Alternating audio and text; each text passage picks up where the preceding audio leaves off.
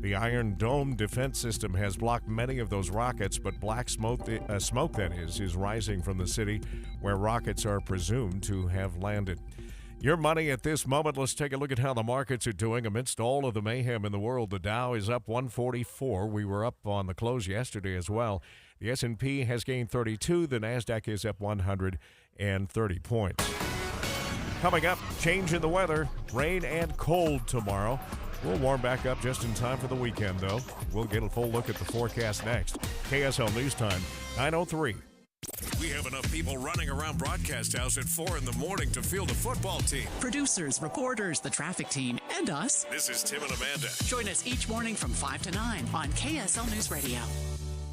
The IRS is the most powerful collection agency on earth, and if you owe back taxes, the news isn't good. The IRS is raising the interest rate it charges on unpaid taxes, and further rate hikes are expected. Most people don't know it, but the IRS adds interest charges to your tax debts daily. So if you owe the IRS today, you'll owe even more tomorrow. And it doesn't stop until you get right with the IRS. The good news is getting right can start with one phone call to Optima Tax Relief, America's #1 tax relief firm. Optima's tax professionals specialize in the Fresh Start Initiative, a powerful IRS program that can save you thousands if you qualify. In fact, the experts at Optima have resolved over $1 billion in tax debt for their clients. Call now for a free consultation. Call 800-343-6460. 800-343-6460. 800-343-6460. Optima Tax Relief. Some restrictions apply. For complete details, please visit OptimaTaxRelief.com. At Common Spirit Holy Cross Hospitals, we're honored to carry the legacy of our namesake and to extend the legacy of care in our communities. We're part of 20 hospitals and 240 clinics across Colorado, Kansas, and Utah. Learn more at holycrossutah.org. Hallelujah! Jump on your brooms and fly to Logan for fantastic fall festivities. Bright-colored leaves are popping right before your eyes, and you can celebrate harvest season in style. October 13th and 14th, step back in time at the American West Heritage Center for their annual Fall Harvest Festival. It's so impressive to see the massive 1911 steam engine. It powers a vintage grain thresher and one of only a few left in the entire United States. The farmers throw in bundles of grain with pitchforks, and the thresher spits out a huge pile of straw. They've got pony rides and train rides, cider pressing, games, corn shelling, and all sorts of fun. Dive into a month full of hocus pocus and creepy crawly hair-raising hauntings. Get your scream on all month long for the terrors of the 10th West Scare House, spooky encounters on the historic downtown Logan Ghost Tour, or traipsing through 2 giant corn mazes. Or check out live theater and music performances, golf, or football games. Fall in love with fall in Logan. ExploreLogan.com. Traffic and weather together, brought to you again by Granite Credit Union's new Dividend Plus checking account. Most of the cameras, Andy, look like things are improving. Yes, but there are also other cameras that I didn't have up that have some delays. But there are improvements for sure. You're not going to see 30 minutes of delay through the valley anymore, but you will see brake lights northbound around Draper, Sandy, and still some pretty thick in Midvale, Murray. Traffic southbound still struggling between Kaysville and Farmington because of a crash. Not blocking the HOV lane anymore, but it's also not really improving the speeds enough. We have extra delays because of lane restrictions as you go north from Daybreak, or from South Jordan through Daybreak on Mountain View Corridor, and extra delays on Bangerter Highway in South Jordan right now as well. Save up to $200 on brand name tires like Goodyear, Firestone, and Bridgestone tires. Visit BurtBrothers.com to buy online or at any Burt Brothers location. I'm Andy Farnsworth in the KSL Traffic Center. Today, we're going to see a high of 75 degrees. Better enjoy that. The thermometer is going to drop into the 50s tomorrow as those rainstorms roll in. Friday and the weekend bring more sunny skies and warm things right back up. We'll be in the 70s, it looks like, Sunday and Monday. Right now in Salt Lake City, 61 degrees with plenty of sun. At KSL News Radio, 102.7 FM, 1160 AM, and KSLNewsRadio.com, Utah's news, traffic, and weather station.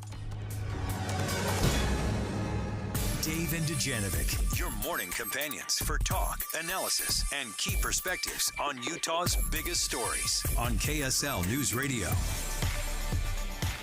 We know that President Biden, of course, he's notoriously late for his own news conferences, but is expected to address the nation this morning at 11 o'clock our time on the war in Israel and in Gaza. And then also we're looking into possible security threats that could come our way. We already know that many Jewish synagogues, even in Utah over the weekend, were subjected to bomb threats. And so we're going to talk to a national security expert on what we need to look out for on the horizon. I am shocked how long it has taken President Biden to speak. I agree. 4 days now, it has taken for him to get in front of the cameras and start answering, because Americans potentially, likely, are being held hostage. But he has a pattern of this, Dave, and it's an unfortunate pattern, because remember what happened with the withdrawal from Afghanistan? I believe he was at Camp David, and things were falling apart during the U.S. the withdrawal of American troops out of Afghanistan, and it was like, where in the world is the president? So he's an unfortunate pattern of this. I'm looking forward to what he has to say, because I really don't know what our role will be and should be going forward. Yeah, right now it's directionless. It's 9:08. It's time for the launch.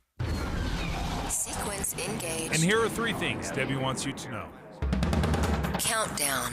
3. We have 2 big local stories that are developing as well that we're looking into during the show. We've got a lot of crashes, and they are major crashes, some involving fatalities on an important highway in a growing part of the west side of Utah County, Corey Ride Highway.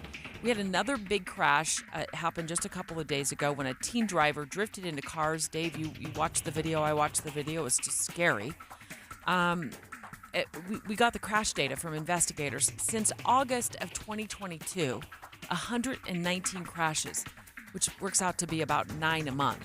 So we're going to check into the sheriff's office on plans to make that road safer. Just on this one road, 119 yes. crashes? Mm-hmm. Yes. I've heard that there may be plans in the works to make this road safer. If you live in Eagle Mountain, Saratoga Springs, on the west side of I-15, you will definitely want to listen to what the plans are to make it safer, hopefully. Also, we've got a Utah school district warning about a scam that's going around. Now, it's a scam, so it's fake, but fearful parents think the calls they're getting are real, that their child has been kidnapped for ransom on the way to school. And we're going to arm you with action steps to prove the caller is lying if you get a call like this. Started asking me for money, that he had my child and he was going to hurt him. Yeah, and Debbie, when you're a parent or you're panicking, you get that phone call, you're not thinking logically. And I think that's what makes these scams so effective. And sure, you might get 100 hang-ups, but you get that one panic parent that doesn't care what the cost is. They will throw the bank at it. And this is where the scammers take advantage of terrified parents. Countdown. 2. He was fired less than a week ago, right? I mean, it was like a week ago, Kevin McCarthy voted off the island as Speaker of the House. Now he hints at a comeback. It might sound a little crazy for him to say, okay, I'm going to try this again. I think this is a chance for Democrats to step up and do the right thing. They should have stood up for Kevin McCarthy in the first place, but they could do this right now.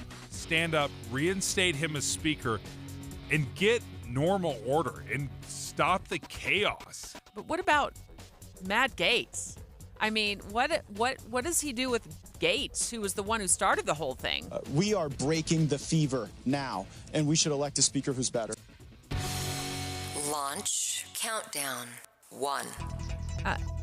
Israel and Hamas continue to trade rockets. It's just a horrible scene over there. And then now parents also desperate to find their kids who were taken hostage by Hamas. She was saying, Mommy, we are trying to get out of here, but I'm bleeding. We were shot. Everybody here was shot. And she said, Mommy, I'm afraid I will die. And I said, no, you're not going to die. And Hamas is threatening Israel right now that they will kill one hostage every time Israel attacks without warning. And that was so strange to me, that you have to warn somebody before you attack them. But apparently this is something Israel has done for a very long time, where they have made phone calls, sent texts. I'll even tell you about roof knocking. But here's the problem I have with this. I don't think Hamas warned anybody at that music festival before they came in with paragliders and machine guns and killed hundreds unexpectedly. Dave and Dujanovic. The launch. Commence. Israel at war. In-depth coverage on KSL News Radio. Now the death toll stands at least 1,500. We're in a third day of fighting. We know through national news reports that 11 Americans are dead. At least 150 Israelis taken hostage.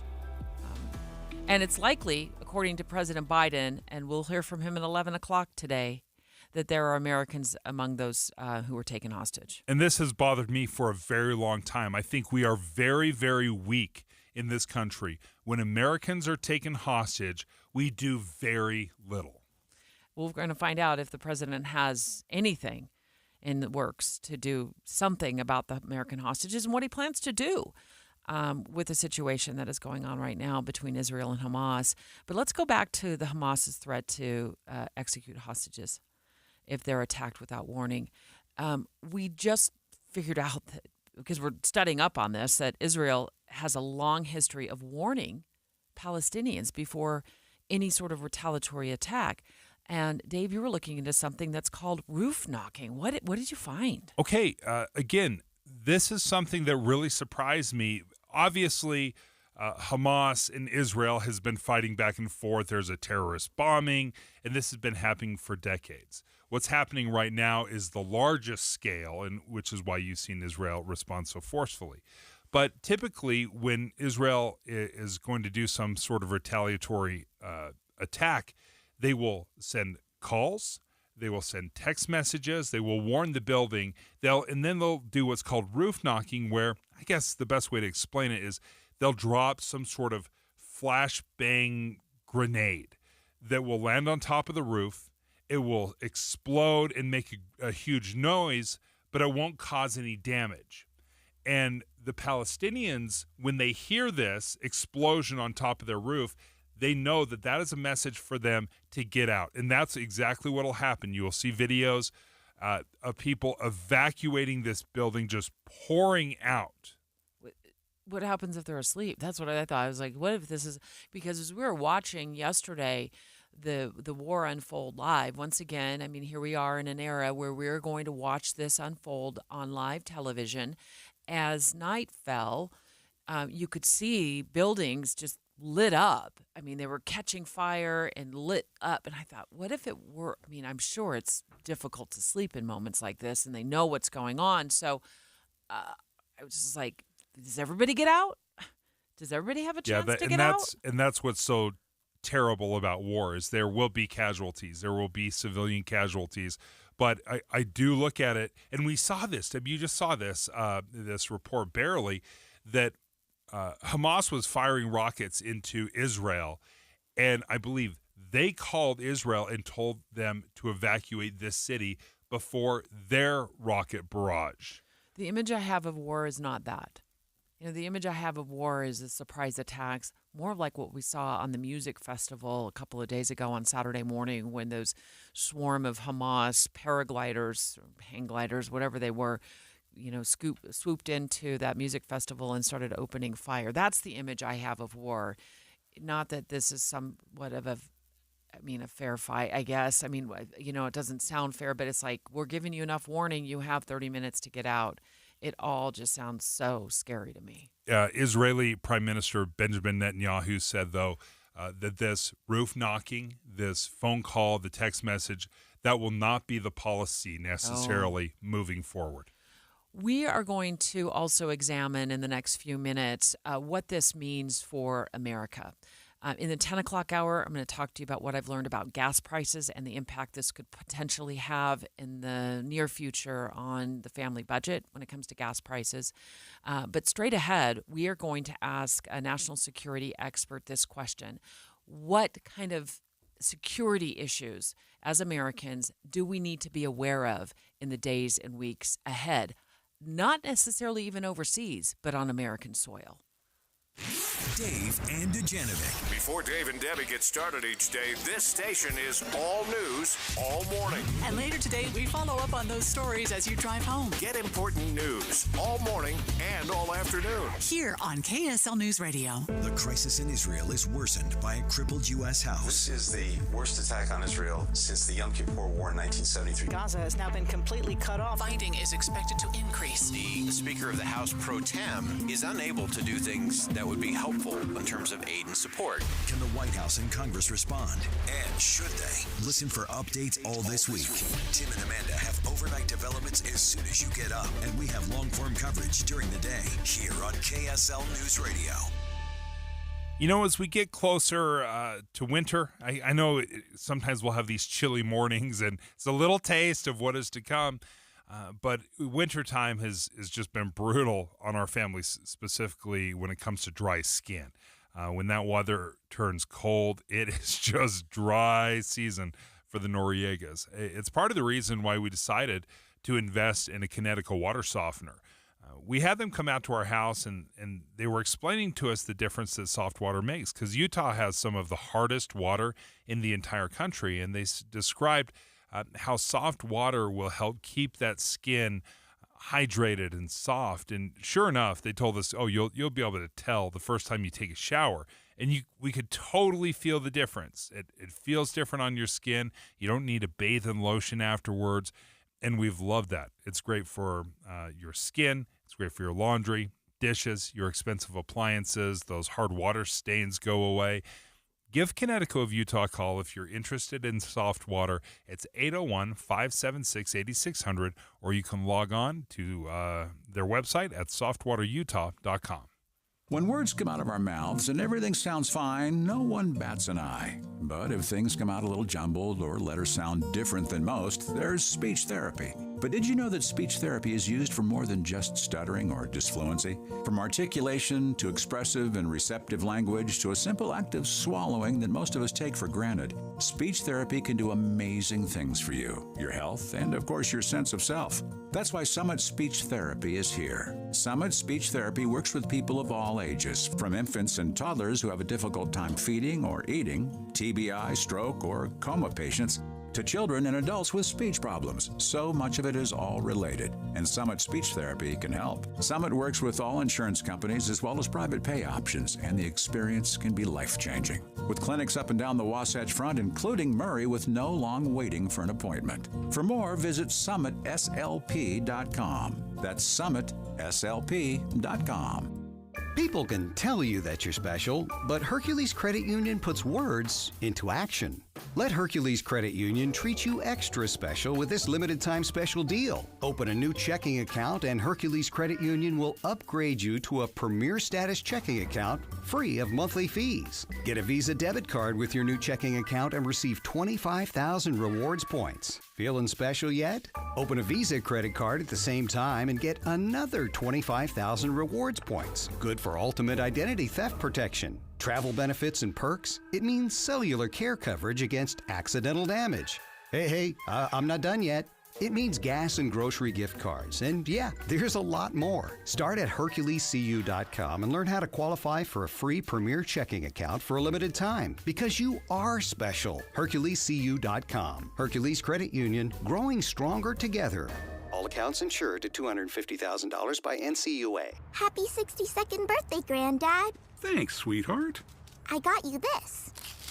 A mug. Oh, thank you. What does it say? Beware. If you are 60 or older, you may be at increased risk of hospitalization from RSV, respiratory syncytial virus, compared to adults younger than 60. Not all dangers come with warning labels. Talk to your pharmacist or doctor about getting vaccinated against RSV today. Learn more at bewareofrsv.com. Brought to you by Pfizer. Get ready, Utah. It's Medicare annual enrollment period. So why not make enrolling easier with United Healthcare? Whether you choose our online tools or over-the-phone support, United Healthcare will help you compare options so you can choose a plan with confidence. This is Medicare made for Utah. Trusted everywhere. Explore our wide range of plans by calling United Healthcare today at 1-855-MEET-UHC. That's 1-855-MEET-UHC. Annual enrollment begins October 15th and ends December 7th, so call today. With the three things you need to know this hour, I'm Tim Hughes. First, the war in Israel is having far-reaching impacts, including here in Utah, where more organizations continue to react to the fighting and lives lost. I'm KSL News Radio's Adam Small. Second, the Asian Association of Utah has received a federal grant of nearly $1 million to combat human trafficking. And third, smoke is rising from the South Israel city of Ashkelon, where Hamas fired a barrage of rockets at the town. A Hamas spokesperson warned the 13,000 residents to evacuate about 30 minutes before the attack began. We're going to look for a high today of 75 degrees, and right now in Salt Lake City, 61. Now back to David Dujanovic on KSL News Radio. Israel at war. In-depth coverage on KSL News Radio. The scenes in Israel and the Gaza Strip filled with explosions, fires, thick black smoke. Hey, what is burning right now on Fox News? Look at that monitor. Those boats burning? Yeah, it looks like a boat for sure. Wow. Yeah, in the harbor. Yeah. Air, land, and sea. NBC News war correspondent Richard Engel, he just had to run for cover while on the streets just outside of the music festival, where hundreds were gunned down from terrorists that swept in on paragliders. And so he was there. Well, he was walking afterwards. In the area, yeah. I saw CNN reporters. Okay, so he was there along the streets. I hadn't seen that. I saw the CNN reporter who was there along the streets in the aftermath. It looked like a war zone would look like. And as they were hiding in a bomb shelter, an Israeli spokesman described what their lives are like. This is like a shooter situation in the U.S. Imagine 1,000 shooter situations happening constantly. Like an active shooter situation thousands of times over. Wow. I remember as we were speaking to Rabbi Avremi Zippel, he put these attacks into perspective. This is the 9/11 of our people, just on a numerical standpoint. This is the single bloodiest day for the Jewish people since the Holocaust. And here in Utah, we know over the weekend there were evacuations and bomb threats at the Jewish synagogues. They were being threatened. Our places of worship are coming under threat and attack. We're needing to pray with the doors locked. The kids in our preschool are scared to come into school this morning. And you think about how we got from point A to point B. It should make the stomach of any decent person turn. And you have many people in Israel and here in America asking, how could this happen? It was a failure, in my view, of Israeli intelligence and perhaps even of the military.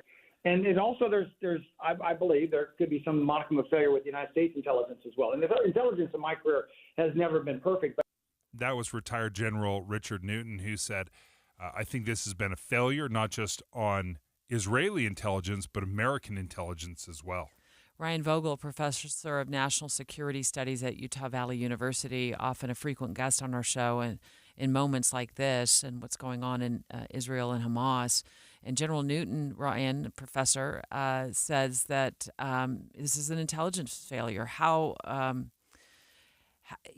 Is it reasonable to expect from our intelligence communities that this could be stopped? I think back to 9/11, and that was also considered an intelligence failure on the part of U.S. intelligence agencies. Yeah, I mean, I think it's a hard thing to say right now because we just don't know what they knew. We didn't know if there was, more of a general attack. If you remember before 9/11, the intelligence community was telling the president that there's a group called Al-Qaeda. They are intent on staging a spectacular attack inside the United States, but the specificity as to where and when was missing. And I'm wondering if that happened here too. And could you call that a failure? I think you probably could, but it's the extent to how much of a failure that is that I think is going to be interesting after, we uncover all of this.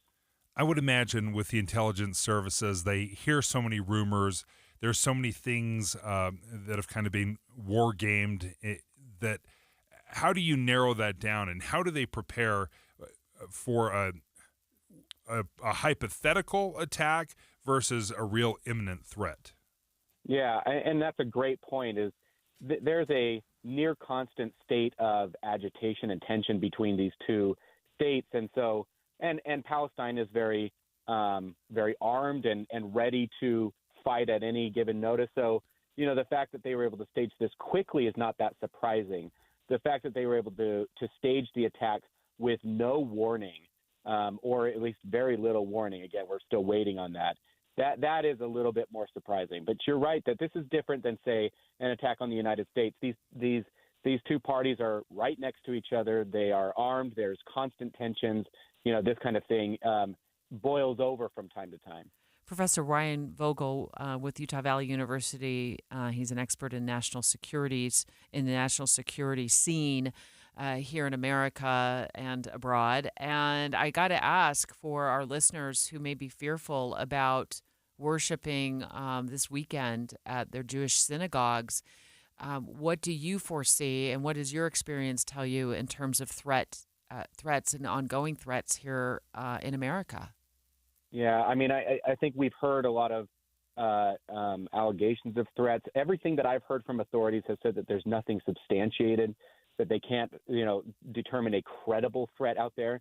But this is going to happen. People are going to seize on this, whether it's inspiration-based or copycats, and target Jewish synagogues. I would imagine that Muslim places of worship would be under the same kind of, general threat. But I hope not. I mean, I hope that it's just threats and we don't actually see anything happen. That's usually what happens. But you have to be on a heightened alert, for at least the foreseeable future. What do you mean by a credible threat? Is there a checklist that you have to go through to say, this is a credible threat? Yeah, I mean, so what authorities will do, and this is state, local, federal authorities, they will try to track down if there's a threat. Is there a threat coming from a specific individual or group? Does that person or group have the capacity to stage this kind of an attack? Is there an actual plan in place? Especially in today's world where there's so much ability to, put threats out there on the internet or, in social media or whatever. A lot of those threats are very passive. They're, mean-spirited. They're ugly, but there's not really an intent behind it.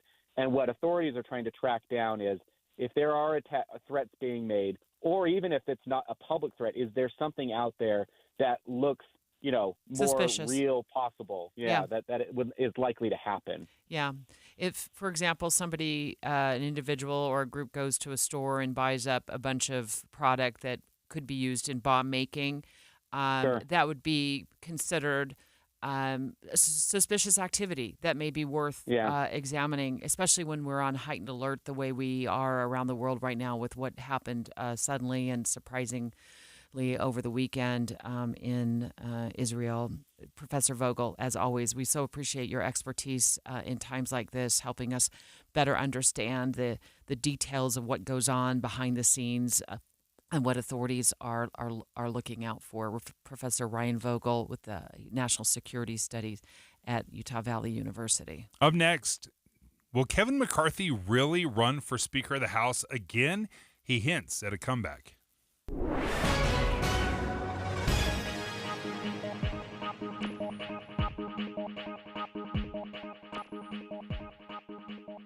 Hi, this is Amanda Dixon. No matter what traffic you're facing, children at Primary Children's Hospital face so much more. The KSL Giveathon has begun. Please give now at kslkids.com. Tim Jr. here from RGS Exteriors to tell you about our 10-year everything guarantee. Most contractors spout off having great warranties that last forever. But those warranties are always, and I do mean always, riddled with loopholes, exception, fine print, and nonsense.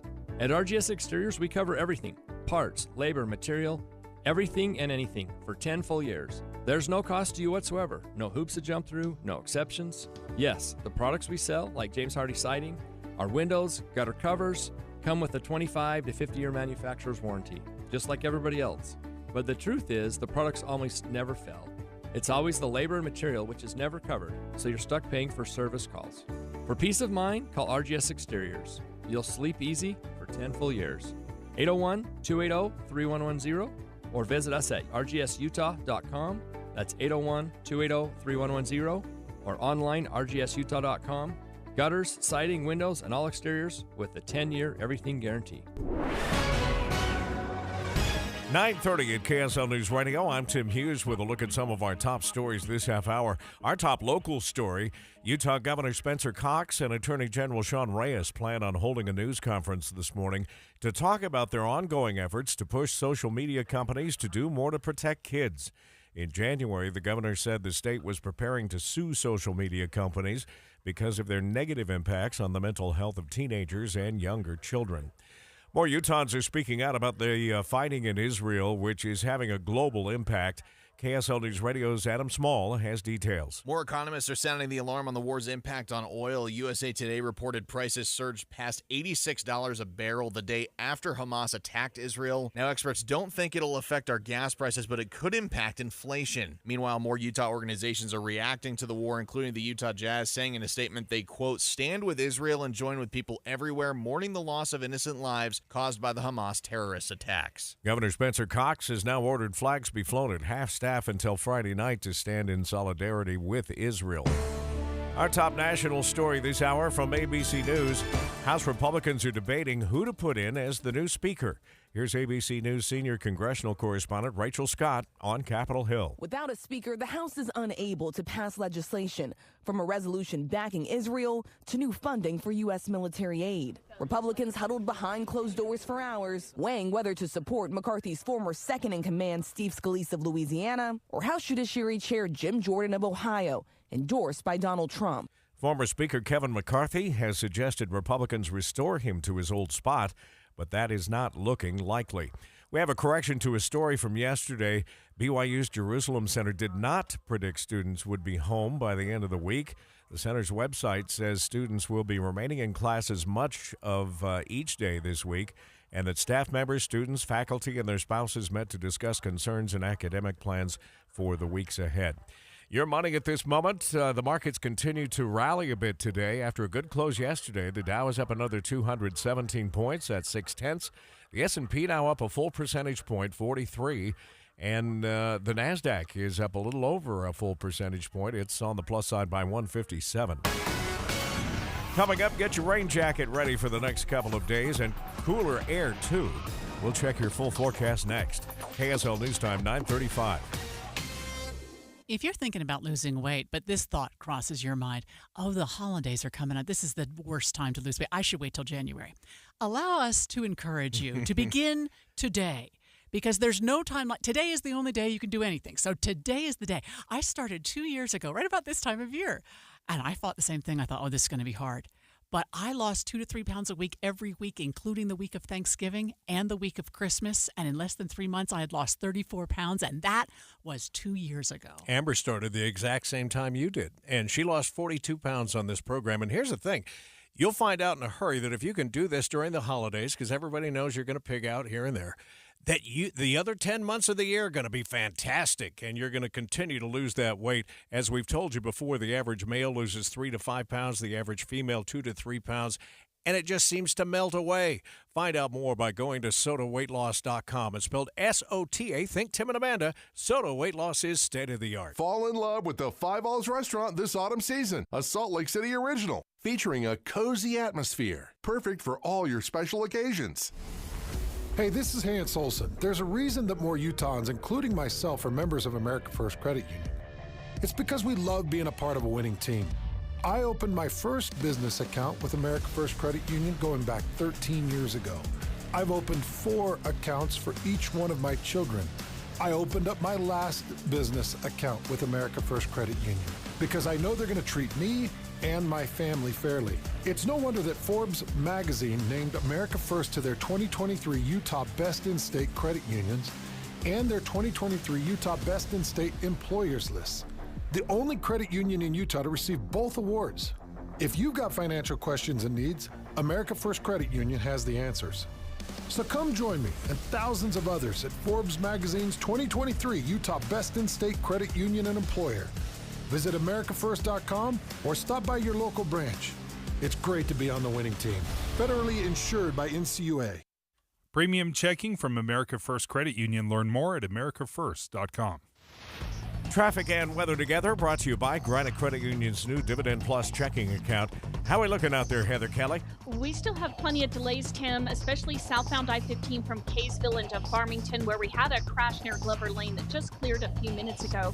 Northbound I-15 still has pockets of delay from at least half a dozen crashes from earlier on in the drive. You're going to see that as you make your way from Sandy into Midvale and Murray, and there's a new crash in Draper, northbound I-15 near 152nd South. And we've got a crash in the summit of Parley's Canyon. That is heading eastbound, trying to get to Park City. Two Brothers Mattress, your locally owned Serta Mattress dealer. Visit any Two Brothers Mattress location from Salt Lake to Orem. Find sale prices now at twobrothersmattress.com. Heather Kelly in the KSL Traffic Center. The sun is out, going to be 75 degrees today, but rain tomorrow and Thursday. Going to lower those temperatures into the 50s. The sun is back out Friday onward, but that overnight low going into Sunday morning, 39 degrees. That's in the valley, and it's going to be cold. We could see 4 inches or more up at about 6,000 feet overnight tonight. We'll climb back into the 70s by Sunday. Right now, 61 in Salt Lake City. At KSL News Radio, 102.7 FM, 1160 AM, and KSLNewsRadio.com. Utah's news, traffic, and weather station. Dave and Dujanovic. We are breaking the fever now, and we should elect a speaker who's better. Okay, Matt Gaetz. Former Speaker of the House, Kevin McCarthy, cracked the door on just a slight possibility that he could once again run for Speaker of the House. This is about what America's going to do. Could you imagine if we were sitting here and we listened further to a Gaetz and Mace, that we were in a shutdown? That as we asked our 30,000 men and women in the military in the Middle East to defend us without being paid, that the question around the world of what was happening here today, that's a decision by the conference. I'll allow the conference to make whatever decision.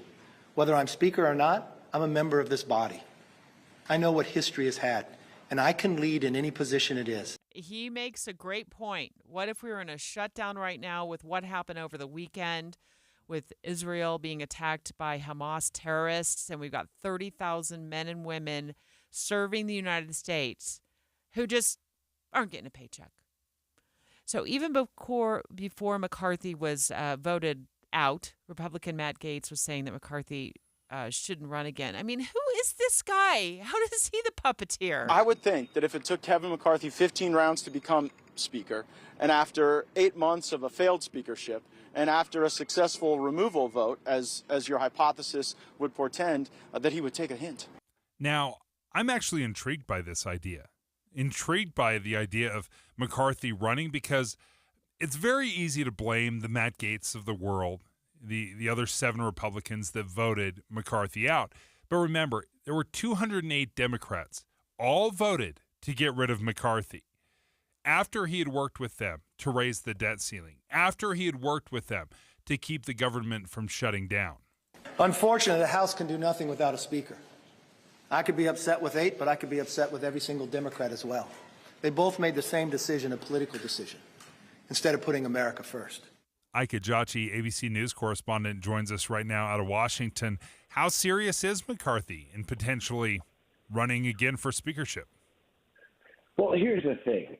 McCarthy came out and said that he wants to let the chamber do whatever it wants, meaning he doesn't want to influence it. But, I would be remiss if I didn't mention the fact that, this is someone who spent his whole political career getting to the place that he eventually got to, which was Speaker of the House. It's something that he revered. The idea that he'll simply walk away after about a year of serving in that position just because of a few staunch far-right Republicans, it probably doesn't make him sleep well at night, which is why he didn't completely close the door of returning back to the speakership. As we speak right now, Republicans are still coalescing with each other, conclaving, if I may say, to try to figure out who will be the next Speaker of the House. And they've yet to coalesce around a specific person. We know Representative Jim Jordan has thrown his hat in the ring. Representative Steve Scalise has thrown his own hat in the ring. But there hasn't really been consensus from the GOP. And what we're seeing right now is we're seeing Representative McCarthy essentially use what happened over the weekend as a reason why he should be back at the helm. He touted his own experience as a strong supporter of Israel and said Biden's first priority should be rescuing any American hostages being held by Hamas. So we're starting to see him try to flex his own essential, foreign, foreign policy, ideas, and essentially say to the rest of his colleagues that, listen, I am the right person to lead at this time right now that we're seeing this unprecedented time, and I'm essentially the person that should be back at the helm. Ike, do you get any sense, or do our colleagues back there at ABC News get any sense of whether this drama will be worked out this week? That's the thing. There's no really word or any kind of assurance that will happen. We are seriously still in that deadlock as we see right now. And Republicans, they're still divided. They met behind closed doors for nearly 3 hours last night. And the conference, they just don't appear to be any closer to uniting around a candidate to become the next Speaker of the House. But here's what we know. The House is still at a standstill. The GOP leaders, they're eyeing Wednesday, essentially tomorrow, for a Speaker vote. But without a Speaker, the House is limited in the chamber's ability to quickly respond to this crisis in Israel. Representative Patrick McHenry, who's currently serving as the Speaker pro tempore, he told reporters his goal is to have a floor vote on Wednesday, but it's unclear if that will even hold. So again, they're going to meet again tonight, Republicans behind closed doors, to see if there's any consensus moving forward. But as of right now, all we know is that there's Steve Scalise and Jim Jordan, and no word if there's any support behind those two candidates. Ike Giachi, thank you for joining us, ABC News correspondent out of Washington. And one of the things where my mind goes, Debbie, is originally when McCarthy was trying to hold on to the speakership, he told Democrats, because they were asking for some concessions, they wanted a little something for their vote.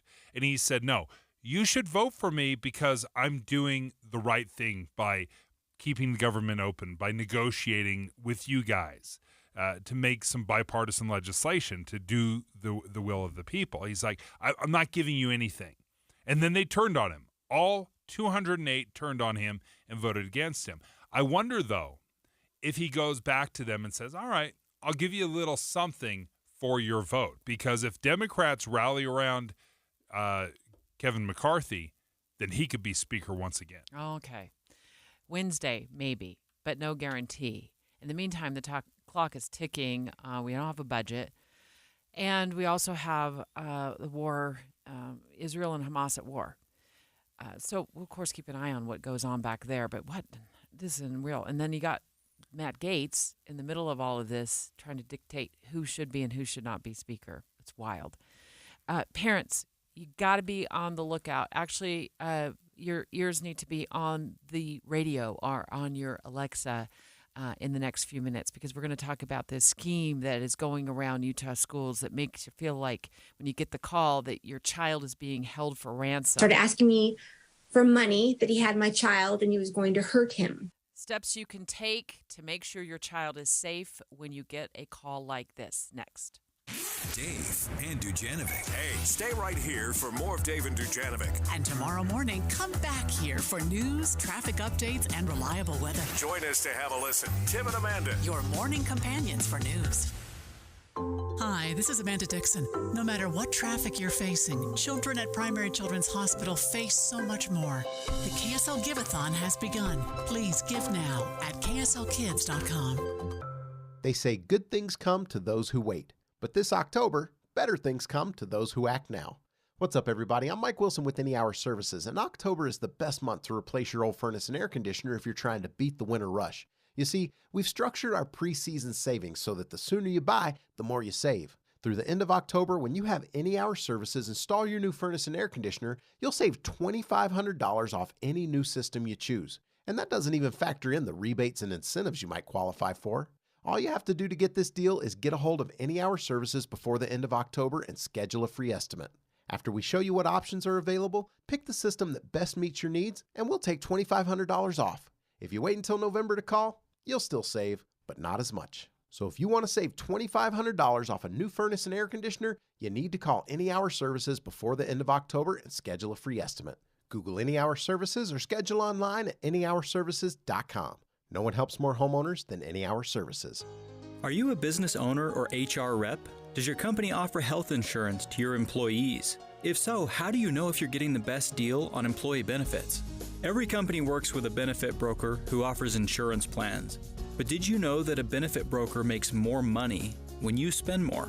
Brokers are not only incentivized to steer you to more expensive insurance plans, but the more quotes they get, the harder they have to work and the less money they make. Most brokers get quotes from a few insurance companies, or they recommend you renew as is. They don't do the extra work to get you the best deal. Either way, they get paid. What if you could save 10%, 20%, or more, but you don't know it? No one should have to wonder if they're getting the best deal on employee benefits. My name is Keith with Magellan & Linden. We're a different kind of benefit broker that offers a best plan, best price guarantee. Unlike other brokers, we get quotes from every insurance company, every year. It forces insurance companies to compete for your business and offer the best deal possible. We'll show you all your options, help you weigh the pros and cons, and then you'll feel confident to make the right choice for your company. Here's what you do. Step 1, visit shopmyplan.com. Step 2, we get you free quotes with no strings attached. Step 3, if you like what you see, let's work together. Step 4, you get the best plan at the best price. Your employees will be happy because they have great insurance. Your bank account will thank you because you got a great deal. If your benefits broker isn't getting quotes from every insurance company every year, you're probably paying too much. That's money that could make a big difference to your business, your employees, and your bottom line. You've got nothing to lose, so visit shopmyplan.com today to get the best deal on employee health insurance. That's shopmyplan.com. Again, shopmyplan.com. Let's save you some money. Visit shopmyplan.com today. Embarrassed by ugly yellow toe fungus? Living with toe fungus it's embarrassing. I was afraid to take my socks off. I hid my yellow and crumbly toes from everybody. Introducing Crystal Flush. Crystal Flush is the only FDA-registered 2-in-1 home treatment that attacks your toe fungus from both the inside and out. Crystal Flush's new and different combination system knocks out toe fungus for good. Guaranteed. Crystal Flush is different. After just a few weeks, my fungus was gone.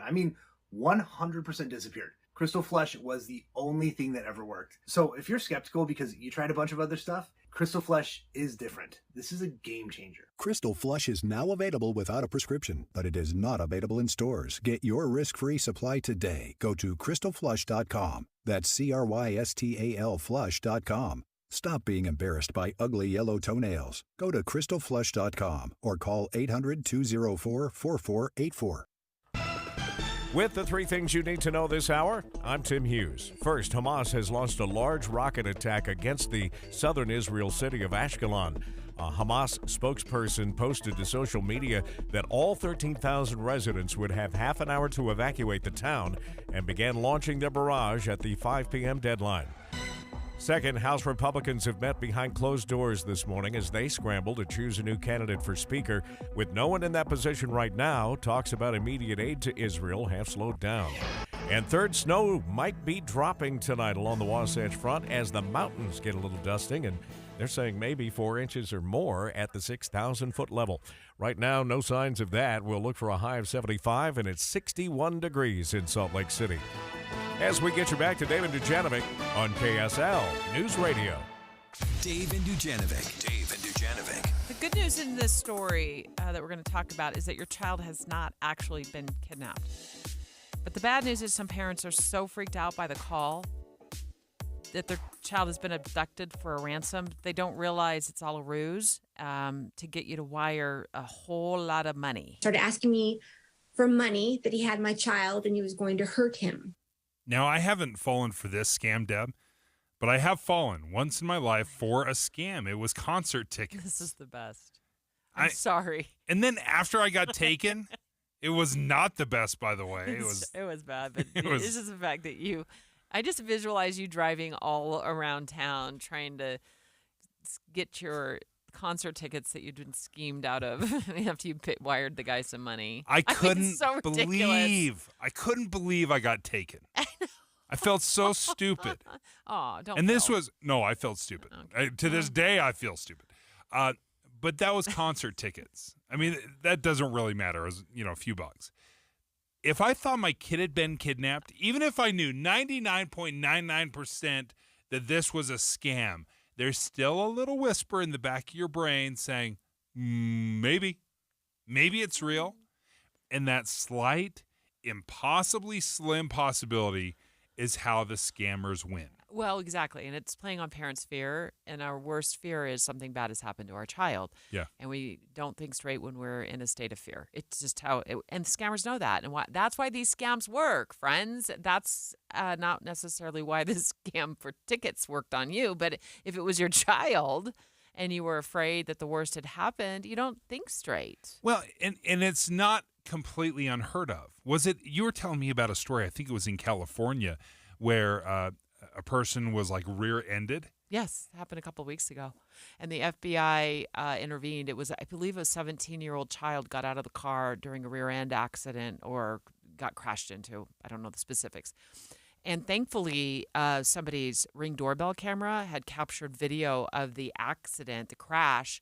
Well, it was a ruse. But in this case, the ruse was, we're going to get this guy, we're going to crash into this kid. He's going to get out of the car to check the damage.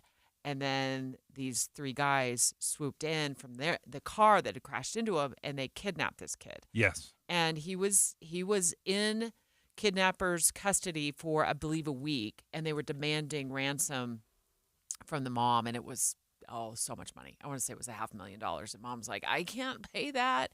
Well, the FBI got involved, and through the tactics and the magic that the FBI can work, they tracked down exactly what hotel room these kidnappers were in. They legitimately kidnapped him, and they stormed the hotel room and they freed the kid. Yeah. So that's I know. I think these are the stories that we hear about. We fixate on. We fixate on it. So that's what makes this very, very extremely unlikely, obviously.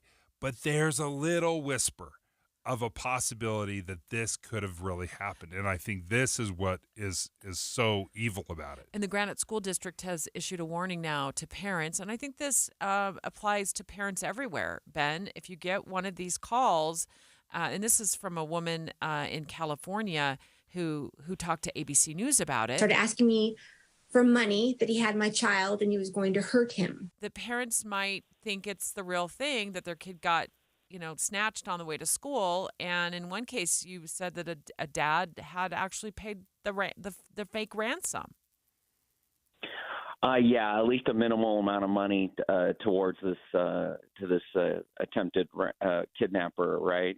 So, yeah, I mean, it was a few weeks ago. We actually this is the second time we've distributed this information out to our parents because we're starting to see other variants of this potential scam happening within our community. And so this is not directly tied to the school. What it appears the alleged quote-unquote kidnappers are doing are actually looking at people's information on their social media, gathering data on their students' information, and then perpetuating that information by contacting them using a spoofed phone number. Okay, so is there like a best practices of what you should do if you get one of these phone calls? Yeah, in our case, we directed our parents to keep the scammer on the line and text our dispatch. Our dispatch is then able to verify the safety of your student while at the same time you're collating information on the scammer and allowing them time and gathering information that will help police be able to identify the potential scammer. But at the same time, we in this particular case, we saw the parent fleeing to the school while keeping the scammer on the phone, not knowing that they and then going into the school and finding his student safe and sound. But at that point in time, he'd already sent the scammer some money. And they're asking it over, I'm sure, whether it's wiring it through, Western Union or maybe even like a Cash App, a Venmo type of payment. Is that what they're asking for? Some of these other types of tools. Yep. Yeah. It's so easy. It's so easy to get into the minds of parents and kind of twist them up in the moment. I also wondered if, I've heard these scams, Ben, where they'll pretend that they've got your kid and they'll put them on the line. But it's not really your kid on the line, but the person is screaming. And so it sounds like it could be your child. And that's another ruse that these kidnappers use to convince parents that they've got your kid when they don't have them at all. Yeah. So playing on people's emotions is just another way, another disruption, another challenge and difficulty in the strange world that we live in. So it's unfortunate that this has come to play within our own community. So you mentioned texting dispatch. Is that like a school dispatch or your police department? This is our Granite School District dispatch. So in our case, our dispatch has access to student information. They can contact the school directly. They can verify that the student is safe within a minute. And so it's one of those opportunities and frankly, blessings that we have. And we're fortunate to have this resource. So we did give our parents these explicit directions. This is what you do. This is who you text. Keep the kidnapper on the phone line, but at the same time you can text, and we will verify that your child is in fact safe. Ben, how many kids at school would you estimate anecdotally carry cell phones with them? Out of secondary students? Sure. Yeah. Probably 90+%. Okay. What we're seeing, this is probably more in the elementary age. That's when this incident occurred a few weeks ago. So if your kid has a cell phone or they have some sort of like tracking watch or whatever the case may be, if they even, I don't know, wear those anymore, that's the first thing I would do is check your child's location. And if they show up in the, chemistry class or in the school bathroom, odds are 99.999% that this is just a ruse. So I want to encourage parents to do that. I've also encouraged a safe word, which is something that the kidnapper would probably not know if you have a word with your child, whether that word is the color green or whether it's a number. But it's a safe word that you and your child know, so you can communicate that back and forth. If you get a call like that, like just verify what child it is. Just tell me what the safe word is. Are those also some tips that you think are worthy? Yeah, but I would also encourage folks to stop putting so much information about their children on their social media channels that are available to the general public. That's how these scammers are perpetuating these crimes. They're doing some background work on people. Then they're using a cell phone that's available on their social media channel, and they're spoofing a number. And they're using that information against the parent. So we need to be careful about the information we're sharing on social media that's so public. Make your accounts private. There's no reason why that information about your child's soccer game or some other activity is available to the world on social media. Ben Horsley, thank you for joining us from the Granite School District.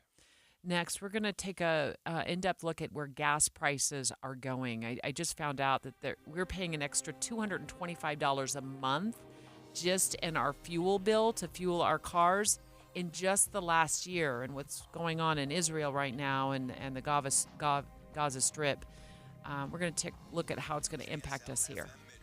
KSL Salt Lake City. Listen at home on any smart speaker and in your car at 102.7 FM. This is KSL News Radio, Utah's news, traffic, and weather station. It's 10 o'clock at KSL News Radio. I'm Dan Bomas. KSL's top story this hour. Utah Governor Spencer Cox and Attorney General Sean Reyes plan on a news conference later this morning to talk about their ongoing efforts to push social media companies to do more to protect kids. In January, the governor said the state was preparing to sue social media companies because of the negative impacts of social media on the mental health of teenagers and younger children. Thousands of turkeys had to be killed at a farm in St. Pete County because of an avian influenza outbreak. Bailey Wolstenhume with the Utah Department of Agriculture and Food says the disease can spread rapidly through turkeys raised together on a farm. Once a positive case is found, it is imperative that all the birds in the facility or on the premises have to be depopulated. Wolstenhume says the turkeys killed last week were just about ready to go to market. The disease has not turned up on any other farms in the county. Our top national story this hour from ABC News. Russia is talking to both sides in the Israeli-Hamas conflict. We have more from ABC's Tom Rivers at the foreign desk. Briefing reporters in Moscow, Kremlin spokesman Dmitry Peskov says his country has long historic ties with the Palestinians, and those contacts continue. At the same time, he adds, Russia has long maintained relations with Israel, so ties with both parties remain. Peskov reminds the Palestinian-Israeli conflict has deep roots, but Moscow stands ready to play a role in helping search for an elusive settlement.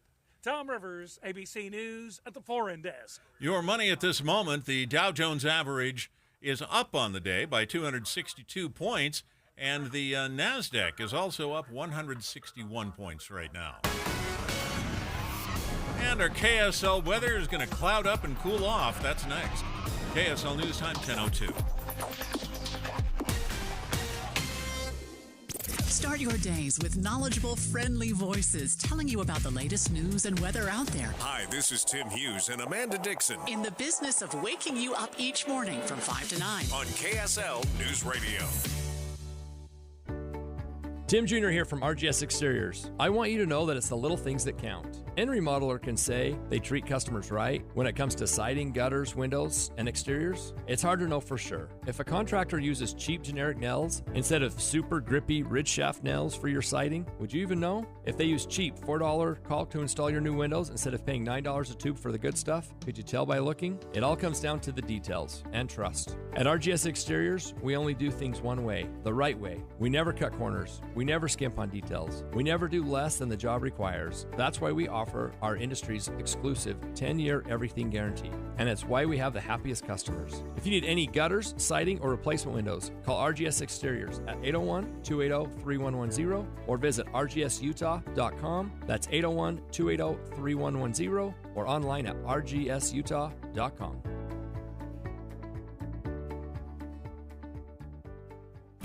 This is Jeff Stout with Fink & McGregor, Mortgages Made Simple. Over the years, I have seen a lot of down payment assistance programs. Most of them just aren't practical for one reason or another, but we have one now that is pretty solid.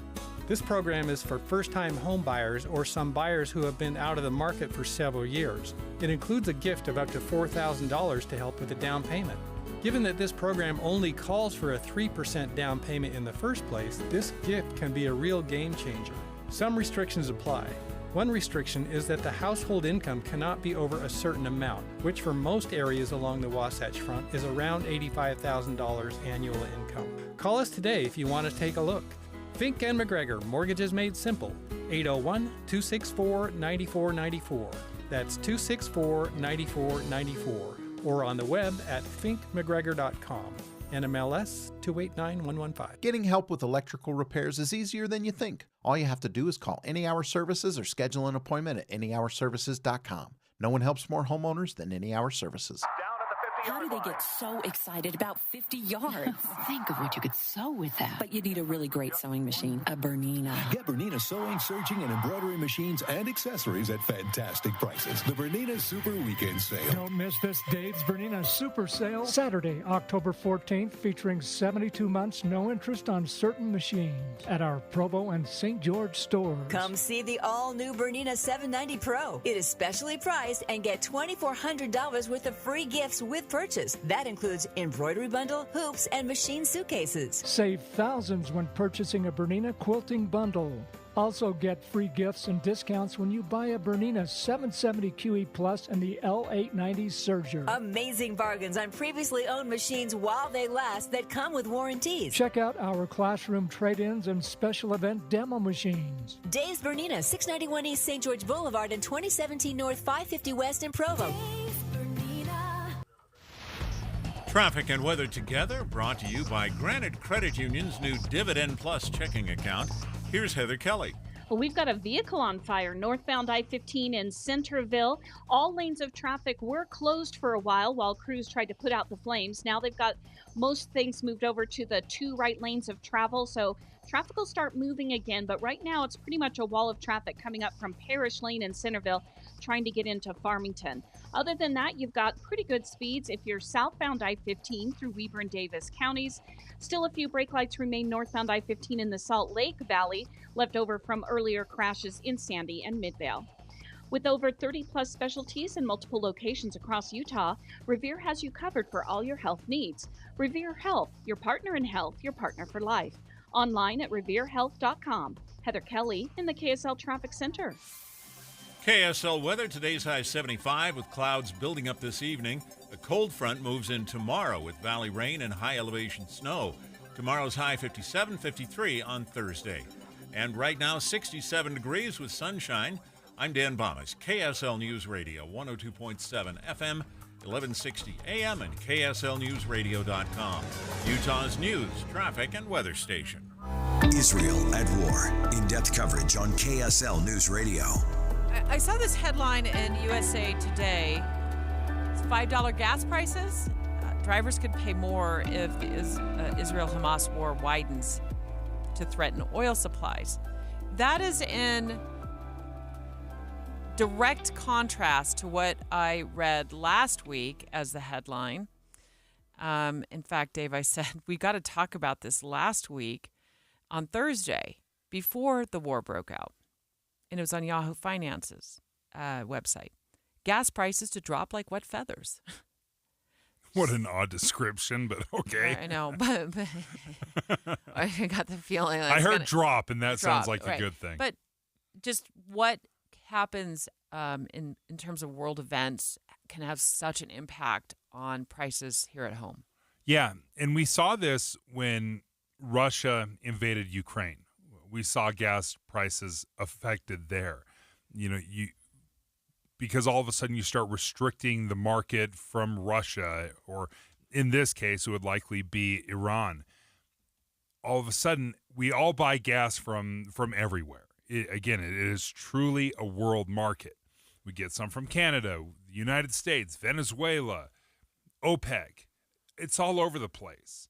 And once you start squeezing, for whatever reason, one of these markets, prices go up. So kind of take us back to last Thursday and how I felt so good about where gas prices were going. Yeah, and as I drove by gas stations around where I live, I could see it, a few cents here and a few cents there. And I thought, well, at least it's not going in the other direction. This is good. This is good. Maybe I'll hang on to this gas guzzler for a little while longer and not go the way of Dave and do the responsible thing and buy myself an EV. And in a moment, I want you to walk us through your sense of relief, if you have one, now that you don't have to stop at the gas pump. It's been a week. Figure that's a good amount of time. You can got to get a feel for how you and your family are using that EV and if it's saved you money. So let's save that detail for just a few minutes. But here's how I felt last week when I saw this headline in Yahoo Finance, the gas prices to drop like wet feathers. I'm with you. I was like, okay, so they're sort of floating down, but because there's water on them, they're going faster to the ground. At that point, the analyst that Yahoo Finance spoke to said gas prices across, the median price of gas across the country was $2.99 a gallon in half of the states. I'm like, well, not here. $2.99? Yeah. What planet are they living on? No, like truly, that's what they said. It's like as of last week. $4.30 here. Yeah, I know. It's always higher here. And we've tried to figure it out. For 33 years that I've lived here, I've tried to figure out why we pay so much more here, and I've never gotten a good answer. So I'm done trying to figure that out. I'm done trying to... We'll set that aside. Yeah, okay. We'll just set that aside. I'm not here to prove that we, at the gas pump, we just pay more here. Supply, demand, whatever. It's our geography. It's our geology. I don't know.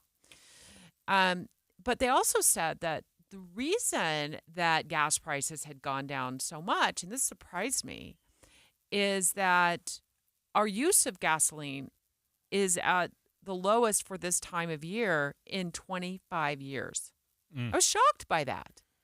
I don't feel like I'm driving less. I feel I'm driving more, but maybe it's because I live a little further away than I have in the past. Okay, there's a few things going. I looked into this a couple of years ago, so forgive me if my numbers are off. But if you look back at the amount in the state tracks us, how many gallons of gas we consume in the state, over 20 years, despite nearly doubling in growth, we're using the same amount of gas 20 years later.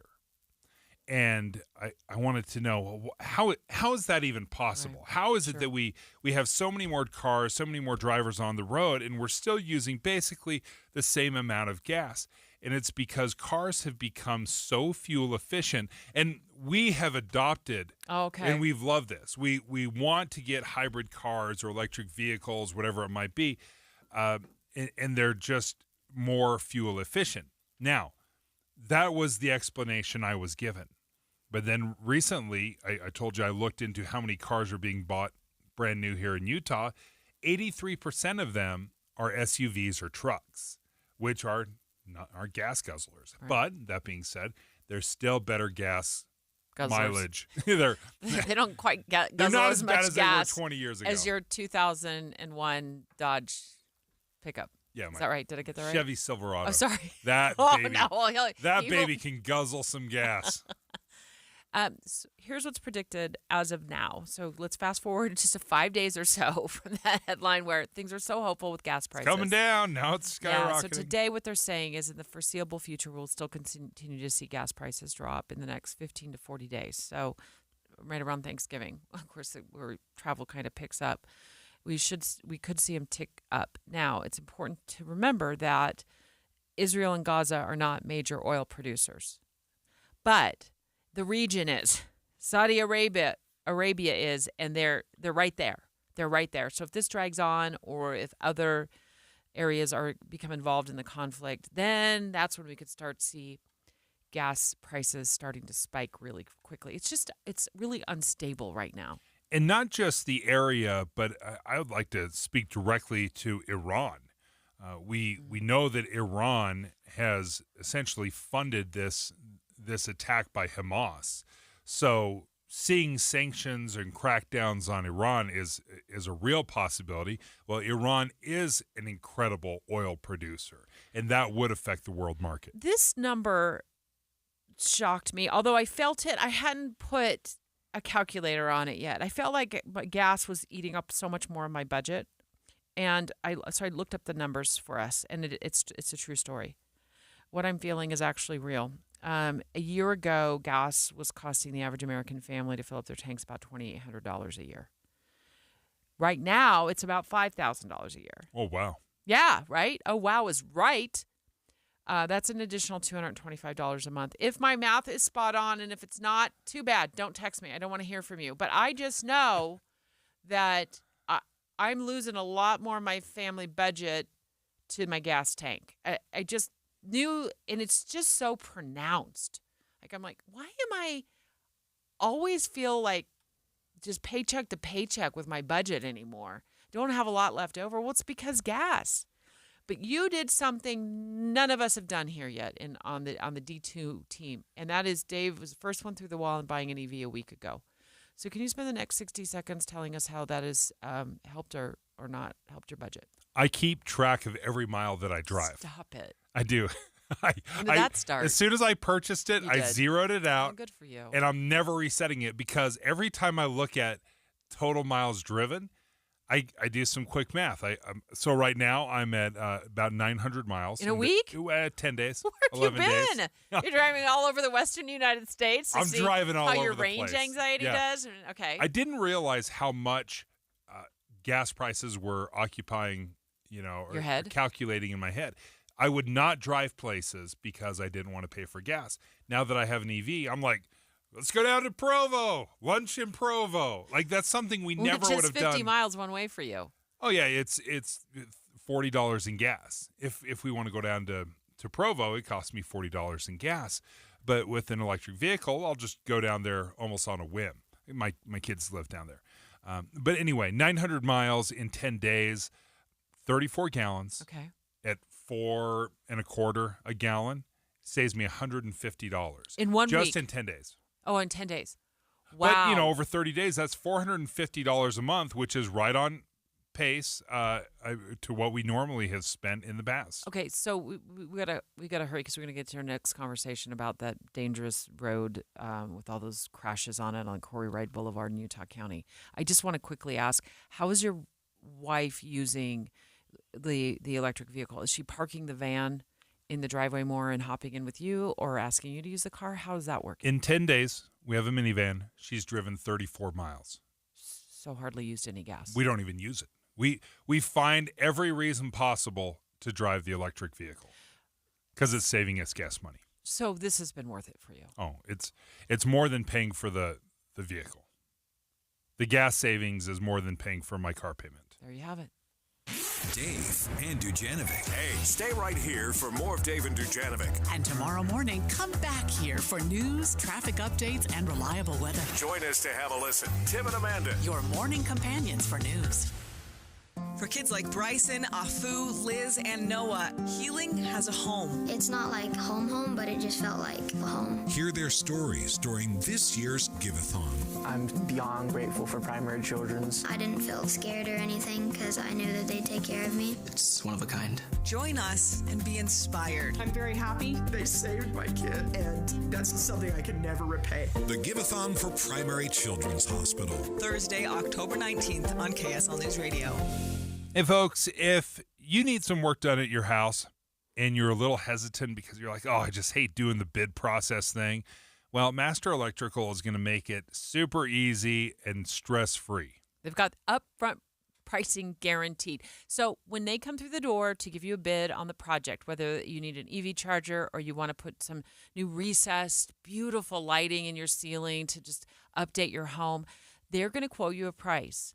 And that is the price that you're going to pay when the job is done. It doesn't matter if they get into the ceiling there and they find that they've got an issue on their hands. It's going to take them 2 or 3 hours longer or 4 hours longer. That doesn't matter with Master Electrical.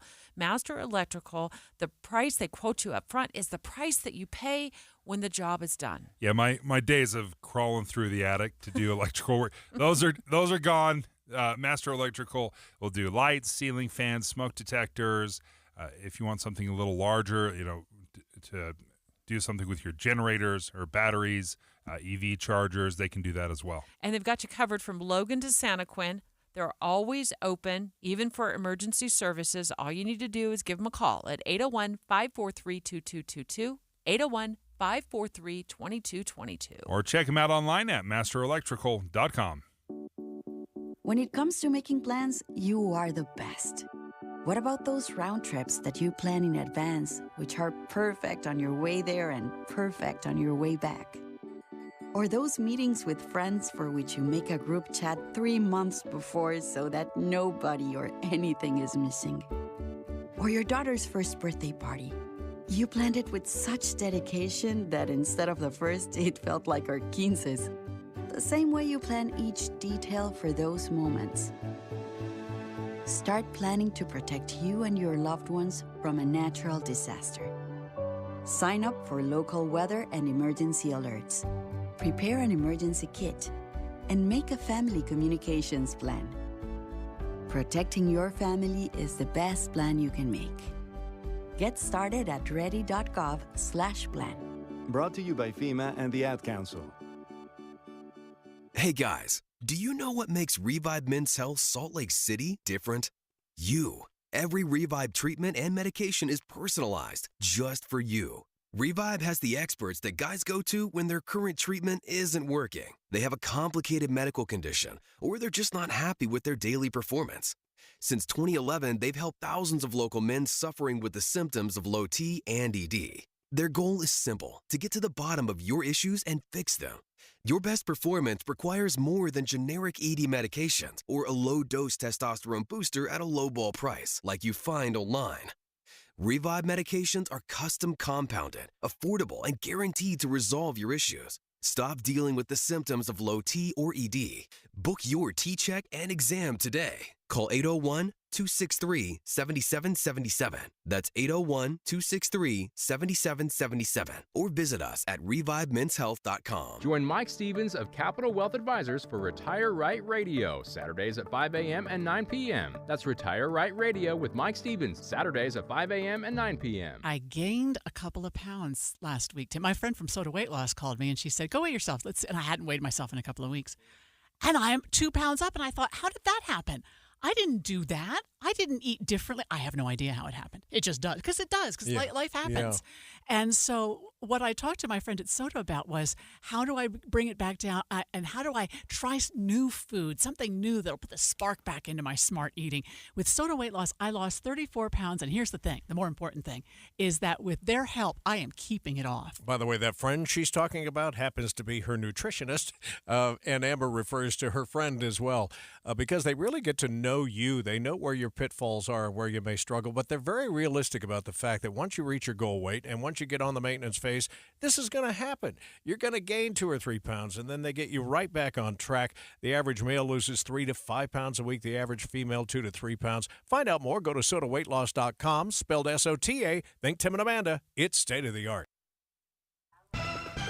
With the 3 things you need to know this hour, I'm Dan Bomas. First, Utah's governor and attorney general plan to announce new steps today to protect young people from the harmful effects of social media. Second, thousands of turkeys had to be destroyed because of an outbreak of avian flu at one farm in San Pete County. Third, fighting continues between Israel and Hamas, but Russia has been talking to both sides in an effort to get to a ceasefire. 67 degrees and sunny right now in Salt Lake City.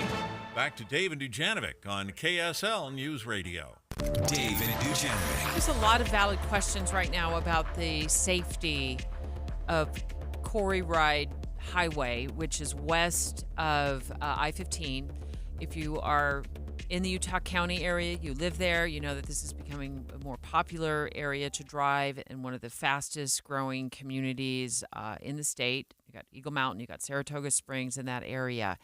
I just checked the numbers with Utah County Sheriff Sergeant Spencer Cannon this morning before we jumped on the air here, Dave. And since August of 2022, so a little over a year ago, there have been 119 crashes reported on that stretch. 28 were crashes with injuries. 90 of those crashes are, car gets wrecked. But 119. That's a huge number. Don't you think? That's a huge number. Yeah. What is it, about nine a month? Yeah, every few days. Have you driven that area? Can you describe it for me? I'm sure I've been on it, but I'm trying to picture what the design is. Quite a few times because Sergeant, let's bring you in on the line right now because you're super familiar with it since Utah County patrols that area. But isn't that the area you drive out there? You can get to Eagle Mountain, you can get to Saratoga Springs, and I think I've driven that to even like on a day drive when I want to get over to Tooele County. Am I remembering that right? Yes, you are. Yeah, thanks for having me on. Anyway, it is the highway that goes from I-15. And it goes out through Lehigh, through Saratoga Springs, and into Eagle Mountain. And it's years ago, it was just a single-lane country road. It is a very busy double lane with a median kind of a highway for a good part of it through Saratoga Springs and Eagle Mountain. But it's not divided. I mean, there's 2 lanes going each way, but I don't remember there being like a barrier or a big, burrow pit or something like that dividing the highway. Am I right? That is correct. It is a painted median for about 4 miles, 3.5 miles or so. It's a painted median. Then it goes back down to being a 2-lane highway. And so when you got 60,000+ people who live in Eagle Mountain alone, and there are 2 main arteries in and out of that city, there's Corey B. Ride Memorial Highway, which is State Road 73, and Pony Express Parkway, and those essentially are the 2 main arteries. When you have the working people of Eagle Mountain, and Eagle Mountain's kind of a bedroom community still. There's a lot of business growing here, but most people who live in Eagle Mountain work outside of Eagle Mountain, so there's a lot of traffic morning and afternoon, and on weekends especially, and that includes State Road 73. Has it just grown? Has the area grown too fast for the highway to keep up? Well, I don't know if it's grown too fast to keep up with because I know that the city officials are in a relatively regular contact with UDOT officials and getting our input from the sheriff's office on evaluating the roads, all of them in Eagle Mountain, but this one in particular, to see what actions could be taken or what changes could be made that would improve driver safety on those highways. And there have been some changes, but as you, I'm sure, know, when people are wanting changes, say traffic lights or reduced speed limits or extra lanes, those things take time to do the studies, not only to determine whether or not they're warranted, but also to determine how best to do that and then get the funding for it as well. If you're just jumping in the car and tuning us in, we're talking about Corey Ride Highway, which is in Utah County on the west side of I-15, kind of a newer highway. And there have been what I think are tremendous number of crashes. I remember the crash that Dave and I covered here. We covered it extensively here at KSL News Radio. It was seems like just a few months ago. There's 2 people out for a Sunday afternoon drive, and another driver, maybe it was in the morning, but it was Sunday. They're out for a drive, and another driver gets involved in a road rage incident, sergeant with another car. And those 2 people who were just minding their own business end up being swept up in this incident and killed, and it was horrible. And then we've got this 17-year-old. It looks like, I don't know what happened, but Dave, you were watching that video this morning, and that happened this weekend, and that was just crazy video. Yeah, it kind of looked like maybe they had drifted over into the other lane, that head-on traffic. So what do you tend to see on this Corey Ride Highway? What kind of crashes are we typically seeing? Well, you get the occasional rear enders and things like that, but some of the crashes that happen, I don't know about exact numbers, they're high speed, and there have been a number of head-on crashes. Not long before this most recent one, there was a head-on crash involving a DUI driver, and some serious injuries again. And so with a highway like this, you've got people coming and going. Oftentimes they may be in a hurry, maybe they're late, or maybe they just like to drive faster. Maybe they're distracted. And in this most recent one, we don't know yet what, I should say, at least I don't know yet what factors were involved. We don't have evidence to suggest that impairment was a factor, but, when you have these kinds of things, and a lot of people are demanding change, and we try to keep these things in mind. We're in contact with UDOT, we're in contact with city officials, and those entities work together to try to figure out if there are improvements that can be made, and certainly there always are. We should at least consider that. What exactly should those improvements be? So just quickly in the next 60 seconds or so, what about some sort of a concrete barrier between the lanes of travel, the different lanes of travel, or, like you said, more traffic lights to slow traffic so people can cars can cross the intersections? Because I see there's an accident here on my list where an 18-year-old got critically injured or something like that because she or he drove through the intersection and got clipped by a car.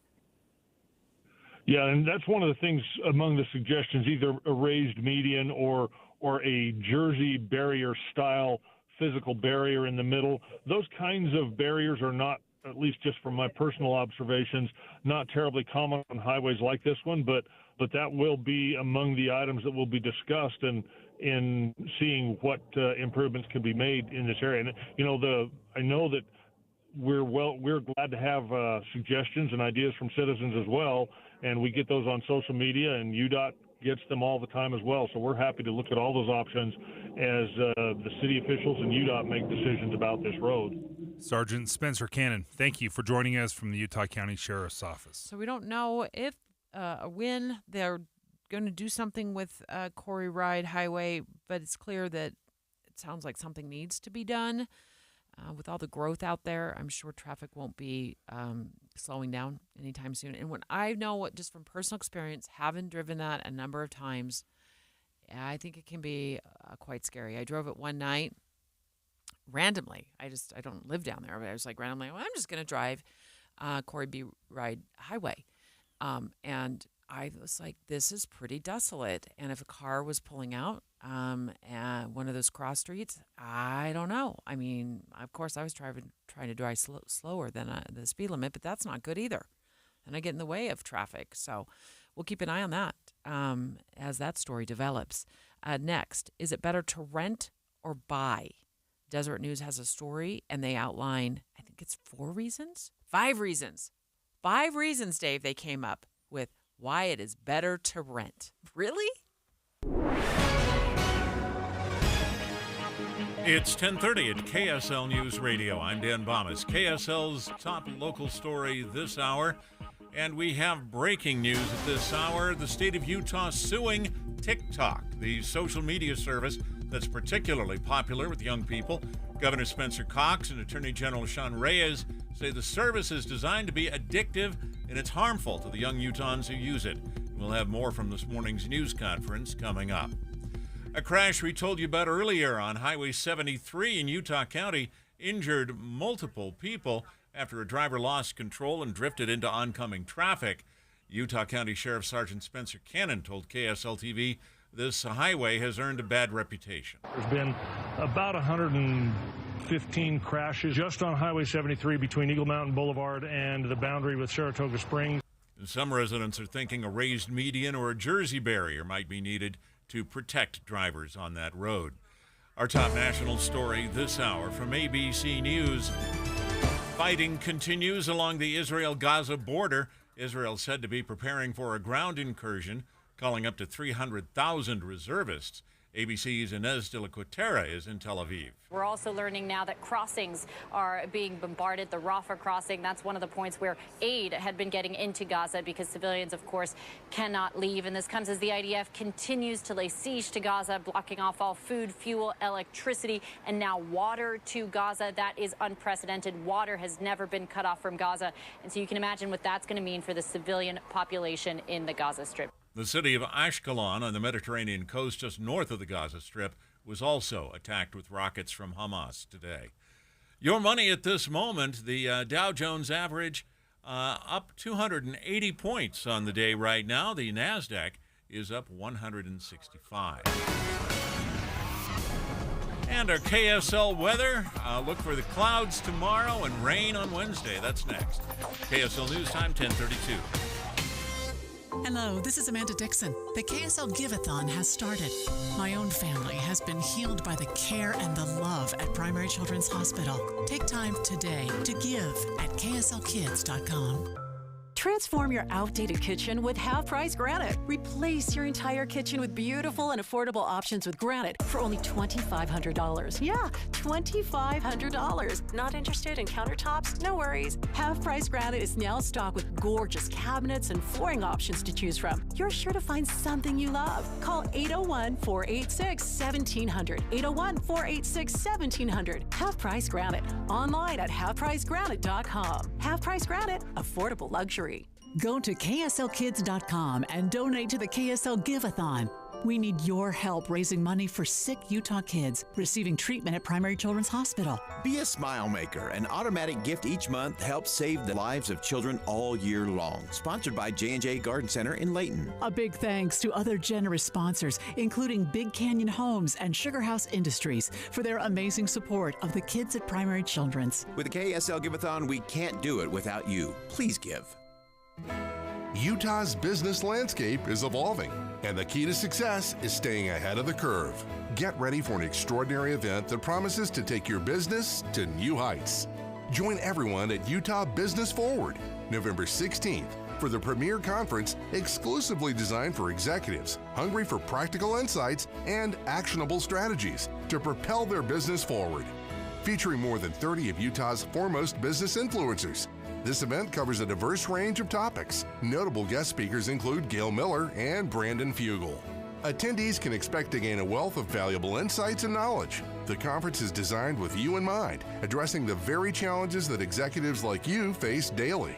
With 5 distinct tracks covering entrepreneurship, international business, marketing, people and culture, and strategy. You'll gain invaluable knowledge across a range of crucial areas. Reserve your seat today at forward.utahbusiness.com. Traffic and weather together brought to you by Granite Credit Union's new Dividend Plus checking account. Here's Heather Kelly.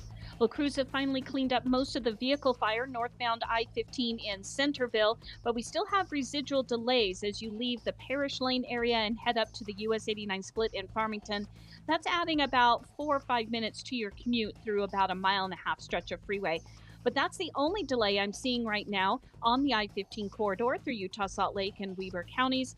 East and west side belt routes are traveling quite nicely, but you're still going to run into construction in a lot of areas. Teton Sports annual warehouse sale is this Friday and Saturday. Save up to 75% on new and lightly used outdoor gear this weekend only. Visit tetonsports.com. Heather Kelly in the KSL Traffic Center. KSL weather, a high today of 75 with clouds building up this evening. Then a cold front moves in tomorrow with valley rain and high elevation snow. Tomorrow's high 57, 53 on Thursday. 70 and sunny right now. I'm Dan Bomas, KSL News Radio, 102.7 FM, 1160 AM, and KSLNewsRadio.com, Utah's news, traffic, and weather station. Right on the money. Special coverage with Dave and Dujanovic. Thanks to our colleagues at the Deseret News. We're going to talk about this article. Housing market, 5 reasons why it makes more sense to rent. Rent is what I said. Not buy, but rent. Does that surprise you? It kind of feels icky. Does it really? Ooh, I think, because what do we say every time we talk about renting? We're just throwing our money away. We're just throwing our money away.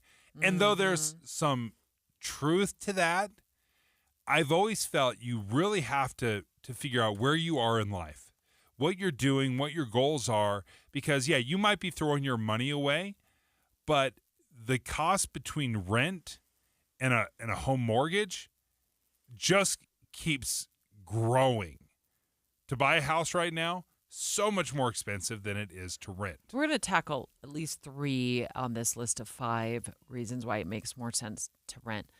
But I want to start with my own take. Is stop with the you got to buy mentality, and get your mind in your adult child's head. Maybe they're getting into their 20s and they're feeling overwhelmed by housing prices.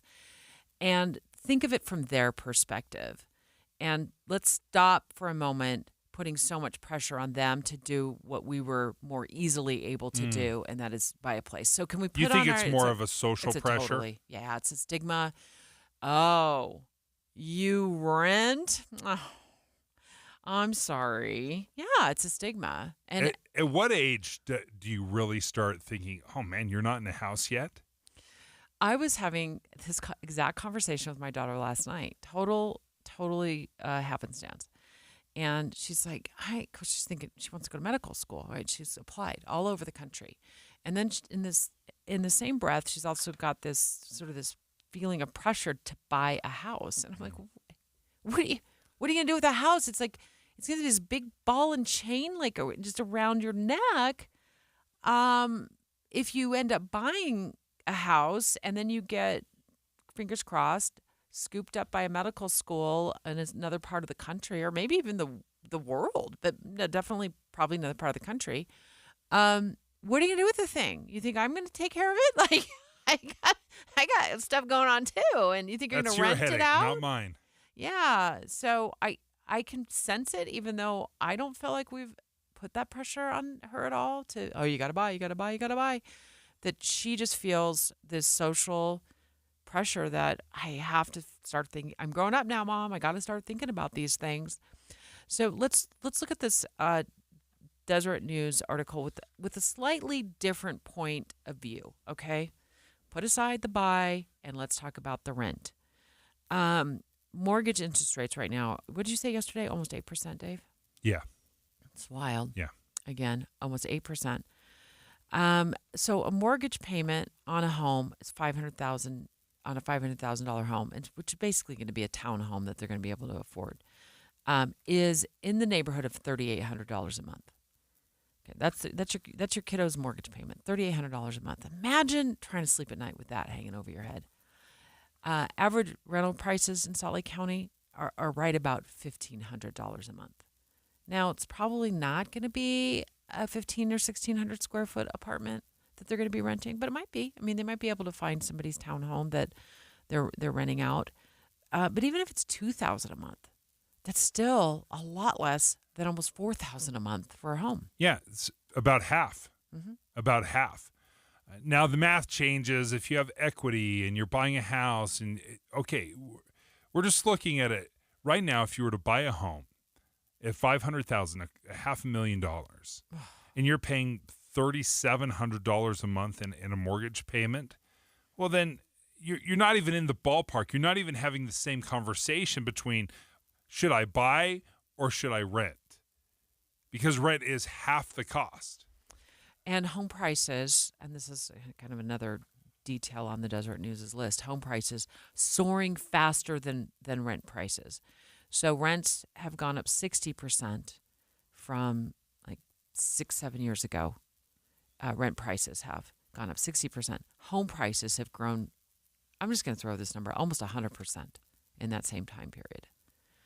So, you know, a $250,000 home for sale in 2016 is going to be 100% increase is going to be, what, $500,000? Yeah. Is that easy math? Yeah. It's not quite 100%. Yeah, it is. But it's close enough. So, but rent prices, I mean, they've gone up a lot too. 60% is nothing to sneeze at. Right. That's a lot. And a good reminder that when you're looking at these numbers, and this is by far the most expensive payment that you have every month. It's either your mortgage or your rent. You're not paying anything more than that. So that's the most expensive thing, is your salary keeping pace. So if you look over the last 7-8 years, if housing prices have gone up 100%, have your wages gone up 100%? Mm-hmm. Of course not. Right. No, nowhere near that. Now, what you could argue is that the housing prices, that they're more in line with the nation. That even if you compare what we're paying here in Utah, where we think it's super, super high, well, you compare it to some other places in California or across the country, then our $500,000 house doesn't seem so bad. Well, I'll just use my daughter as an example. As she looks at different medical schools around the country, there was one in one of the flyover states. I think it's Missouri. Home price. You can't count the flyover states. I don't know. Well, she may end up in medical school there. Somewhere. I remember. It was one of the flyover states, Nebraska, Missouri. It's $200,000 for a home.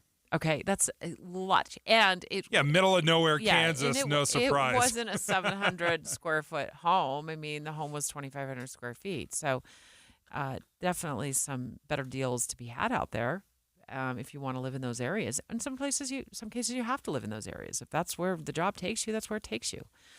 The other reason is this is the one that I didn't know about the phantom costs when I bought.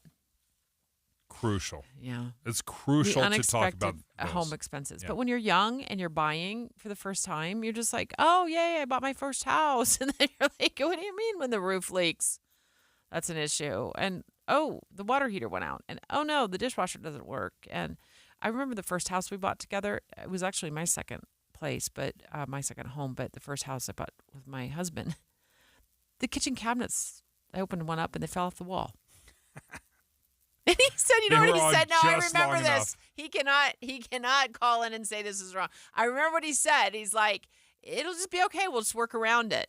I'm like, we're not going to be able to just like work around the, coffee mug cabinet on the ground. But these are the phantom costs you end up having to endure. And then there was this other time when we had a really bad snowstorm here and there was a lot of wind. And we had an old fence, and I looked outside, and we had about a third of an acre, so it was a good piece of property. Our neighbors next door had more than a half an acre. I think it was pushing 3/4 of an acre. And I looked outside, I'm like, oh, look, our yard looks huge. Well, the fence had blown down, and when I was looking from the kitchen window into our neighbor's yard, from I was side-eyeing, I'm like, so the fence was blown over. Here's the problem with renting, though, compared to buying. Sure, you can say, oh, well, I'm going to save $1,500 or $2,000 more a month because of rent. Rent's that much cheaper. Well, we're not setting aside that money, that difference, and we're not saving it.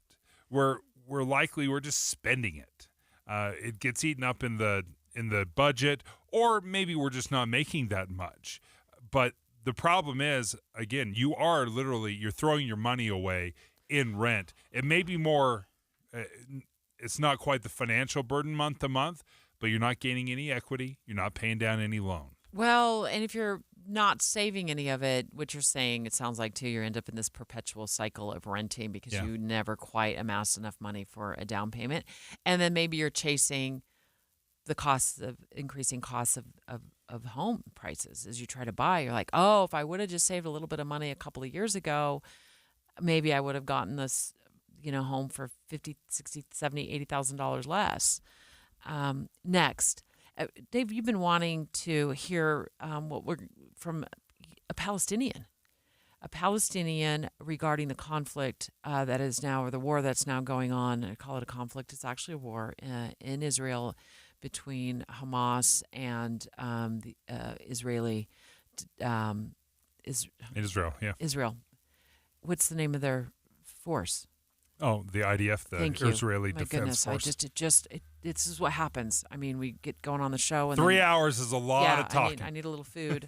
But KSL at Night last night got a perspective from a Palestinian American, and we're going to hear more from her in just a few minutes as we wait for the president to take to the microphone to address the conflict. We didn't get here overnight. We got here over decades worth of occupation and Palestinian oppression.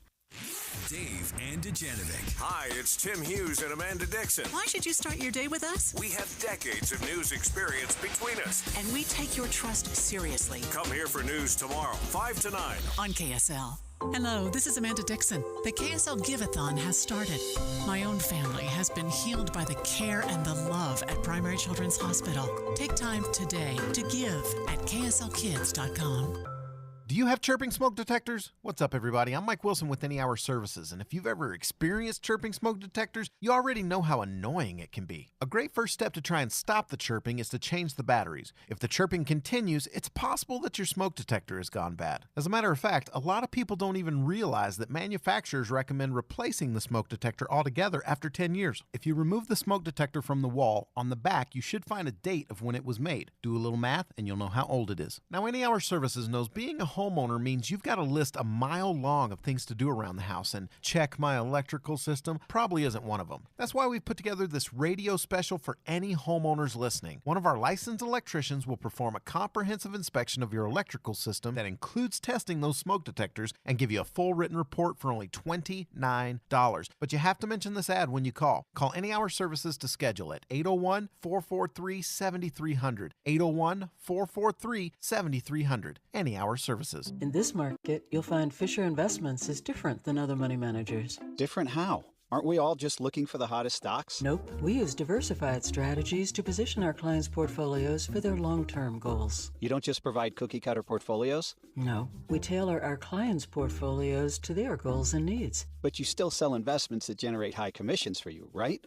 No, we don't sell commission-based products. We're a fiduciary, the highest standard of care for a financial advisor. It means we're obligated to act in our client's best interest. So when do you make more money? Only when your clients make more money? Yep, we have one transparent management fee structured so we do better when our clients do better. Sounds like you really look out for your clients. We do, because our priority is helping them achieve a comfortable retirement. That might be why most of our clients come from other money managers. Visit FisherInvestments.com to find out why investors like you switch to us. Fisher Investments. Clearly different money management. Investments in securities involve the risk of loss. I'm Salt Lake City Mayor Erin Mendenhall. Homelessness has grown throughout the country, and so has our city's response.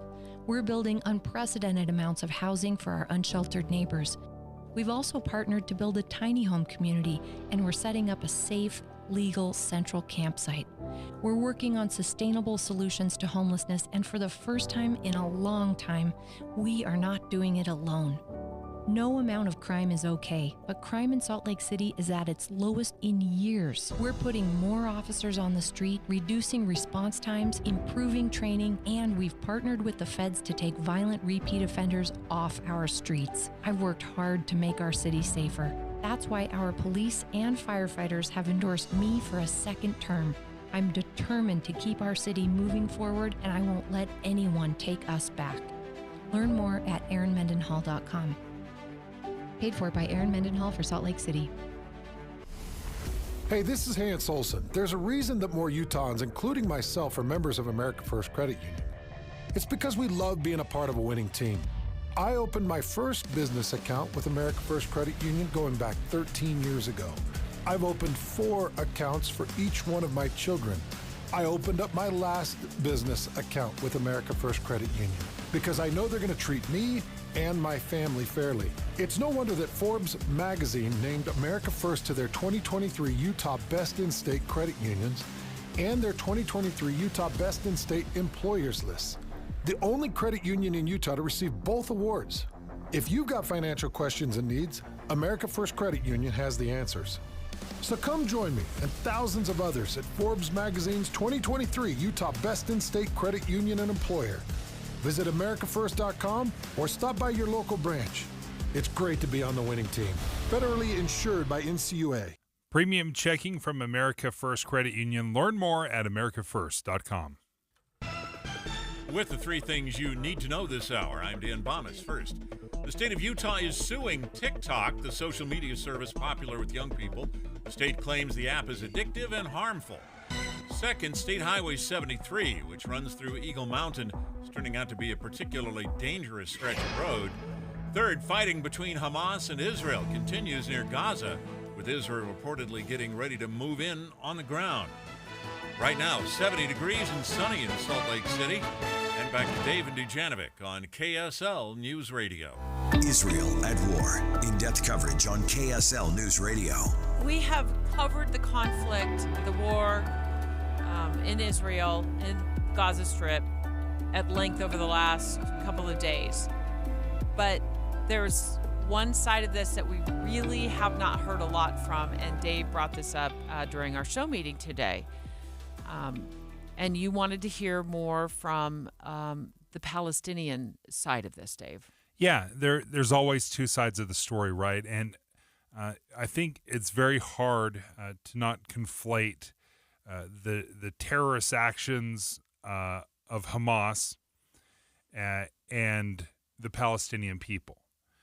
Now, that being said, the Palestinian people, we just learned yesterday, had actually elected Hamas as the governing body of this area. So it's appropriate to conflate in some ways. But again, we have to remember, these are people. Just like the Israelis have families and kids that are dying. Same thing is happening in Palestine with these rockets that are landing in Gaza City. And it was Hamas, the terrorist organization, that had paraglided into that music festival in Israel, opened fire, and killed hundreds of music festival goers on Saturday morning, then kidnapped a number of Israelis, took them over to Gaza. And then in the meantime, you have now Israel bombing Gaza and choking it off from supplies. And when we were watching the video unfold over the last couple of days, I mean, what's going on both sides. But in Gaza, it was relentless because Israel was retaliating. So Fatima is a Palestinian American. She lived in the West Bank, and she came to KSL last night. So she lives in Utah. She came to KSL last night to speak with our host at KSL at Night, Taylor Morgan. And she did a great job explaining the complexity of the situation as the conflict, it goes back a number of years. So let's listen to a portion of the discussion when she explained her experience living there and the perspective of the Palestinians now during this war. Living in the West Bank was one of the most interesting times of my life, and easily I would say even living under occupation, one of the happiest times of my life, because it made me feel very connected to my culture and my heritage and my roots. But despite all of that, it was never very easy. The West Bank is a recognized and considered Palestinian territory, but still does not have autonomy over itself. So Israel still controls the West Bank and still controls a lot of what is and is recognized as Palestinian territory. So, when I was growing up and living there, just to give like a really small example, I'm from a small town, and just leaving that small town to try to get into like a bigger city, which is where we would go to school and go grocery shopping and restaurants and things like that. Every single day we had to pass through Israeli checkpoints, which are technically illegal. And, we would be subjected sometimes to really intense searches and body searches. And if you're in a car searches. And it was never very easy to move. Does that make sense? Like, when people think now about, driving, from Salt Lake into, let's say, like, Salt Lake County to like Utah County, you don't even think about with how much ease we do that, and we take it for granted. But living life under occupation and in the West Bank, that's what it's like. It's very militarized and it's very controlled. And because of the events happening specifically in Gaza, I want to bring attention to the fact that no matter how hard life was in the West Bank and under occupation, it's so much harder and it's so much worse for the people in Gaza. And they experience a lot. Their realities are way more harsh. Can you give our listeners a sense of what you mean? What does that mean to live in occupation? Can you describe that, please? Yeah. So occupation is the illegal settlements and illegal checkpoints set up by Israel on Palestinian territory and on what is considered the West Bank Palestinian territory, and their illegitimate rights of them being there and controlling Palestinian territory. We're listening to part of a KSL at Night interview with a woman named Fatima, who came to KSL at Night last night. She's a Palestinian American. You heard host Taylor Morgan asking her questions about what it's like there. And now she was going to continue that conversation on how citizens have been caught up in the middle of this war. I feel that, the politics of this is that, people are always saying, Hamas and that they're a terrorist group, and they are labeling all of Palestinians with a brush of extremism that I think is really uncalled for.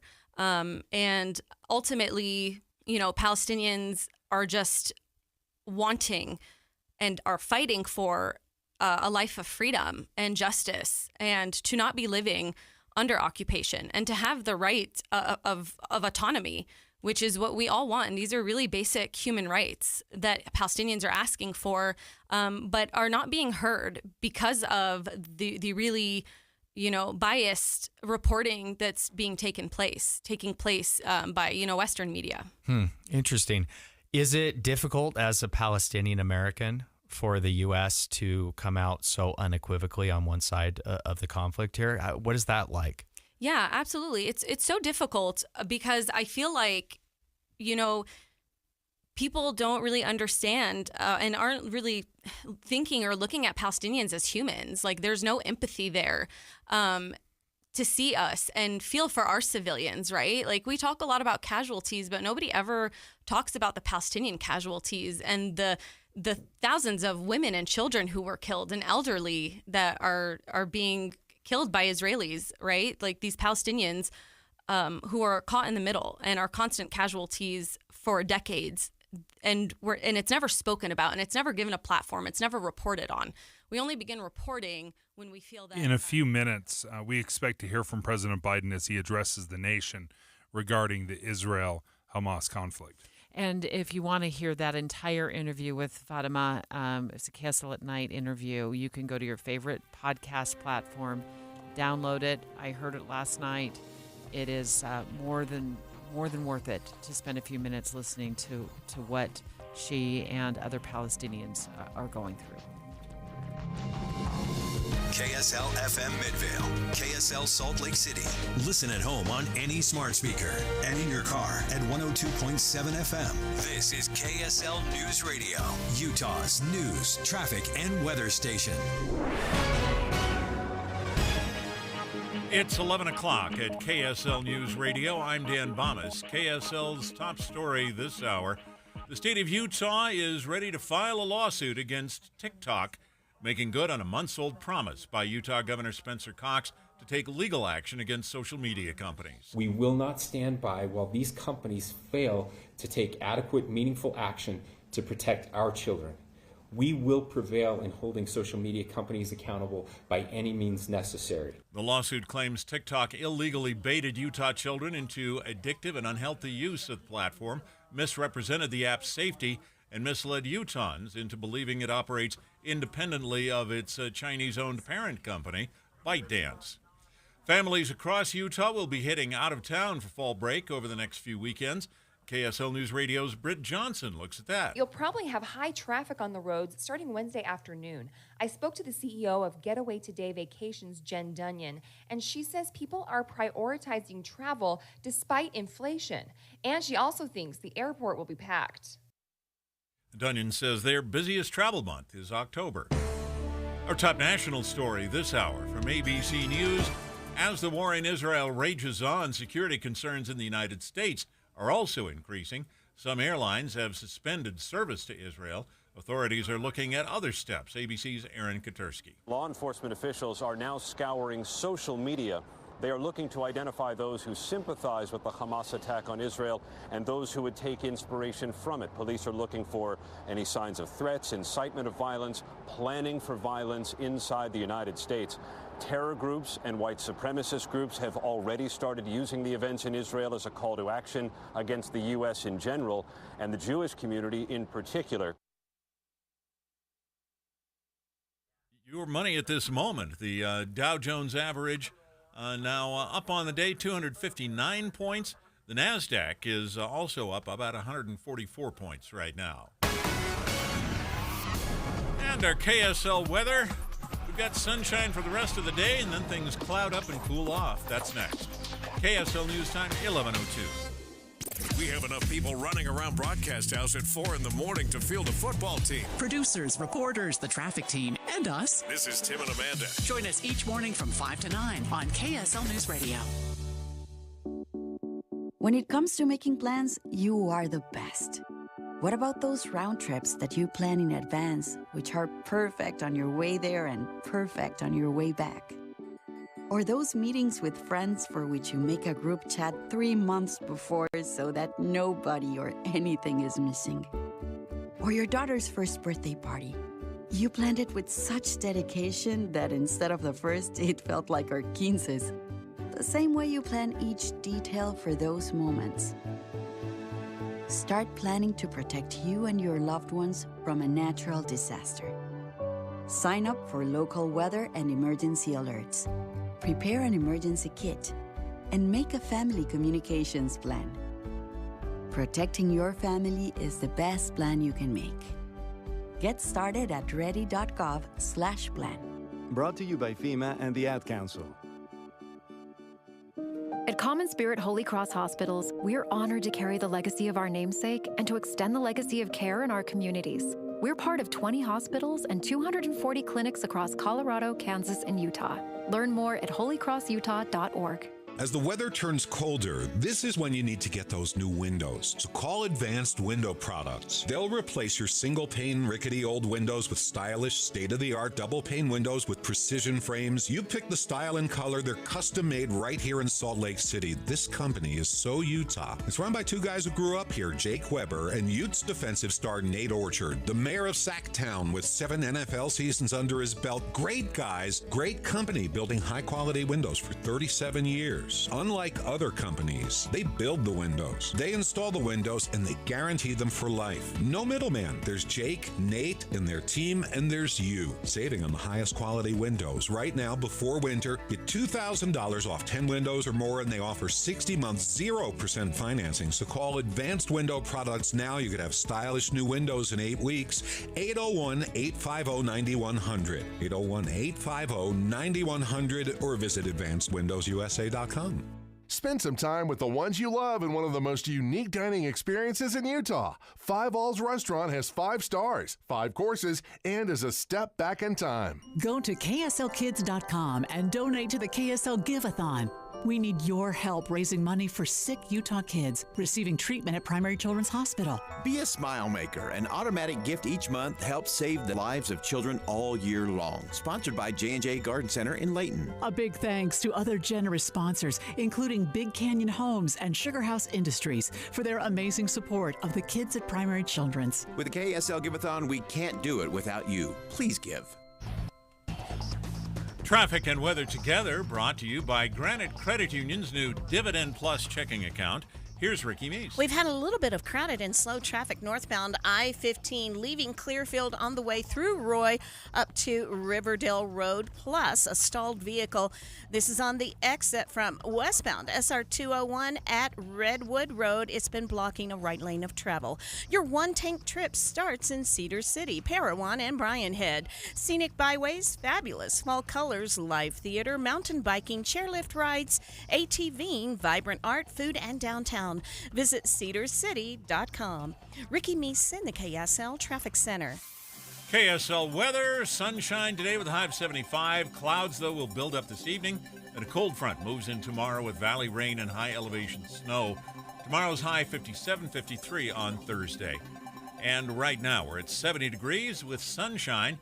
I'm Dan Bomas, KSL News Radio, 102.7 FM, 1160 AM, and KSLNewsRadio.com, Utah's news, traffic, and weather station. Israel at war. In-depth coverage on KSL News Radio. In the next few minutes, we expect President of the United States, President Biden, to address the war in Israel, what is going on in Gaza. There's been a lot that's happened this morning. Let's start with going to CNN Live right now. It's reporting on. They were on literally the latest front killings. lines when the walls were breached, when the border was breached. It was often these kibbutz communities that were first assaulted, and some of the brutality, some of the worst brutality we were seeing, it occurred very early on. And as you said, this battle in Kfar Aza seems to have been going on until just the last 24 hours or so. Did you actually witness with your own eyes what the commander was saying? What have you seen? We saw we were shown a lot of different areas, but one of the areas was where the young families lived. The young parents with young children. And when we were there was a team in forensic white suits taking the dead in body bags and loading them into a van. So the stage that we were at was that we were there was the dead people were being taken away. There were, I will say, a lot of Hamas fighters lying where they had been shot and killed in the firefight there, and the proximity you're talking about of all these little, small communities, as you say. You and I have probably both been to some of the same ones over the years. I've been in some of them, 20 years ago. It's a group of very peaceful people living in, as you say, an agrarian life. The gates to that community were broken in, where Hamas forced their way in. Right now there's a big tank blocking that hole. But we were also shown one of those paragliders, a small portable paraglider with a small engine on it and a motor and a fuel pack on it that Hamas had used actually to fly into the kibbutz as well. So again, as we've seen so many times, this was so well planned. The fighters that came through one hole in the fence knew exactly where they were going and what they were doing and what they were targeting. 70 armed gunmen against 700 civilians. And now we see the cost. And Nick, we know at this children point who have been is kidnapped. 1,700 in Israel. I don't know that we know what that looks like over in Gaza yet, Dave. Yeah, I'm not sure the Palestinian casualties at last count. I thought it was around 900 or 1,000 Palestinian casualties or deaths, I should say. Now, the Israeli Defense Forces, as we were listening to CNN, Anderson Cooper, they're talking about this small village called Kfar Aza, where they have found more than 200 people that have been killed, 40 babies. Was that the village that Hamas warned this morning that you had a little bit of time to get out of, that they had warned the Israeli Defense Forces that you had just a small amount of time to get out of? Was that the same village? No, it was a different village. This sounds like a village that was attacked early on in the invasion by Hamas. And as they're going through and they're identifying the bodies, and starting to do the investigations. That is what they're found in this village. We've been listening to CNN's live coverage. We also have Fox News' coverage. They are there live as well. I'm looking at the graphic on the lower third part of the screen on CNN right now, and it says the United Nations has said the scale and the speed of violence in Israel and Gaza is bone-chilling. As I'm watching, we're watching all the feeds, Fox, CNN, MSNBC, but we see here on Fox right now, former Congressman Jason Chaffetz is talking about the possibility of Israel going in on ground. Right now, they've been attacking from the sky, either by plane or through rockets. And here's Jason Chaffetz speaking on Fox News. Mention the word Iran and talk about its role in the execution of these terrorist attacks, their ongoing support of Hamas and Hezbollah. It will be a missed opportunity and totally irresponsible of the President of the United States. Iran is behind that. The world knows it. The President better put him on notice, and he better gin up the military. We spend nearly $900 billion a year in our military. We got to have the biggest, baddest military ready to kick anybody's butt at anybody's time, and the world needs to know it. Peace through strength. I don't know if he's up to it, but that's what I want to hear. Maria, an editorial in the Wall Street Journal today takes. And we expect to hear, Debbie, from the president any moment. He was scheduled to speak right now at 11 o'clock Mountain Time, 1 o'clock Eastern, but the president has yet to deliver the address to the nation. So as we look at the toll that it's taken on lives there, we also have gotten word here that 11 American citizens have perhaps been kidnapped in all of this. Initially, we were hearing reports that about 100 to 150 Israelis were kidnapped as part of that initial incursion that involved those paragliders that swarmed into that music festival and then also breached that fence and then were shooting rockets, thousands and thousands of rockets into Israel, and that there were 150 hostages that were then taken over to Gaza. Well, we're now getting word that at least 11 of those individuals are Americans. We're expecting the president anytime. He said we expected it to happen at 11 o'clock, but as we all know all too well, that he is often quite late, tardy for his own news conferences.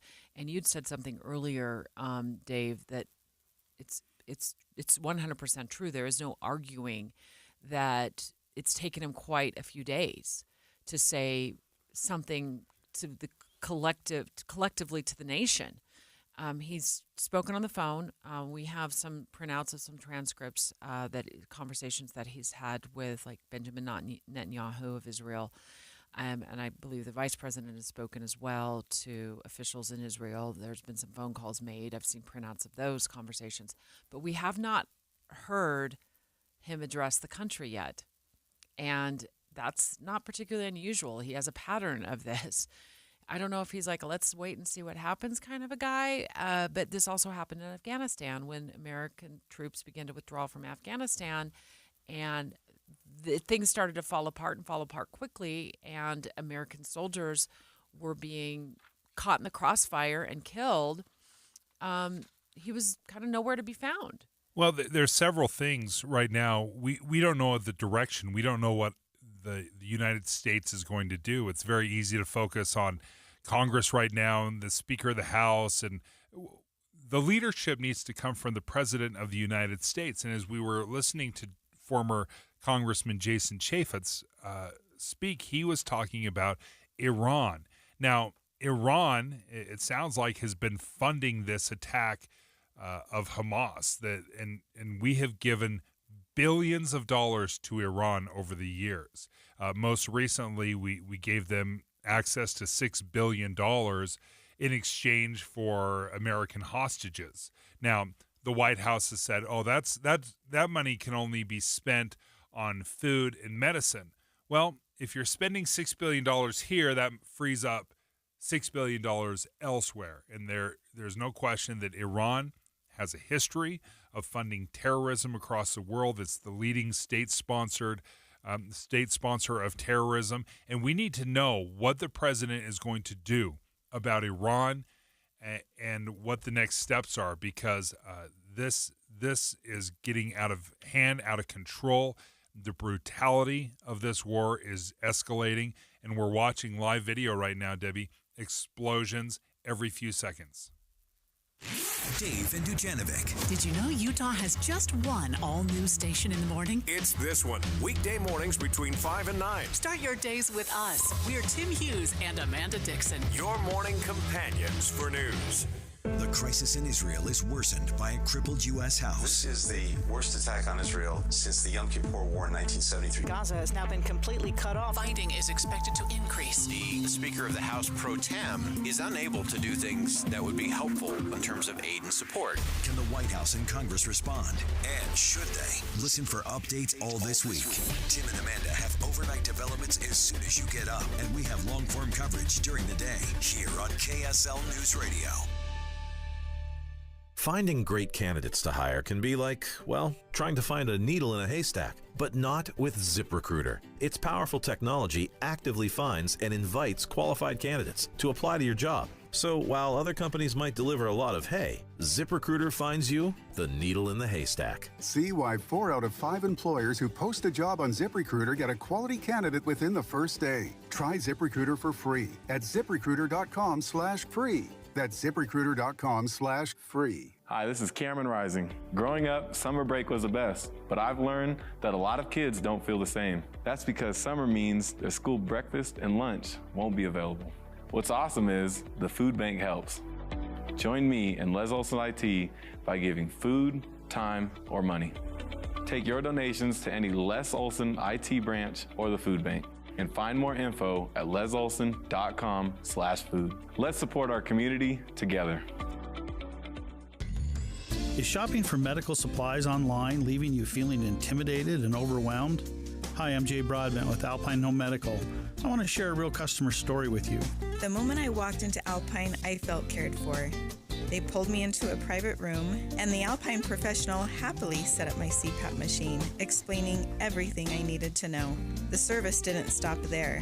After I went home, Alpine called me a week later just to check on me.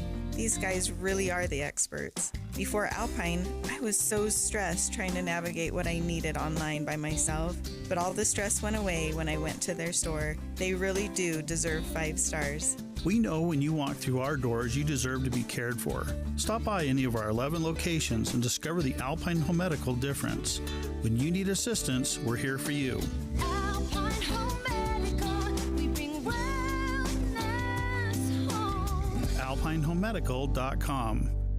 Any Hour Services can help you make sure your furnace keeps you warm this winter. Whether you need a tune-up, a repair, or a second opinion about replacing it, call Any Hour Services or visit anyhourservices.com. Imagine it's the last ride, but your symptoms of irritable bowel syndrome with constipation, or IBS-C, are taking you for a ride. What should you do? Keep managing your constipation with belly pain the same old way? Or try getting ahead of your symptoms by talking to your doctor about treating it with Linzess, linaclotide. Linzess is a prescription medicine that treats IBS-C in adults. It's not a laxative. It's a once-daily pill that helps you get ahead of your symptoms. It's proven to help you have more frequent and complete bowel movements and helps relieve overall abdominal symptoms, belly pain, discomfort, and bloating. These symptoms were studied in combination, not individually. Do not give Linzess to children less than 2. It may harm them. Do not take Linzess if you have a bowel blockage. Get immediate help if you develop unusual or severe stomach pain, especially with bloody or black stools. The most common side effect is diarrhea, sometimes severe. If it's severe, stop taking Linzess and call your doctor right away. Other side effects include gas, stomach area pain, and swelling. Imagine, what could relief from IBS-C mean for you? Talk to your doctor and say yes to Linzess. Learn more at linzess.com or call 1-800-LINZESS. Join KSL and Tim and Amanda this Friday from 1 to 4 at the Salt Lake NPS store at 1600 Empire Road, npsstore.com. With the 3 things you need to know this hour, I'm Dan Bonas. First, Utah is targeting TikTok with a lawsuit. Second, fall break is coming up for colleges and school districts. People are making travel plans for destinations across Utah. Third, as fighting continues in Israel and Gaza, security concerns are increasing here in the United States. 70 degrees with sunshine in Salt Lake City. And back to Dave and Dujanovic on KSL News Radio. Dave and Dujanovic, special coverage of the top national story. Do we have any sightings of the president yet? No, I'm getting the no thumbs down from the control room on this. President Biden expected to start addressing the nation on the Israel-Gaza war 20 minutes ago. He's not anywhere to be seen yet. ABC News, our colleagues there telling us there's been no sighting. So while we wait for the president to address this situation that seems to be growing by the minute, it's very violent, was very violent from the beginning, but it is nowhere near over. We have to talk about another major story that has been developing back in Washington, D.C., and that is that we still have no Speaker of the House, Dave. Yeah, and the Speaker of the House is crucial because essentially we're paralyzed. Now, Congress holds the purse strings. So if you need any funding, whether it's for the Ukraine war, whether it's support of Israel, all of that has to come through Congress, that kind of funding. And if you don't have the Speaker of the House available, you're not going to push this through. It's got to go through the House, the Senate, get to the president's desk before anything can happen. And if the House is paralyzed like it is right now, then what's going on? So McCarthy's been out for less than a week now. He was bounced out after Representative Matt Gaetz, a fellow Republican, in fact, out of Florida, introduced a motion to vacate. And then the vote was taken. The roll call vote was taken. The Democrats all sided with the motion to vacate, along with 8 Republicans, including Gaetz. It was all that took to meet the threshold to bounce McCarthy, essentially fire him after maybe 10 months as Speaker, the job that took him 15 votes to get to. And former Speaker of the House, Paul Ryan, last week sat with our very own Boyd Matheson on Inside Sources for a very, very lengthy, in-depth discussion about a number of things, including that vote, that one-person rule that gets to introduce the motion to vacate. And he said they got to fix that, because who in the world would want that job if they knew anybody in that chamber could stand up and say, tomorrow we want him fired? Yeah, it can't be reactive. Every single time you have a vote, or every single time you don't have complete and total consensus in your conference, from your conference, it's an impossible way to work. But I'm sorry, Deb. That's okay. You threw your hand at me like you wanted me to. No, you're right. To start. Just inside baseball, I fire all the sound because I'm a control freak. I don't let Dave touch any of the sound. So when he throws his hand at me like he just did, it's my indication and to go. Okay, go ahead. Finish your thought. Totally my fault. Okay, that being said, you said, who wants to work under those conditions? Well, Kevin McCarthy agreed to those conditions. That was not something to get the job. It wasn't like a surprise. He said, okay, that's fine. If that's what it's going to take for me to be Speaker of the House, then go ahead. One person can call for the vote. So I don't want to boo-hoo too much for Kevin McCarthy. Well, he knew what he was signing up for. It's one of those things where it's like it's one thing in theory, and then when it's put into practice and it actually come into play, it seems like a miserable rule. But let's listen to what Speaker Ryan, former Speaker of the House, Paul Ryan, told our very own Boyd Matheson about that. To vacate, because what happens with these sort of entertainers in Congress, these people who go to Congress not to legislate but just to entertain and get hits and clicks and build a brand for themselves. The problem with performative jackassery, to borrow the Sassian term, is today's extreme measure, today's extreme tactic is tomorrow's normal behavior, and then it's a one-way ratchet. Yeah. So then they have to come up with another extreme behavior. They have to come up with something. They have to one-up each other. Yeah. And all this clownery, this buffoonery. Yeah. And so because of that, I believe.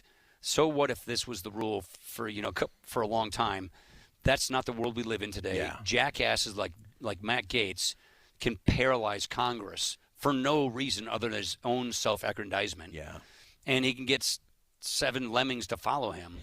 And so you got to fix this rule. So I think the House Republican Conference, no matter who's going to become Speaker, before that person becomes Speaker, fix this rule so that the speaker who's going to be elected can actually do the job. Right. You can't do the job if you have a gun to your head that some crazy person in Congress can pull the trigger on you on any given day. Yeah.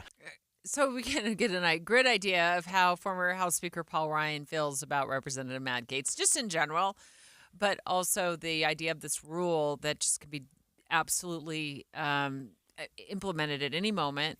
If somebody in your own party disagrees with something you're doing or doesn't like that that McCarthy negotiate with the Democrats to raise the debt ceiling or to at least keep the government open temporarily, you get Gaetz who stands up, and it's always going to me, it's always going to be one of them, right? It's always going to be somebody on I sometimes I call it the wild right, the far right, who wants to make.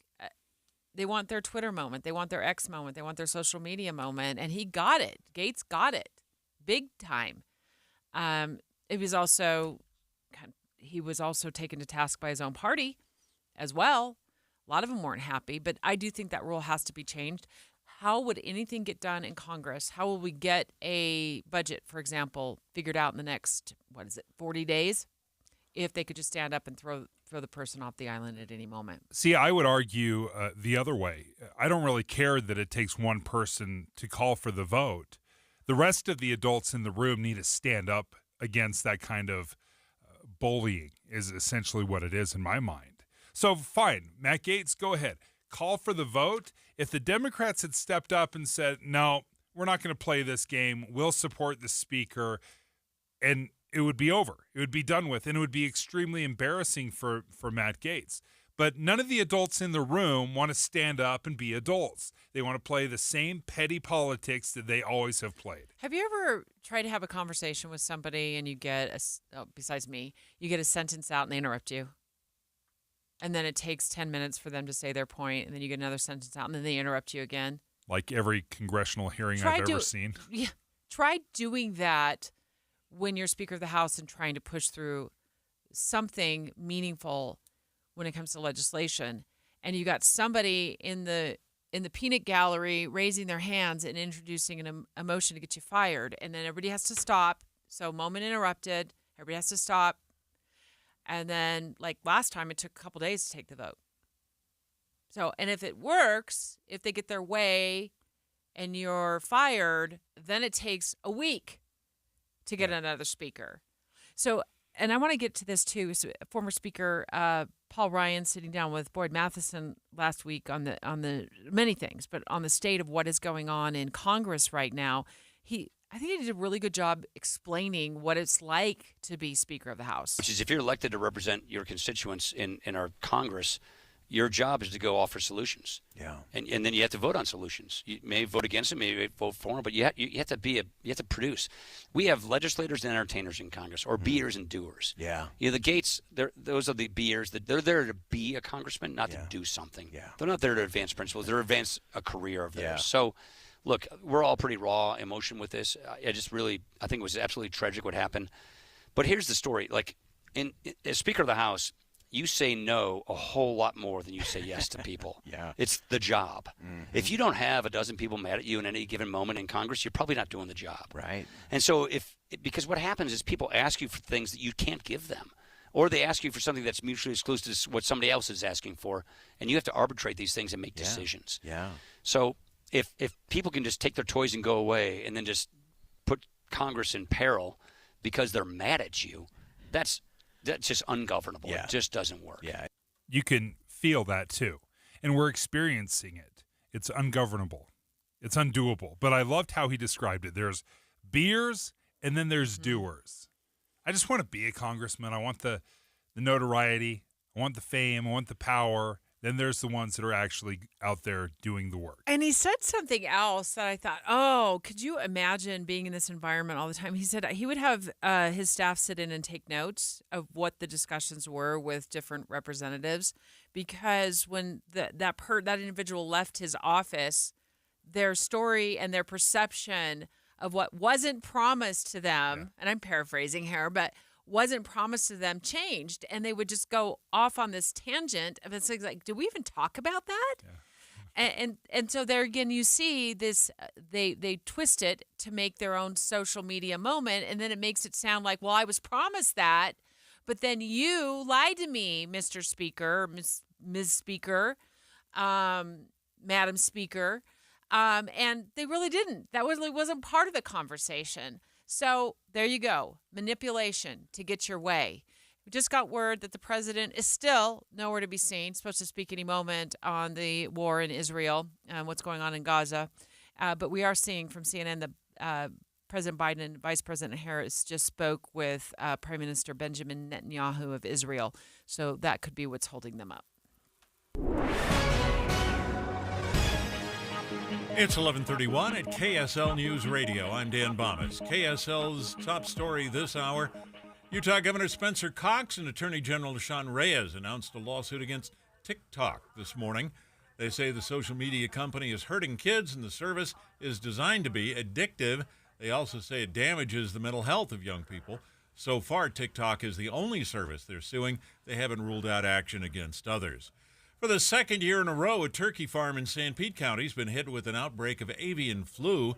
Bailey Wolstenhume with the Utah Department of Agriculture and Food says 142,000 turkeys were killed to prevent the disease from spreading. And it is very painful and a lot of suffering for those birds. So the depopulation is to prevent further suffering to the birds as well as stop the spread of the disease. The turkeys were just about ready to go to market for Thanksgiving. Wolstenhume says avian flu has not turned up at any other farms in St. Pete County. Our top national story this hour from ABC News. White House says President Biden and Vice President Harris met with their national security teams and spoke with Israeli Prime Minister Benjamin Netanyahu. Here's ABC News senior White House correspondent Selena Wang. The White House does make clear, though, that there are still Americans who are unaccounted for, who are missing. They can't pinpoint the exact number because it keeps on changing, but they are working with the Israeli authorities to gather more information. There are also Americans among those who were killed on the first weekend of fighting between Israel and Hamas. Your money at this moment, the Dow Jones average is up 176 points on the day right now. The NASDAQ is up about 95. And our KSL weather, the sunshine we've been enjoying is about to disappear. We'll have that coming up. KSL News Time, 11:32. How's the water where you live? Depending on where you live in Utah, the water coming out of your tap might be really hard and not taste very good. It might be leaving spots on your glasses and shower and leaving your skin dry. We want you to know our friends at Superior Water and Air have solutions for your home and your business, by the way. They have the best, most efficient water softeners in Utah, but not only that, they also have water purifiers that will give your family crystal clear drinking water. And if you're still using those big unsanitary water bottles in your office, let Superior hook you up to a more convenient, trusted water system. When you think of Superior Water and Air, think of solutions for everything in your home, from plumbing to water heaters to furnaces and air conditioning, and of course those great home standby generators. To keeping the air in your home as healthy as possible, especially during these inversions. I had Superior install two things in my home that have helped us so much. We have an air purifier and a humidifier hooked right up to our furnace. Call Superior today, 974-9090, or go to superiorwaterandair.com. Embrace the majesty of the great outdoors and celebrate Bryce Canyon National Park's 100th birthday at Ruby's Inn. Skip the long lines and expensive hotel rooms and escape to the American West.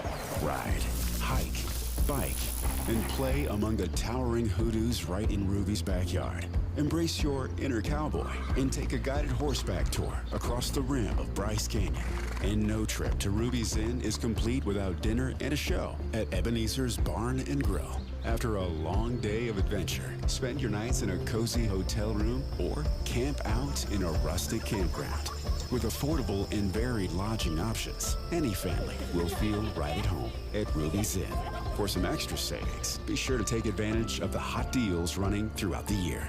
This year, treat your family to the adventure of a lifetime. Book your trip today at ruby'sinn.com. That's ruby'sinn.com. KSL Broadcast Group contests are open to participants 13 years of age and older that are residents of Utah, Idaho, Wyoming, and Nevada, unless otherwise specified. Employees or agents of the station, Bonneville International Corporation, or other area radio stations, or any entity associated with the contest may not enter. Persons who have won in the last 90 days from the station contest or event are not eligible. Full general contest rules are available at kslnewsradio.com. Traffic and weather together, brought to you by Granite Credit Union's new Dividend Plus checking account. Here's Ricky Meese.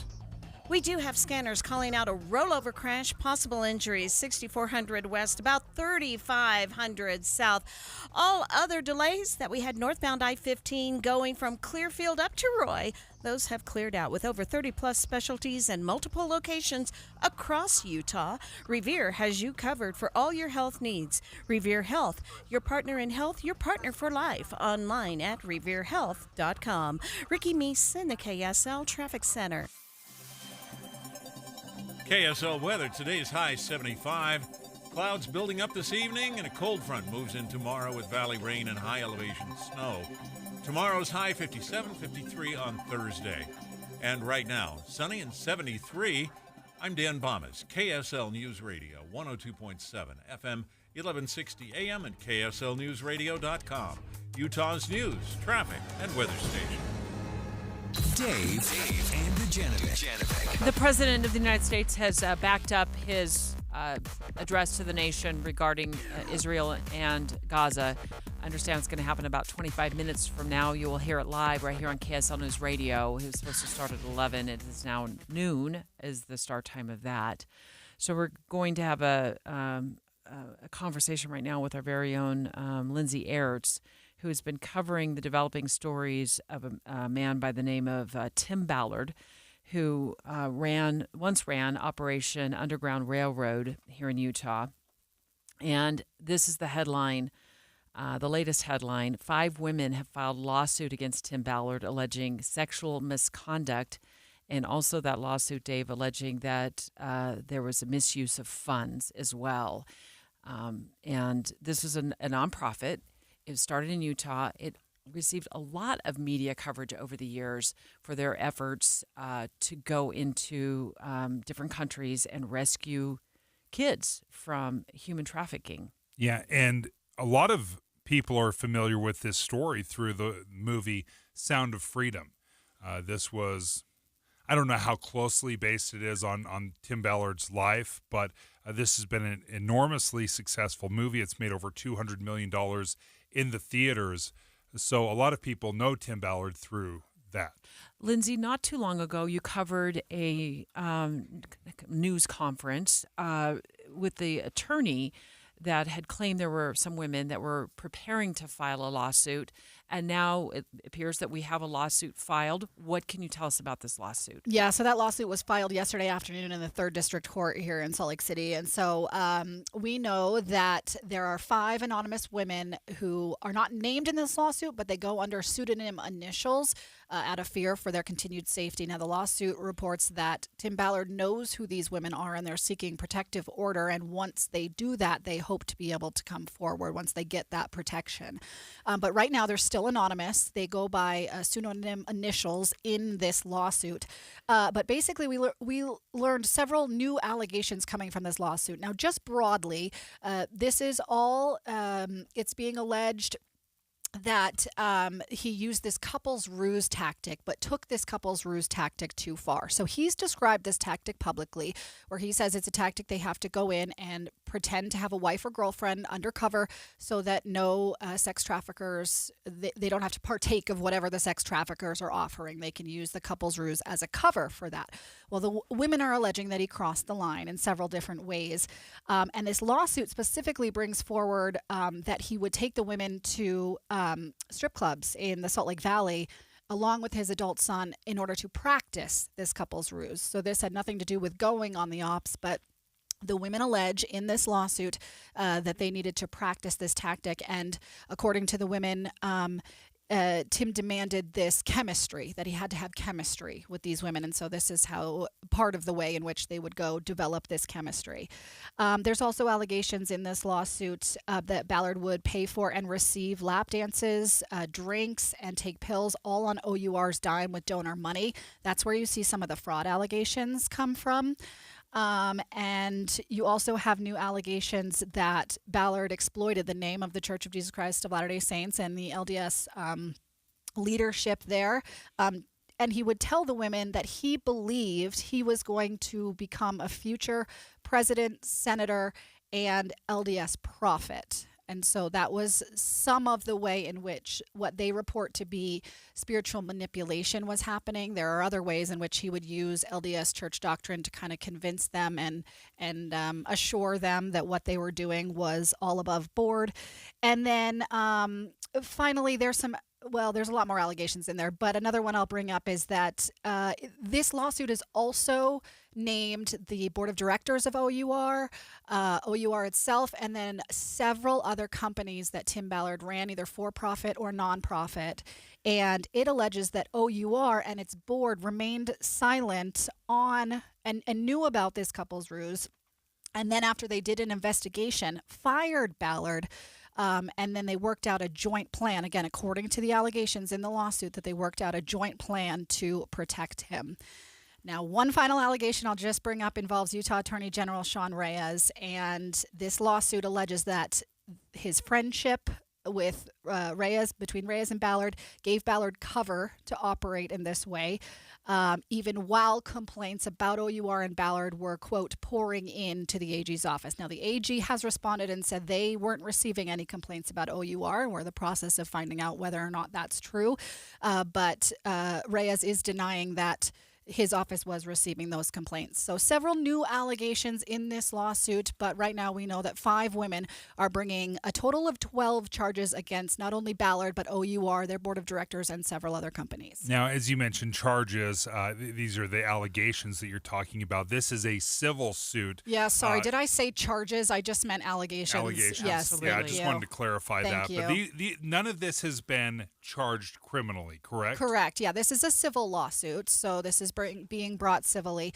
But again, these civil complaints are against, or from these 5 women against Ballard, his companies, and the board of OUR. Has Tim Ballard responded to the filing of this civil lawsuit? He's not responded to us directly yet. I have been in touch with someone from his press office who I have sent a copy of this lawsuit to and asked for a response. I emailed again this morning. I received word back from them that they were, I guess you could say, able to respond. I got a human to email me back, but I have not received a response directly to the allegations in this lawsuit. Now, Tim Ballard himself has publicly responded just broadly, describing the couple's ruse as a tactic that was necessary to fool traffickers.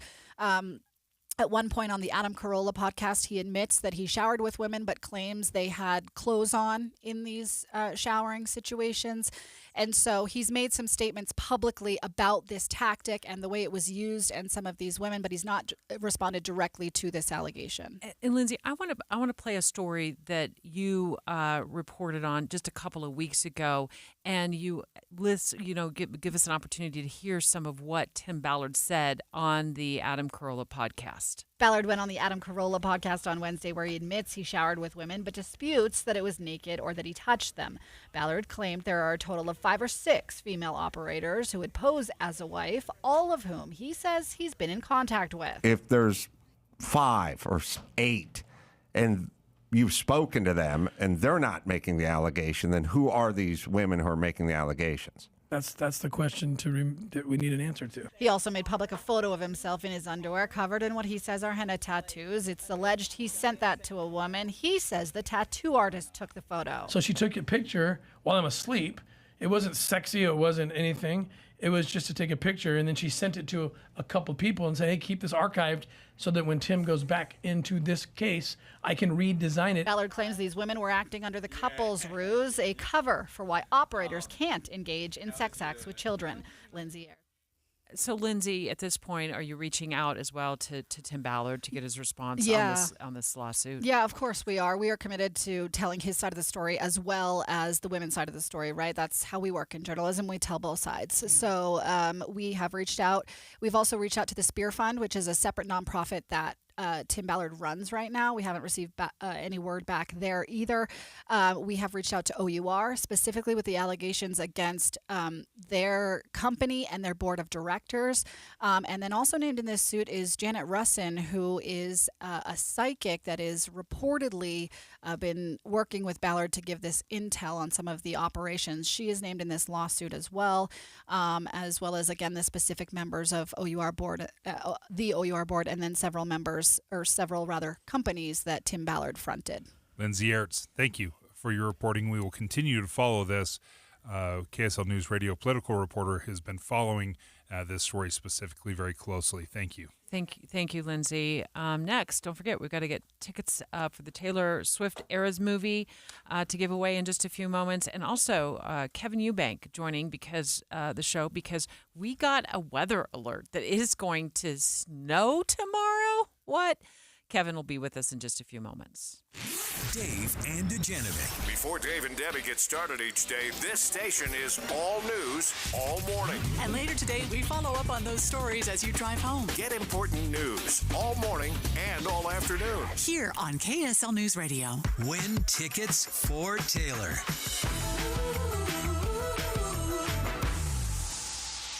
I'm really excited for the tickets for Taylor giveaway, and I'm super excited for October 20th. That's when we're all going to gather and check out the movie, the big movie that's going to be released. I think it's released actually on October 13th, Dave, so it's coming up fast. Yeah, KSL has reserved a private screening for the Taylor Swift Eras Tour movie, and we're giving away tickets to that. Yep, if you want to be our 1145 winner, I call it the D2 winner.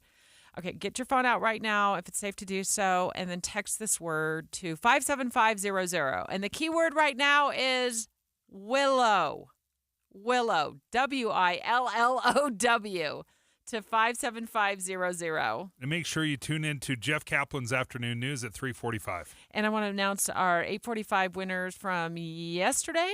Chris Christensen, Spanish Fork. You got the word lucky right. Good job. Brad Finch, South Syracuse. You're the winner from our show. Thanks for listening, Brad, and texting in the word August. And then at 3:45, and Jeff Kaplan during his show, the winner is Austin Michaelis. We'll see you there, Austin and Brad and Chris. If you or someone you know is having thoughts of suicide or experiencing a mental health or substance use crisis, 988 provides 24/7 compassionate support and connection to trained counselors. When you call, text, or chat 988, you'll be quickly connected to trained counselors who will listen to your concerns, provide support, and connect you to additional resources if needed. There is hope. The Lifeline works. You are not alone. For 24/7 support, just call, text, or chat 988. Go to KSLkids.com and donate to the KSL Giveathon. We need your help raising money for sick Utah kids receiving treatment at Primary Children's Hospital. Be a smile maker. An automatic gift each month helps save the lives of children all year long. Sponsored by J&J Garden Center in Layton. A big thanks to other generous sponsors, including Big Canyon Homes and Sugar House Industries, for their amazing support of the kids at Primary Children's. With the KSL Giveathon, we can't do it without you. Please give. Lennox Technology and the people who stand behind it. That's what you could expect when you work with your local Lennox dealer. Call Climate Services. Your Lennox system. Your Lennox dealer. They are truly perfect together, working together season after season to maintain your home's ultimate comfort. For a limited time, get up to $1,500 in rebates, or qualified buyers make no payments, incur no interest for 6 months when financing a new Lennox system. Plus, receive up to $3,200 in federal tax credits. Working with Call Climate Services means you're choosing the best in the business. Call today at 801-298-4810, 801-298-4810, or visit online at callclimate.com. Callclimate.com. Conditions apply. See dealer for details. Dealer license number 3582-345501. Hey guys, do you know what makes Revive Men's Health Salt Lake City different? You. Every Revive treatment and medication is personalized just for you. Revive has the experts that guys go to when their current treatment isn't working. They have a complicated medical condition, or they're just not happy with their daily performance. Since 2011, they've helped thousands of local men suffering with the symptoms of low T and ED. Their goal is simple, to get to the bottom of your issues and fix them. Your best performance requires more than generic ED medications or a low-dose testosterone booster at a low-ball price like you find online. Revive medications are custom compounded, affordable, and guaranteed to resolve your issues. Stop dealing with the symptoms of low T or ED. Book your T-check and exam today. Call 801-263-7777. That's 801-263-7777. Or visit us at revivemenshealth.com. This is Derek Miller speaking on business. To support one of the fastest growing life sciences communities in the nation, BioHive brings together leaders in our community to collaborate and exchange ideas, nurturing innovation and fostering growth in Utah. Executive Director Amy Edwards is here with more. BioHive is a thriving collection of more than 1,300 companies representing Utah's life science and healthcare innovation ecosystem, which includes digital health and laboratory services to diagnostics, biotech, and therapeutics. BioHive was launched in 2021 to build, brand, and bring together the industry while connecting, uniting, and supporting our community. We serve as Utah's great convener to support companies and organizations committed to bringing life-saving innovation to patients across the globe. We're dedicated to raising awareness, attracting top talent and investment into the state, engaging with future STEM innovators, and serving Utah's communities for a more prosperous future. BioHive works closely with BioUtah to foster community, progress, innovation, and transparency as the trusted source for the life science community. We're supported by the University of Utah, Salt Lake City, World Trade Center Utah, EDC Utah, Utah Governor's Office of Economic Opportunity, and industry. For more information, visit the BioHive website. Employing more than 150,000 people directly and indirectly, empowered by our rich talent pool, BioHive is leading the way with crucial innovations that boost our state's economy and help patients around the globe. I'm Derek Miller with the Salt Lake Chamber, speaking on business. With the three things you need to know this hour, I'm Dan Bomas. First, Utah is targeting TikTok with a lawsuit. Second, fall break is coming up for colleges and school districts. People are making travel plans for destinations across Utah. Third, as fighting continues in Israel and Gaza, security concerns are increasing here in the United States. 70 degrees with sunshine in Salt Lake City. And back to Dave and Dujanovic on KSL News Radio. Dave and Dujanovic. Did you get that alert on your cell phone this morning, Dave? Did you get an alert? Dave's like totally in the dark. He walks in the building today, and I said, it's going to snow tomorrow. We got a winter weather advisory in our email, and you're just walking around like... Blank face. That's what you call it. Blank. I have no idea what you're talking about. You said what? I wanted to get... Okay, Kev, are you there? Kevin Eubank, KSL meteorologist. Here's what my plans were this week, is to scoot out of work kind of at noonish maybe, grab my paddleboard and head up the Mirror Lake Highway to paddleboard in the Hot Uintas. And then you ruined it for me. I don't know. Well, I don't think I need to really address the issue of what in the world are you doing wanting to paddleboard in the High Uintas in October? Thank you. Thank you. The voice of reason, Kevin Eubank. I haven't had a chance. It is on my bucket list of things to do this summer. Now I can push it to next summer's bucket list, but you got to do what you got to do when you have time to do it. And well, right, but a summer bucket list means it happens in summer, Debbie. Okay, it doesn't but here's happen the deal. in October. Kevin, everybody who's close to me, who's in my inner circle, this is not to shame you at all, knows that Mama does not let go of summer. Well, I just don't. okay. Mama does not let go of summer. I would be like, it would be November, and I would say, "Yes, this summer is just beautiful." And my kid is like, "Mom, it ended like months ago." So So what's going on with the snow? Because I know a lot of families are going to be hitting the road. Because isn't it like fall break for the Noriega family and everybody else? There is a little bit of fall break going on. So some of the school districts, it rotates throughout the state. So not everyone's off at the same time, but there will be some that will be off for the weekend. But let me tell you what's coming. This storm system that's coming is not going to snow in the valleys. There's no snow for Salt Lake City. This is going to be Park City, surrounding town, mountains, and up. And so storm comes in tonight. The winds we're getting right now, these are the winds moving ahead of our cold front. Cold front will move through tomorrow. We'll see valley rain, scattered thunderstorms. Temperatures tomorrow are going to top out in the 50s and 60s. So we're talking a 10 to 15 degree temperature drop. And then the storm moves through. We'll see valley rain and mountain snow. Snow level comes to about 6,200 feet. So again, Park City area. It looks like 2 to 3 inches at Snow Basin. It looks like 6 to 8 inches up top on the Cottonwoods, up at Brighton, Alta, Solitude. What? And over in the Uintas, we're going to get 4. We've done this already, Deb. Don't act surprised. 6 to 8 inches. Snowbird had 7 inches out of the last storm. Oh my gosh! So it's okay. I haven't been up there lately to Welcome check it to out. the mountains, Deb. Well, Debbie, I don't want to offend you, but in my inner circle, people listen and they know when the weather. No, I'm just kidding. So it's a nice storm. It's going to come and go. It literally, by the weekend, we're back to the 60s and 70s with sunshine. Okay, so that's it's going where to be I'll fun. be. I'll be paddleboarding. Well, in 4 inches of snow up in the Uintas is where you're going to be. That's fine. I'll go to Arizona. That's fine. Kevin, after all of these years, I cannot remember what qualifies as white coat. Is that yeah? 1 inch of snow in the Salt Lake Valley. 1 inch in the That's Salt the Lake rule. Valley. Okay. Okay, so no white. This is not a white coat event. No. And all those weather advisories, you're getting those because part of your area where you are includes the mountains.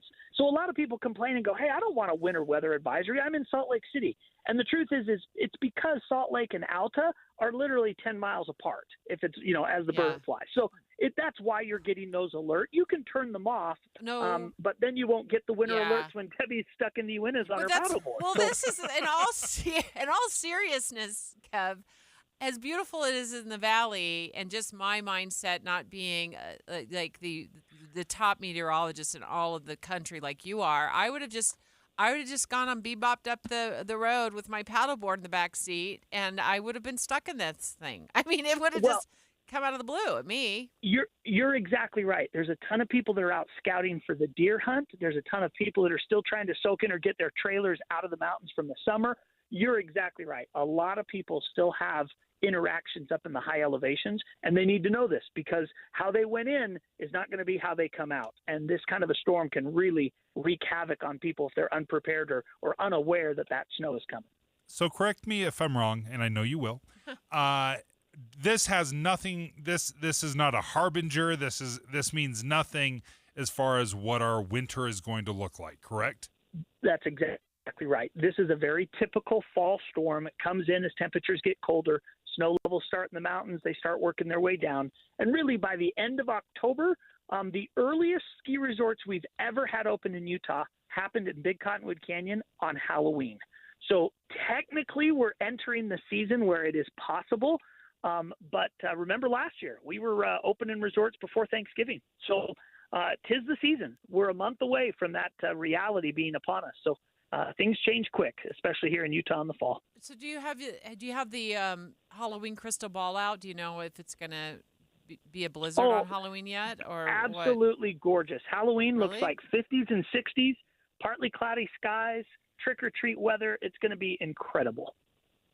Well, darn, because, my kids are grown and gone, and now I have to go spend $400 on candy to keep all the kids in Daybreak happy. I didn't realize when I moved out there that was going to be a thing, that I was going to buy all the candy at Costco, but it's fine. Well, it's all good. Forgive me, that was pure sarcasm at its level. It's 21 days away, Debbie. I don't know what Halloween's going to be like. It's partly cloudy and 50s. That's the easiest thing for me ever to say. So just stay tuned. 3 weeks from now, I will let you know exactly what Halloween's looking like. But today, that was so hook, line, and sinker. That was so you double hooked on one lure. You got both Debbie and I sucked into it. I was thinking, I'm like, 21 days out? I know. And you're Like, good. wow, you have some of the best computer models. What in kind the of a world. reputation do you have that Debbie thinks 21 days out, You're going to know the temperature. My favorite was both of you just remained silent. No. For you two is a miracle. I was That literally, never I happens. was going to run from here to Walmart to start buying up all of the candy, and then I was going to stop by Costco and get the rest. Kevin, thank you. We got to run, but snow is coming, so be cautious out there. And also, we don't know where the president is yet, but we expect any moment now. We think he's going to take to the podium to address what's going on in Israel. KSL FM Midvale, KSL Salt Lake City. Listen at home on any smart speaker and in your car at 102.7 FM. This is KSL News Radio, Utah's news, traffic, and weather station. Good afternoon. KSL News Time is 12 o'clock noon, and this is Utah's Noon News. I'm Maria Shaleos. KSL's top story this hour. It is breaking news. We are monitoring what appears to be the crash of a small plane just off Legacy Parkway in Centerville. Let's check in live with Ricky Meese in the KSL Traffic Center for the very latest. Ricky? Maria, about 15 to 20 minutes ago, a KSL texter sent in information of a possible downed aircraft. I went looking through the UDOT traffic cameras in the Centerville area and west of Legacy Parkway. I did see that emergency crews were on the right shoulder and the aircraft was laying in the field. Now, we don't have a lot of information to confirm at this point, but it is starting to affect traffic. If you are traveling southbound on Legacy Parkway, you will see delays as you're leaving Farmington and going through Centerville.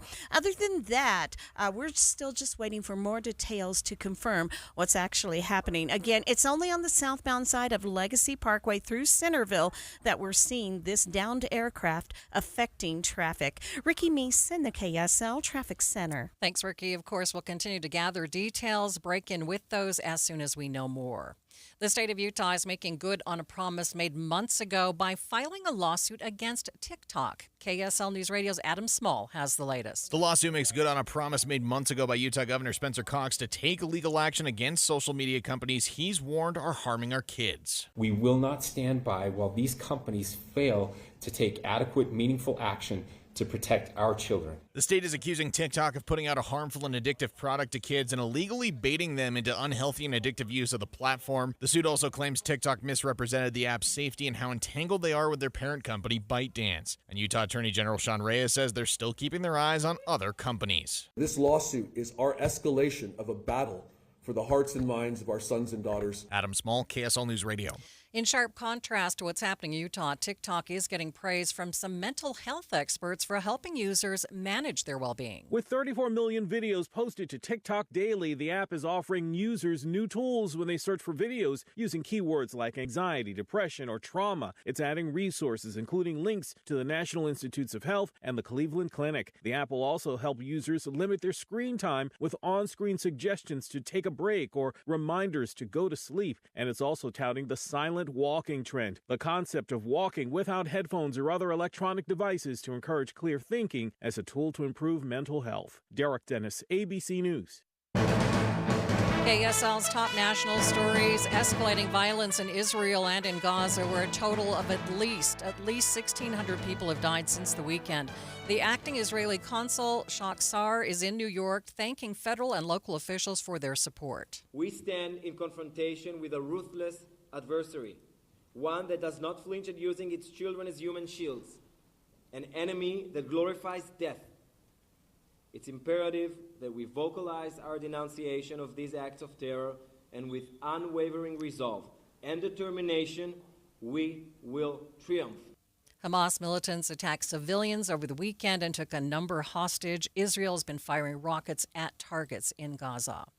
The White House says President Biden and Vice President Harris are meeting with their national security teams and speaking with Israeli Prime Minister Benjamin Netanyahu. Here's ABC's senior White House correspondent Selena Wang. The White House does make clear, though, that there are still Americans who are unaccounted for, who are missing. They can't pinpoint the exact number because it keeps on changing, but they are working with the Israeli authorities to gather more information. We are standing by to hear from President Biden, and as soon as he begins speaking, we'll bring that to you live right here on KSL News Radio. Other national stories KSL is following this hour. A candidate forum coming up later today as House Republicans look to put a new House Speaker in place. Without a speaker, the House is unable to pass legislation, from a resolution backing Israel to new funding for U.S. military aid. Republicans huddled behind closed doors for hours, weighing whether to support McCarthy's former second-in-command Steve Scalise of Louisiana or House Judiciary Chair Jim Jordan of Ohio, endorsed by Donald Trump. That is ABC News senior congressional correspondent Rachel Scott.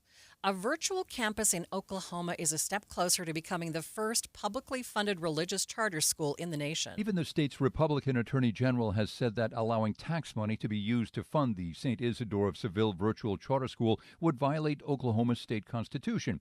Ryan Walters, also a Republican and head of the State Department of Education, supports the granting of the charter, saying it brings morality into Oklahoma schools. That is ABC's Jim Ryan reporting. Groups opposed to the concepts have promised to file suit to keep it from opening. A crash we told you about earlier on SR 73 in Utah County injured multiple people after a driver lost control and drifted into oncoming traffic. Utah County Sheriff Sergeant Spencer Cannon told KSL TV the highway has earned a bad reputation. There's been about 115 crashes just on Highway 73 between Eagle Mountain Boulevard and the boundary with Saratoga Springs. Some residents are questioning if a raised median or Jersey barrier is needed to protect drivers. First look traffic, let's check in again with Ricky Meese. We do have some southbound delays on Legacy Parkway going from Farmington into Centerville. And then for drivers on I-15 in Sandy, small accident out of traffic in the Gore area, southbound I-15 at 90th South. Ricky Meese in the KSL Traffic Center. KSL News Time, 12:05. The assault on Israel puts Jerusalem on high alert. The BYU Jerusalem Center says its students and staff are safe in Israel. We are updating this story. The Americans at risk or missing all this week on KSL News Radio. When it comes to your electrical system, do you know the warning signs to look for? What's up, everybody? I'm Mike Wilson with Any Hour Services, and it's okay if you don't know, but here are a few things that you might not even realize could be a sign of a bigger problem. Wall plates that are hot to the touch, discoloration around switches or outlets, if you hear crackling or popping or buzzing around switches or outlets, a breaker that trips a lot, switches that feel loose when you operate them, if your lights dim or flicker when a major appliance comes on, if your plugs fall out of the wall easily. You know, you're not supposed to have to bend the prongs out on a plug just to get it to stay in the wall. If you notice any of these things, you should consider having a licensed electrician check your system out. If you don't know anyone, Any Hour Services has put together a radio-only special for any homeowners listening. One of our licensed electricians will perform a comprehensive electrical inspection and give you a full written report for only $29. But you have to mention this ad when you call. To schedule your comprehensive electrical inspection by a licensed electrician for only $29, call Any Hour Services at 801-443-7300. That's 801-443-7300. Any Hour Services. Thank you for joining us for Utah's Noon News. Recapping our top local story this half hour, we're watching what appears to be a crash of a small plane just off Legacy Highway in Centerville. There is no word yet on whether anyone was hurt. KSL News Time, 12:07.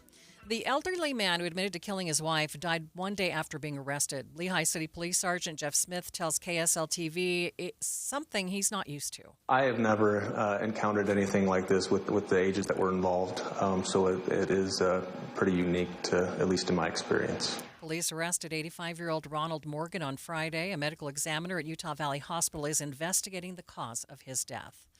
Thousands of turkeys had to be killed at a farm in Sanpete County because of an avian influenza outbreak.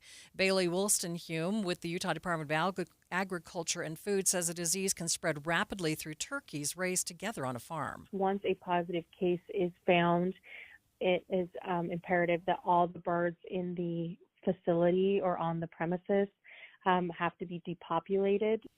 Woolstenhume says the turkeys killed last week were just about ready to go to market. The disease has not turned up on any other farms in the county. A new poll finds some Utahns want to limit development in order to save the Great Salt Lake. KSL News Radio's Heather Kelly has more. 30% of registered voters who responded to the poll say housing, industrial buildings, and businesses should take a back seat to the health of the Great Salt Lake. They believe restricting developments, along with keeping water sources from being diverted away from the lake, will help raise its levels. However, the Deseret News Hinckley Institute of Politics poll found another 30% of respondents say they aren't that concerned about the Great Salt Lake. While a small section of people favor buying water rights from farmers, the only thing most of those surveyed agree on is that a shrinking lake has a negative effect on Utah's economy. Currently, the lake brings in almost $2 billion a year. Heather Kelly, KSL News Radio. Gas prices continue to fall in Utah, averaging $4.02 a gallon today, down 2 cents overnight and about a quarter from a month ago. Tom Clozo with the Oil Price Information Service says prices could drop another 25 or 50 cents over the next few weeks. But it comes back in the first quarter of 2024. I should say that. He says one unknown factor is war in Israel and another is the status of refineries here at home.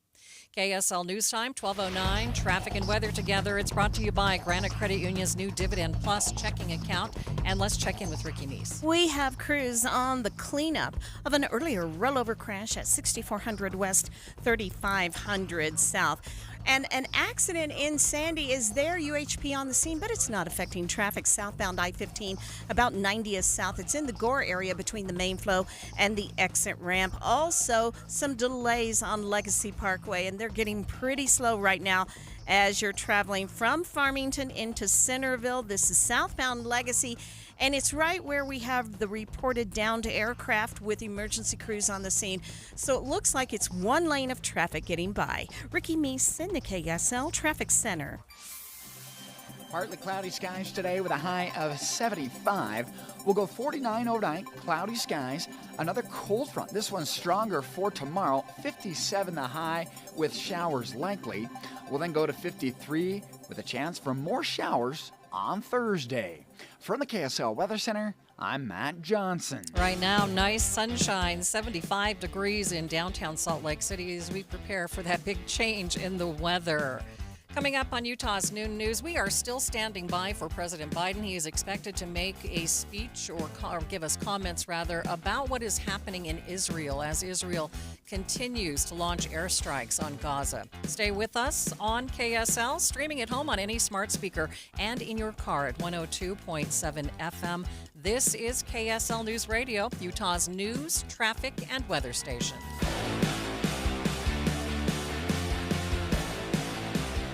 Hi, this is Doug Wright. No doubt about it, fall is my absolute favorite time of the year. Think of all the things that are going on. The excursions up into the canyons, into Park City, downtown Salt Lake City. So many great things are happening. We've got football going on. And of course, this is the time to make your reservation right now at Ruth's Chris Steakhouse. There are two great locations. If you're going up into the mountains, into the Park City area, it's Ruth's Chris Steakhouse at Hotel Park City. If you're heading into downtown Salt Lake City for a ball game, a play, a movie, whatever it might be, Ruth's Chris is at 275 South West Temple in the heart of the urban area.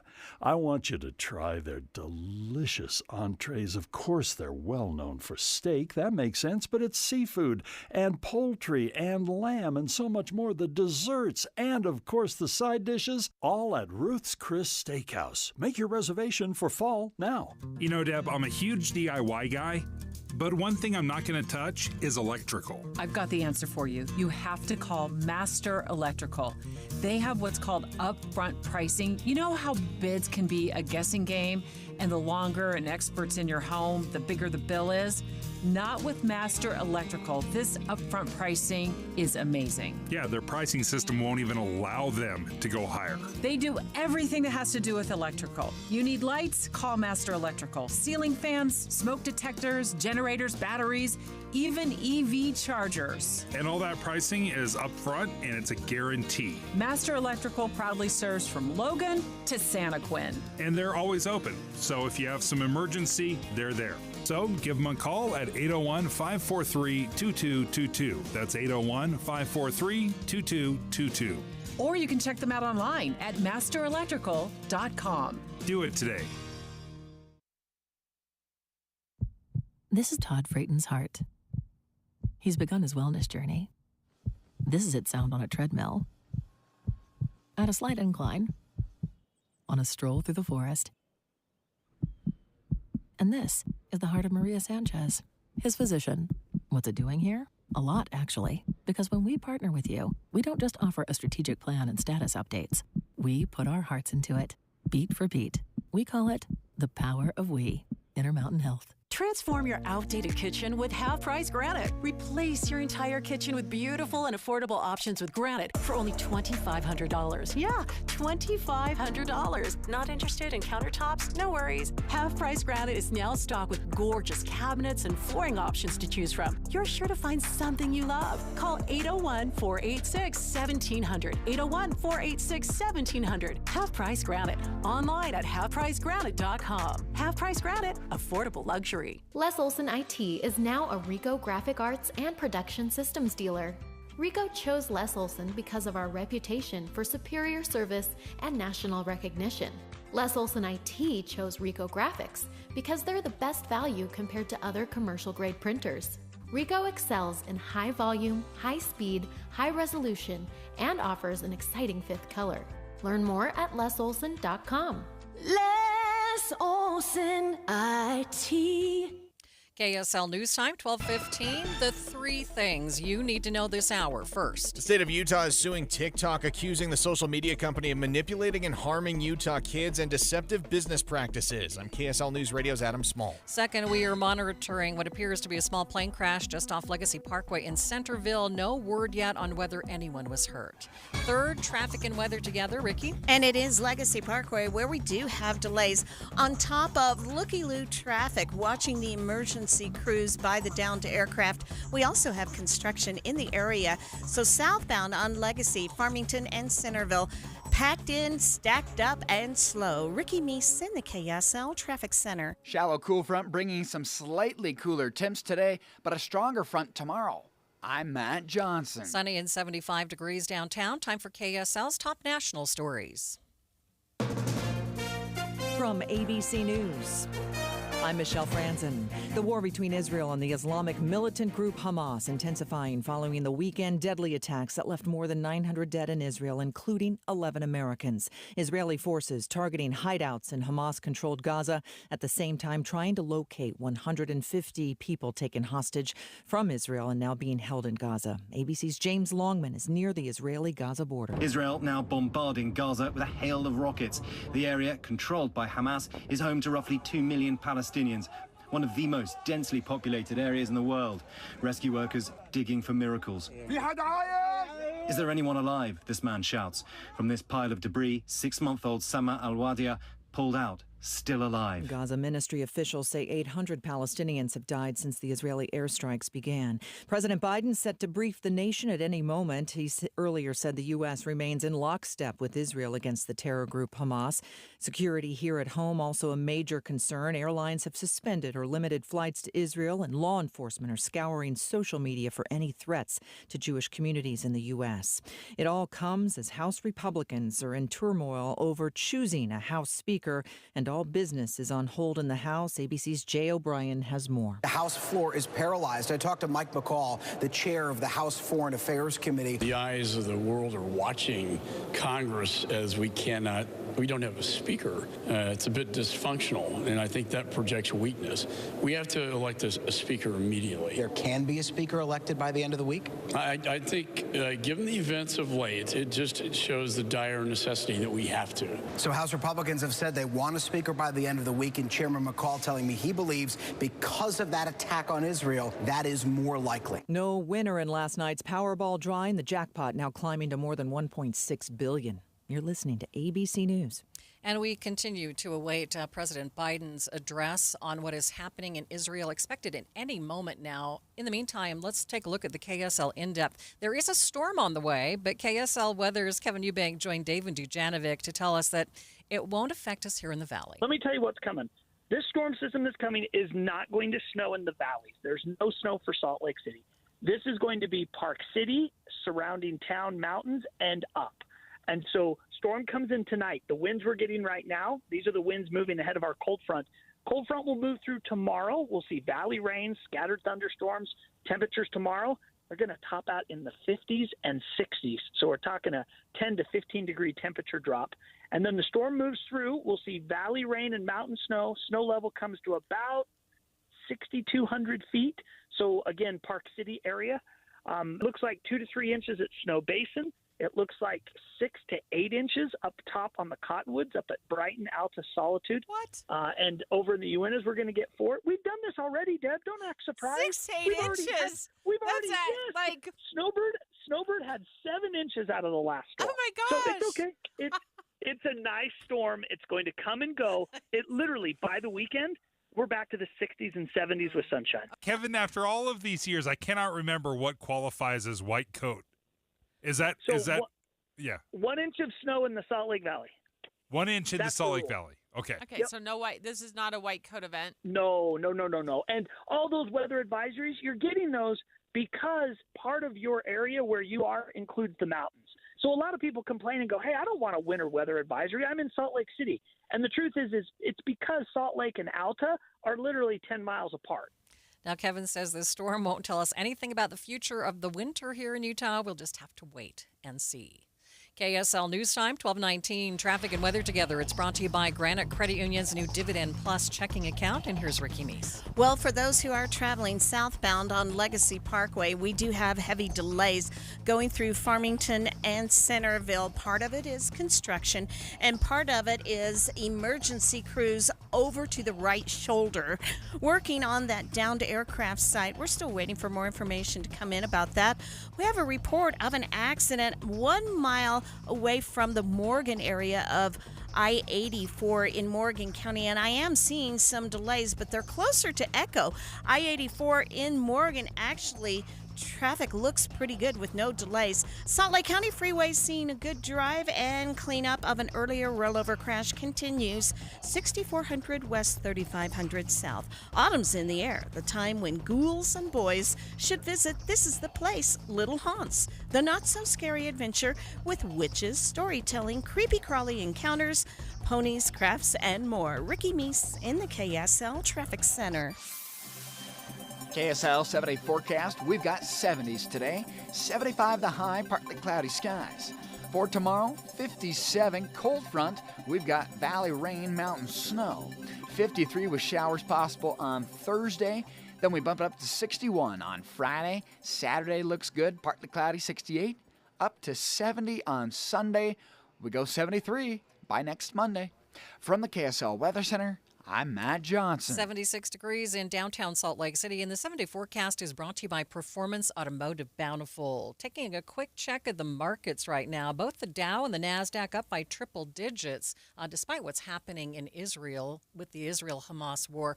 We are continuing to watch that right now. We are standing by for the president to speak at any minute.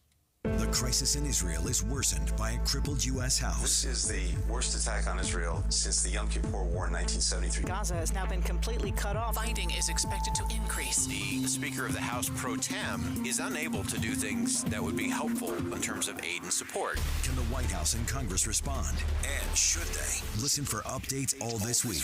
Tim and Amanda have overnight developments as soon as you get up, and we have long-form coverage during the day here on KSL News Radio.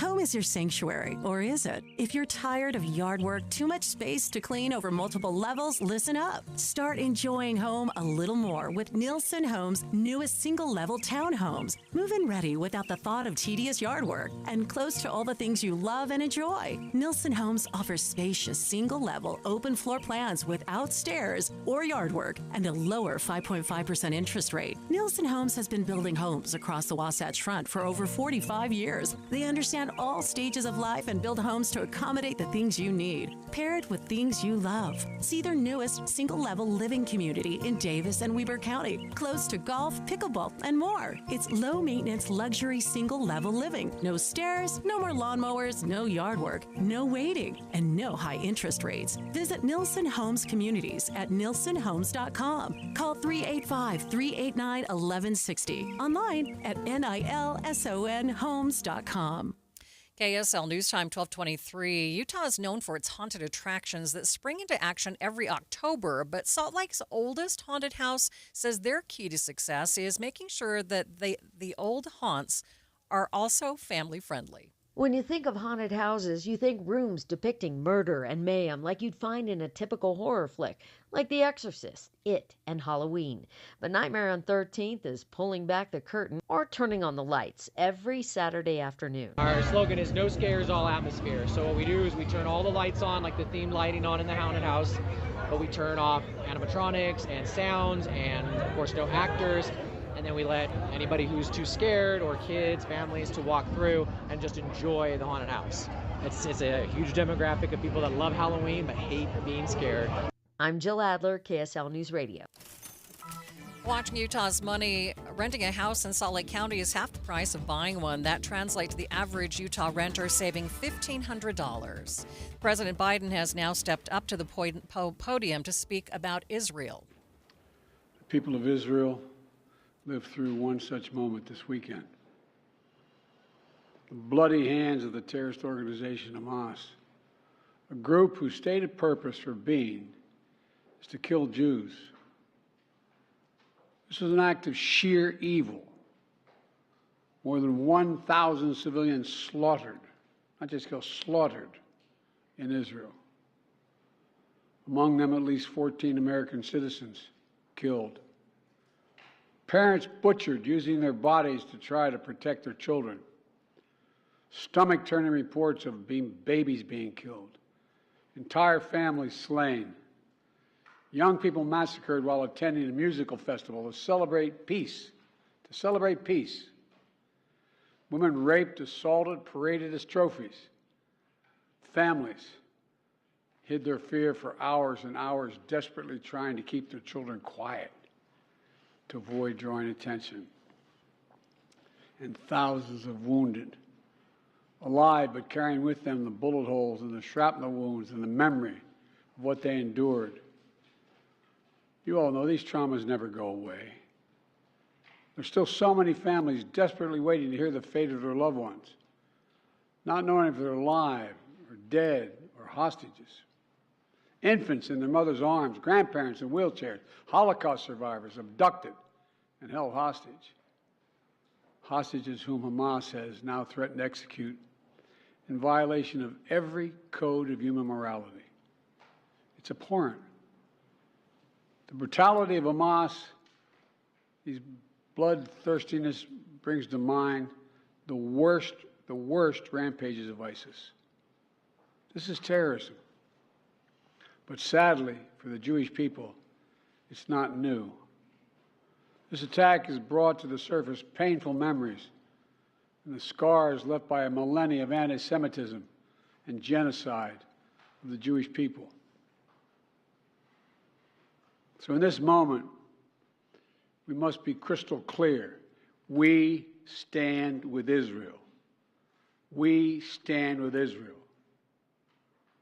And we will make sure Israel has what it needs to take care of its citizens, defend itself, and respond to this attack.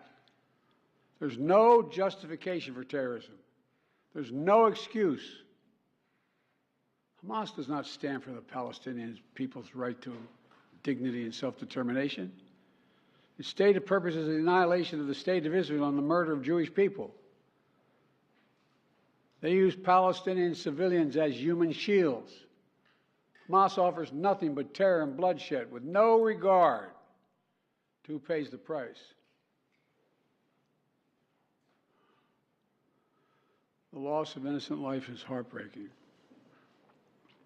Like every nation in the world, Israel has the right to respond, indeed has a duty to respond to these vicious attacks. I just got off the phone with a third call with Prime Minister Netanyahu, and I told him, the United States experience what Israel is experiencing, our response will be swift, decisive, and overwhelming. We also discussed how democracies like Israel and the United States are stronger and more secure when we act according to the rule of law. Terrorists purposely target civilians, kill them. We uphold the laws of war, the law of war. It matters. There's a difference. Today, Americans across the country are praying for all those families that have been ripped apart. A lot of us know how it feels. It leaves a black hole in your chest when you lose family. Feeling like you're being sucked in. The anger, the pain, the sense of hopelessness. This is what they mean by a human tragedy, an atrocity on an appalling scale. We're going to continue to stand united, supporting the people of Israel who are suffering unspeakable losses and opposing the hatred and violence of terrorism. My team has been in near constant communication with our Israeli partners and partners all across the region and the world from the moment this crisis began. We're surging additional military assistance, including ammunition and interceptors, to replenish Iron Dome. We're going to make sure that Israel does not run out of these critical assets to defend its cities and its citizens. My administration has consulted closely with Congress throughout this crisis. And when Congress returns, we're going to ask them to take urgent action to fund the national security requirements of our critical partners. This is not about party or politics. This is about the security of our world, the security of the United States of America. We now know that American citizens are among those being held by Hamas. I've directed my team to share intelligence and deploy additional experts from across the United States government to consult with and advise Israeli counterparts on hostage recovery efforts. Because as president, I have no higher priority than the safety of Americans being held hostage around the world. The United States has also enhanced our military force posture in the region to strengthen our deterrence. The Department of Defense has moved the USS Gerald R. Ford Carrier Strike Group to the Eastern Mediterranean and bolstered our fighter aircraft presence. And we stand ready to move in additional assets as needed. Let me say again, to any country, any organization, anyone thinking of taking advantage of this situation, I have one word: don't. Don't. Our hearts may be broken, but our resolve is clear. Yesterday, I also spoke with the leaders of France, Germany, Italy, and UK to discuss the latest developments with our European allies and coordinate our united response. This comes on top of days of steady engagement with partners across the region. We're also taking steps at home. In cities across the United States of America, police departments have stepped up. Security around centers of Jewish life. The Department of Homeland Security and the Federal Bureau of Investigation are working closely with state and local law enforcement and Jewish community partners to identify and disrupt any domestic threat that could emerge in connection with these horrific attacks. This is a moment for the United States to come together, to grieve with those who are mourning. Let's be real clear. There is no place for hate in America. Not against Jews, not against Muslims, not against anybody. We reject. What we reject is terrorism. We condemn the indiscriminate evil, just as we've always done. That's what America stands for. You know, just over 50 years ago, I was thinking about it this morning, talking to the Secretary of State, the Vice President in my office. Over 50 years ago, as a young senator, I visited Israel for the first time as a newly elected senator.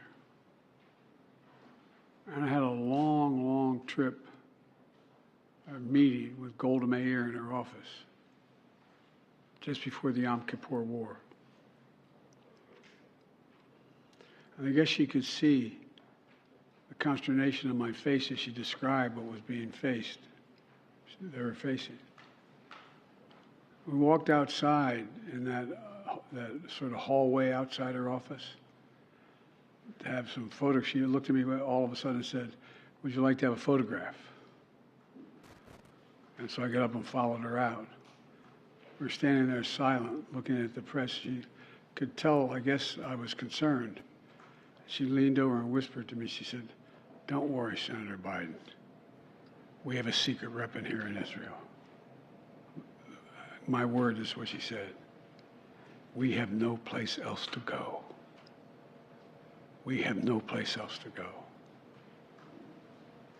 For 75 years, Israel has stood as the ultimate guarantor of the security of Jewish people around the world, so that the atrocities of the past could never happen again. And let there be no doubt, the United States has Israel's back. We will make sure the Jewish and democratic state of Israel can defend itself today, tomorrow, as we always have. It's as simple as that. These atrocities have been sickening. We're with Israel. Let's make no mistake. Thank you. Mr. President, what was your reaction?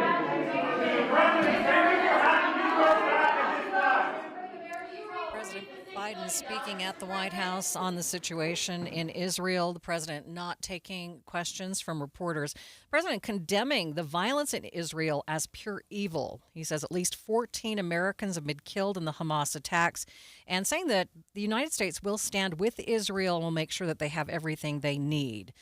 To that end, he is asking Congress to fund the effort. He says besides the Americans that have been killed, Americans are also being held by Hamas, and he's saying that security here in the United States has also been stepped up around Jewish centers. He's warning other groups not to take advantage of the situation there, ending with saying, "There's no place for hate in America. We reject terrorism." KSL News Time, 12:35. The most amazing things happen at Primary Children's Hospital. Please go to a computer and give to the KSL Giveathon at kslkids.com. Remember that first paycheck when you started working all those years ago? You looked at the net amount and thought, whoa, what happened here? Ah, the joy of taxes. It could be this way with your retirement accounts. You know how much you've saved, but if you haven't planned for Uncle Sam, you could come up short in retirement. With tax laws constantly changing, there's a lot you need to know to make sure you're not paying more than your fair share. Mike Stevens and the team at Capital Wealth Advisors can help you create a plan that shows you how taxes could affect you now and in the future. Set up your tax strategy session with Mike Stevens and Capital Wealth Advisors now. Call 801-210-5500. That's 801-210-5500. Make sure you know how these changes could affect you so you can avoid some of those whoa moments in retirement. Call 801-210-5500. Advisory services offered through Capital Wealth Advisors, LLC, a state of Utah registered investment advisor. Firm may not give tax advice.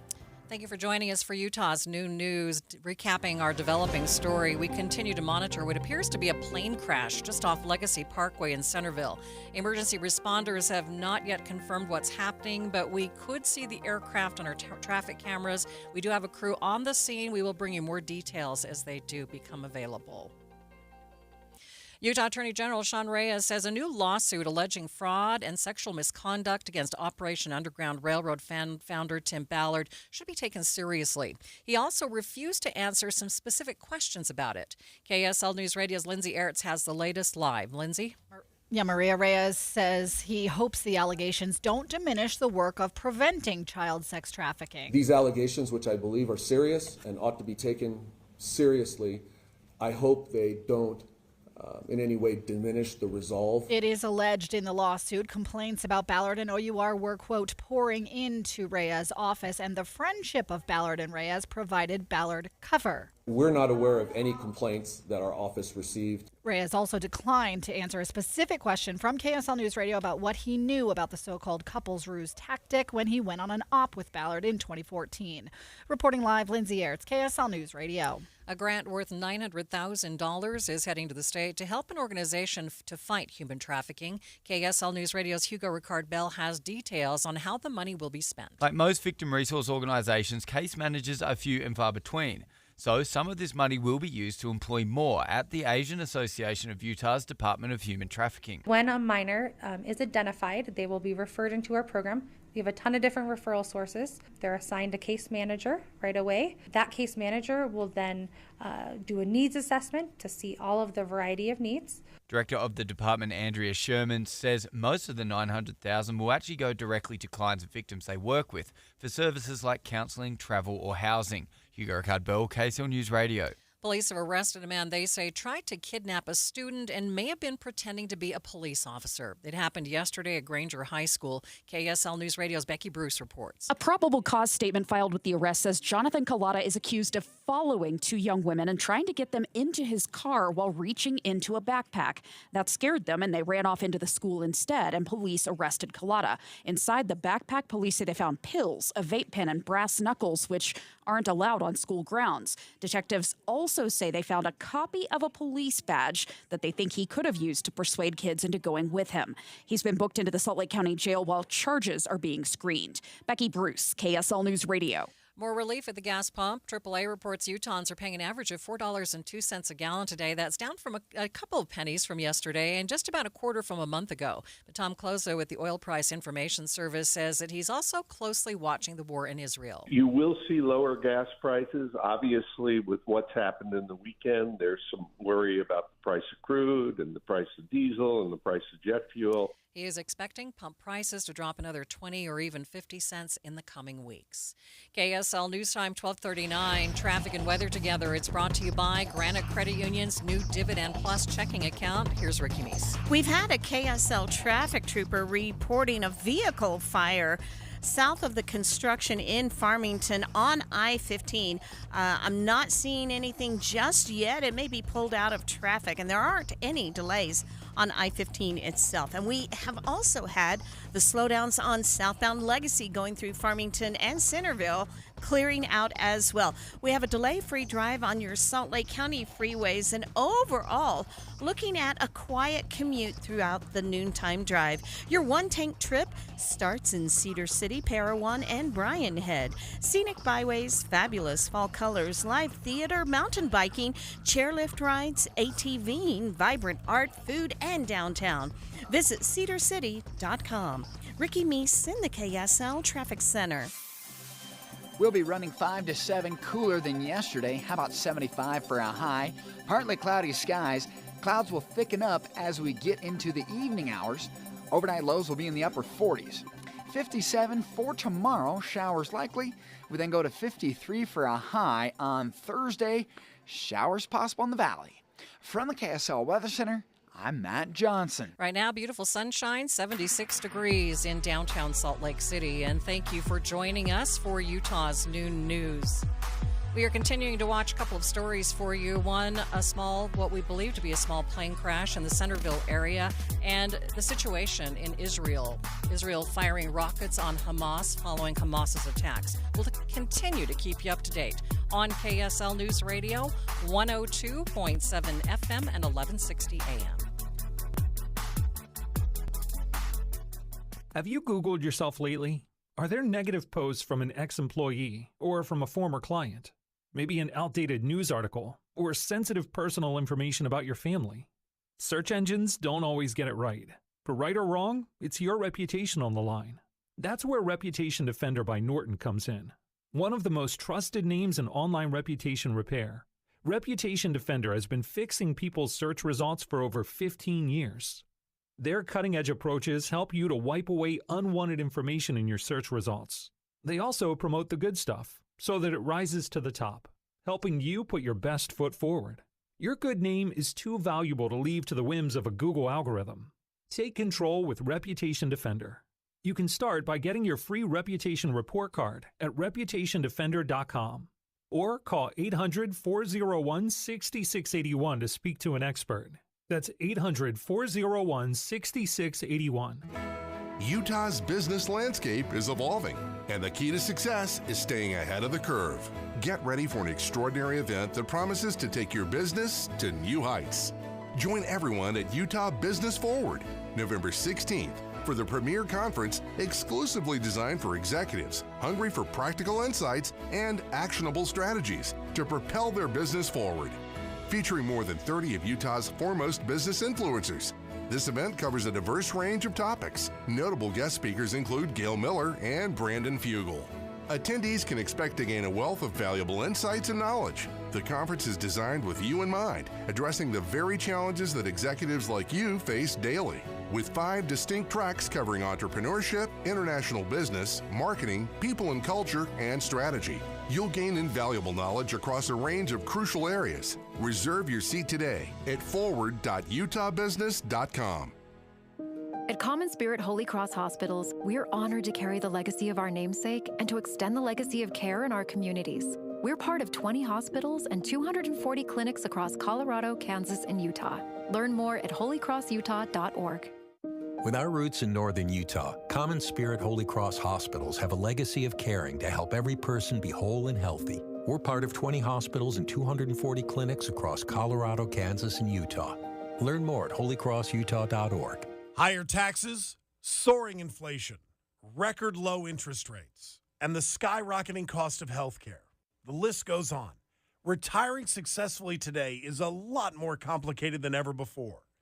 Learn how you can tackle the biggest challenges that you'll face in retirement today. Don't miss a special edition of Retirement Solutions Radio. It's this Saturday afternoon at 3 o'clock, right here on KSL, News Radio 1027. KSL News Time 1245. The 3 things you need to know this hour. First, a $900,000 federal grant has been allocated to the Department of Human Trafficking at the Asian Association of Utah, which is a victim resource organization. I'm KSL News Radio's Hugo Cardwell. Second, a small plane has crashed just off Legacy Parkway in Centerville. We have just had confirmation that 1 person has died in that crash. Third, traffic and weather together. Ricky? Right now, we're looking at a delay-free drive on I-15 both directions between Ogden and Provo. Crash-free on your Salt Lake County freeways. A little bit of busy traffic right at the junction of westbound I-80 and I-215's East Belt, but overall, a nice and quiet drive. Ricky Meese in the KSL Traffic Center. 70s today, turn to 50s tomorrow with showers. I'm Matt Johnson. Sunny and 76 degrees downtown. Time for KSL's top national stories from ABC News. President Biden addressing the nation and pledging unwavering support for Israel 4 days after the Islamic group Hamas carried out a deadly multi-pronged attack across Israel. The president denouncing those attacks and the killings of Jews. This was an act of sheer evil. More than 1,000 civilians slaughtered, not just killed, slaughtered in Israel. Among them, at least 14 American citizens killed. More than 800 Palestinians also killed in the Hamas-controlled Gaza Strip, where Israeli forces have carried out hundreds of airstrikes in the past few days. Hamas militants have also taken 150 people from Israel hostage and are holding them in Gaza. The U.S. working to find out more about Americans still missing in Israel. There's still so many families desperately waiting to hear the fate of their loved ones, not knowing if they're alive or dead or hostages. Israel has called up more than 300,000 reservists. I'm Michelle Franzen, ABC News. Time for the KSL In-Depth. Today, we are taking a look at what it's like for mothers at the state prison. Danielle has 5 kids, ages 5 months to 13. Amanda has 6 kids. 1 died since she's been in prison. Her children, her 5, range in age from 1 to 15 years old. Danielle and Amanda are both serving time on drug charges. Amanda started using 3 years ago, but Danielle started as a child. I started when I was really young. I was 12. It leads just back to my father, and he's been in prison my whole life. Amanda tells us how her kids are doing. My 15-year-old, she's doing all right. She kind of has to play mom for her other siblings right now because they're at home with my husband. So he works full-time, so she does, like I said, the mom job. My 13-year-old, he's pretty good just because he has, like, frequent visits with me. My 1-year-old, I haven't seen her since she was 5 days old. And then my 7-year-old, she's all right. She has, like, a little bit of behavioral concerns right now. But Danielle's kids are struggling more. They're not doing great. Well, my little girl, my 9-year-old, she pulls out her eyelashes and her eyebrows. She doesn't have any, and now she's pulling out the hair in her head. And my newborn, she wasn't gaining weight. They were going to have to put her on a formula that helped her gain weight because she stopped gaining weight after I left. And it's just hard to explain to my 3-year-old and where I'm at. He's always asking me. And then my 13-year-old just acts like everything's okay. And she explains how she gets through it. I just have to pretend most days that I don't have children. It's the only way to get through. Danielle wishes the public would understand how much moms in prison love their kids. We're like everyone else, and I think that line gets kind of blurred because they hear the word prison and then they think that, we are something that we're monsters, We need to put a face to the moms that are in prison, and doing that is hard because people don't get to see what's really going on inside of these walls. Jail isn't as bad, it's just a word. People need to understand that we're all people too, and we love our children just as much as the next. Amanda and Danielle both have hopes for their children. I just hope that they learn from my mistakes and don't make the same decisions I've made, and they keep on the steady path that they're on right now, because they are really good students. They're good kids. They're very respectful. I just hope they don't follow my example that I've set thus far. I really hope that they don't turn out like I did. And the saddest thing is my dad was saying the same thing about me. And so this cycle has to change, and it starts with me. And you've been listening to the KSL In-Depth at 15 and 45. We do have some breaking news. We are just learning one of the people killed in Israel was a member of the Jewish community here in Utah. Rabbi Remy Zippel sent out a message on social media confirming that Lotan Abir was at the music festival that was attacked by Hamas on late Friday night. Now, at least the president saying at least 14 Americans have died in these attacks. KSL News Time, 12:49. Traffic and weather together. It's brought to you by Granite Credit Union's new Dividend Plus checking account. Let's get the latest with Ricky Meese. We are back to a crash-free drive on all the Valley freeways, as well as delay-free. But in Tooele County, we have had some big backups at the intersection of SR 36 Main Street and 1000 North in Tooele. That light is seeing both north and southbound backups in the area. No other delays on your Salt Lake County freeways or your main secondaries. Join the Utah Symphony for the greatest classical hits from the 1700s to today. Tickets start at $21. Get yours today at utahsymphony.org. Ricky Meese in the KSL Traffic Center. KSL 7-day forecast, we've got a cold front headed our way. 75 today, partly cloudy skies, not bad. Tomorrow we drop it off to 57 degrees, showers likely with snow down to 7,000 feet. 53 on Thursday, bringing that snow level potentially down to 6,500 feet. It's valley rain showers. 61 on Friday, mostly sunny, partly cloudy, 68 by Saturday. Hey, look at Sunday, partly cloudy skies with a high of 70 degrees. From the KSL Weather Center, I'm Matt Johnson. Sunny and 75 degrees in downtown Salt Lake City. The 7-day forecast is brought to you by Performance Automotive Bountiful. A quick check of the markets. Both the Dow and the NASDAQ had been up by triple digits. The NASDAQ now falling back in the past half hour. It's now below 100.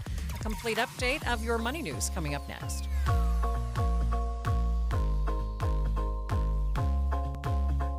Hallelujah!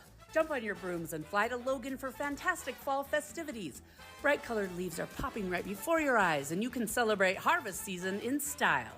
October 13th and 14th, step back in time at the American West Heritage Center for their annual Fall Harvest Festival. It's so impressive to see the massive 1911 steam engine. It powers a vintage grain thresher and one of only a few left in the entire United States. The farmers throw in bundles of grain with pitchforks, and the thresher spits out a huge pile of straw. They've got pony rides and train rides, cider pressing, games, corn shelling, and all sorts of fun. Dive into a month full of hocus pocus and creepy crawly hair-raising hauntings. Get your scream on all month long for the terrors of the 10th West Scare House, spooky encounters on the historic downtown Logan Ghost Tour, or traipsing through 2 giant corn mazes.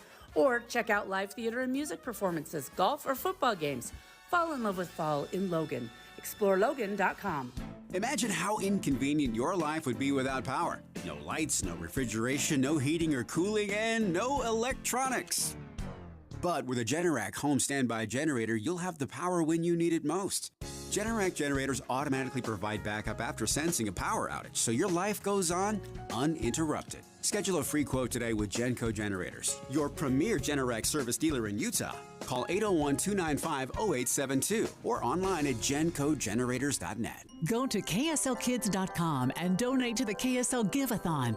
We need your help raising money for sick Utah kids receiving treatment at Primary Children's Hospital. Be a smile maker. An automatic gift each month helps save the lives of children all year long. Sponsored by J&J Garden Center in Layton. A big thanks to other generous sponsors, including Big Canyon Homes and Sugar House Industries, for their amazing support of the kids at Primary Children's. With the KSL Giveathon, we can't do it without you. Please give. Save $2,500 on a new furnace and air conditioner from Any Hour Services. For more information, call Any Hour Services or schedule a free estimate online at anyhourservices.com. Boyd Matheson on the pitfalls of politics. If we want to be an informed news consumer, you have to differentiate between politics and policy. The politics usually is playing to the emotional space. Often we've been conditioned to react inappropriately to anger, fear, frustration, and so on. Policy is always about solutions. You may not agree with it in terms of the path to get there, but that's okay, because you can have a policy discussion based on principles. When you get to the politics, it's more about attacking the other side, demonizing or weaponizing the words of an opponent or someone that you disagree with, or just having contempt that the other side isn't just wrong, but they're wrong and evil. Policy never gets into that space. Policy is, here's a way to get a result. Here's a path to do it. You don't have to agree, but that path is always going to lead you to the best solution. Join Inside Sources with Boyd Matheson, 1 to 3 on KSL News Radio. KSL News Time, 12:54. It's the Great Pumpkin Half Moon Bay. The California town's annual Pumpkin Way-Off contest winner is a gourd from Minnesota. Travis Geiger called his entry Michael Jordan because, well, that's his favorite basketball player, and because of the pumpkin itself. Started out basketball round, like perfectly orange pretty, and I said to everyone, I'm like, this is going to be a perfectly round basketball-shaped pumpkin. Just wait. The Anoka, Minnesota man did wait and wait and wait until Michael Jordan was 2,749 pounds. Then he plucked it, pulled it from the ground, and entered it in the Half Moon Bay Pumpkin Way-Off. After carting it out to California, he won, takes home the $30,000 grand prize. Sherry Preston, ABC News. Watching Utah's money, Costco is in the midst of a new lawsuit. The company is being accused of sharing private health information with Meta. The lawsuit says Costco used Meta Pixel code, which allows Meta companies to track visitor activity, including in the pharmacy section. The auto workers' strike just grew by 4,000 people after Mack truck employees turned down a contract and walked off the job yesterday. United Auto Workers President Sean Fain says in a letter to the parent company, Volvo Trucks, that almost 3/4 of workers voted to ditch the proposed deal. Burger King restaurants are getting a facelift. In the latest move to revitalize the company brand, Burger King locations all over the country are going to be remodeled. The brand design, one word, sizzle. We'll have to wait and see what sizzle looks like next year. Taking a look at your money at this moment, the Dow is up by 115 points. It sits at 33,715. S&P 500 up by 32. And the NASDAQ, it's up by 81 points. Beer could be more bitter in the future because of climate change. A new study in the journal Nature says climate change could soon make beer, the world's most popular alcoholic drink, much more bitter. Researchers say higher temperatures and drought in limited regions where the best hops for beer are grown, mostly in Europe, are altering the quality of the hops, which in turn alter their flavor. Farmers have been able to combat this by mixing hops for the best results, but the process is expensive, tedious, and not sustainable. Researchers noting the link between rising temperatures and reduced beer quality and are sounding the alarm. Derek Dennis, ABC News. Jim Gaffigan here with some more Straight Talk. Now you can get a Walmart Plus membership, plus not pay for it, because it's included with Straight Talk wireless plans. You get free delivery with Walmart Plus, plus a Paramount Plus subscription included. Plus, you pay less for gas. That's a lot of pluses. Only Straight Talk gives you unlimited 5G data and Walmart Plus included on select plans for free. Straight Talk Wireless, available at Walmart. Requires service on Gold or Platinum Unlimited. One offer per eligible account. Paramount Plus Essential Plan only. Separate registration required. Additional terms apply. As the weather turns colder, this is when you need to get those new windows. So call Advanced Window Products. They'll replace your single-pane, rickety old windows with stylish, state-of-the-art double-pane windows with precision frames. You pick the style style and color. They're custom made right here in Salt Lake City. This company is so Utah. It's run by two guys who grew up here, Jake Weber and Utes defensive star Nate Orchard, the mayor of Sacktown with 7 NFL seasons under his belt. Great guys, great company, building high-quality windows for 37 years. Unlike other companies, they build the windows, they install the windows, and they guarantee them for life. No middleman. There's Jake, Nate, and their team, and there's you. Saving on the highest quality windows. Right now, before winter, get $2,000 off 10 windows or more, and they offer 60 months, 0% financing. So call Advanced Window Products now. You could have stylish new windows in 8 weeks. 801-850-9100. 801-850-9100 or visit AdvancedWindowsUSA.com. KSL has your tickets for Taylor. We're filling a megaplex theater full of Swifties, and we want you there. Listen for the keyword weekdays at 8:45, 11:45, and 3:45. Then text it to 57500 for your chance to win. Want a reminder? Text the word Taylor to 57500 and we'll alert you when the contest is about to start. Details and more chances to win at KSLNewsRadio.com. Traffic and weather together, brought to you by Granite Credit Union's new Dividend Plus checking account. Here's Ricky Meese.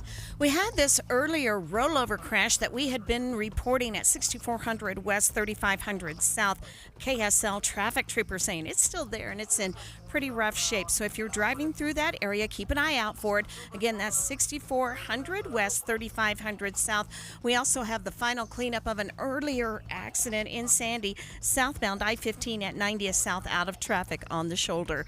Teton Sports annual warehouse sale is this Friday and Saturday. Save up to 75% on new and lightly used outdoor gear this weekend only. Visit TetonSports.com. Ricky Meese in the KSL Traffic Center. And taking a look at the forecast for the Wasatch Front, get ready for a big change. It looks like a 70% chance of showers tomorrow. The high dropping down to 57. Today's high 75. We've already surpassed that 77 degrees downtown. KSL FM Midvale, KSL Salt Lake City. Listen at home on any smart speaker and in your car at 102.7 FM. This is KSL News Radio, Utah's news, traffic, and weather station. It's 1 o'clock at KSL News Radio. I'm Dale Spalding. KSL's top story this hour, an act of evil. That's what President Biden called the Hamas terror attacks over the weekend. He promised the support of the U.S. along with our allies and partners around the world. This attack has brought to the surface painful memories and the scars left by a millennia of anti-Semitism and genocide of the Jewish people. The president spoke live just within the last half hour. A virtual campus in Oklahoma is a step closer to becoming the first publicly funded religious charter school in the nation. ABC's Jim Ryan reports. Even the state's Republican Attorney General has said that allowing tax money to be used to fund the St. Isidore of Seville virtual charter school would violate Oklahoma's state constitution. Ryan Walters, also a Republican and head of the State Department of Education, supports the granting of the charter, saying it brings morality into Oklahoma schools. Ryan says groups opposed to the concept have promised to file suit to keep it from opening.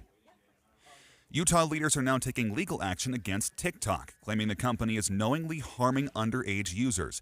KSL News Radio's Adam Small has the details. The lawsuit claims TikTok is marketing an addictive product to kids while knowing it can harm them and that it's forcing them into unhealthy use of the platform. Make no mistake that Utah will continue to lead out to protect children from the harms of social media. This makes good on a promise made by Utah Governor Spencer Cox months ago to take legal action against social media companies, and Utah Attorney General Sean Reyes says they're still eyeing others. The state is also alleging TikTok misrepresented the app's safety and how entangled they are with their parent company, ByteDance.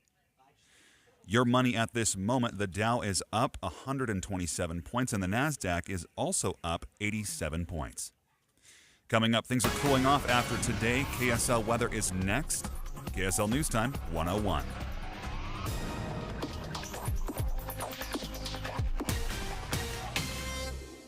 Start your days with knowledgeable, friendly voices telling you about the latest news and weather out there. Hi, this is Tim Hughes and Amanda Dixon. In the business of waking you up each morning from 5 to 9. On KSL News Radio. Does your student have a hard time getting up in the morning? Or struggle to fit certain classes into a packed schedule? Consider a few online classes at Mountain Heights Academy, a tuition-free online public charter school.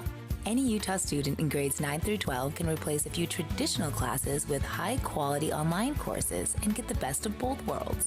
Their teachers have years of experience in digital education, and all courses meet Utah graduation requirements. Learn more at mountainheightsacademy.org. Do you ever feel like your brain is getting in its own way?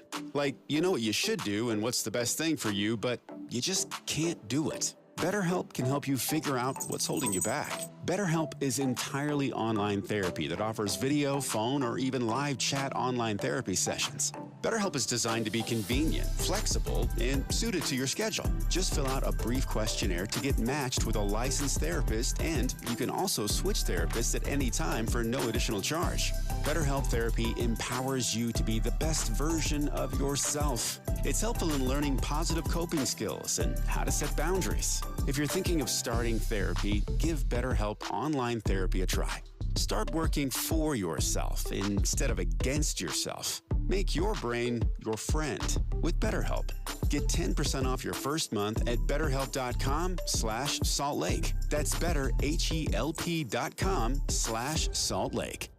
The Salt Lake Chamber is Utah's voice for business. Okay, that sounds great, but what does it really mean?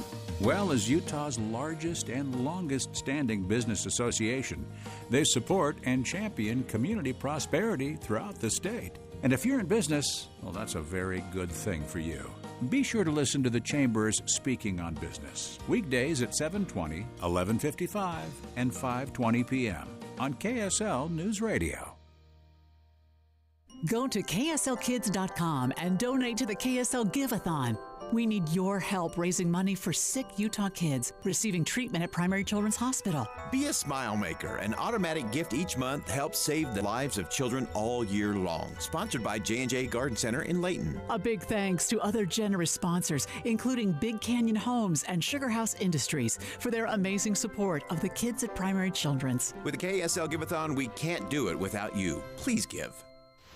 Traffic and weather together brought to you by Granite Credit Union's new Dividend Plus checking account. Here's Ricky Meese. Cleanup continues of an earlier rollover crash, 3500 South, 6400 West in West Valley. We're also in the final clearing stages of two crashes with Salt Lake PD at the scene, 500 South, 100 East, and 1300 East, and 1000 South. Dracula returns, and yes, there are flying vampires. Live with the Ballet West Orchestra, October 20th through the 28th. Tickets at balletwest.org. Ricky Meese in the KSL Traffic Center. KSL weather, today's high 75 with clouds building up this evening. A cold front moves in tomorrow with valley rain and high elevation snow.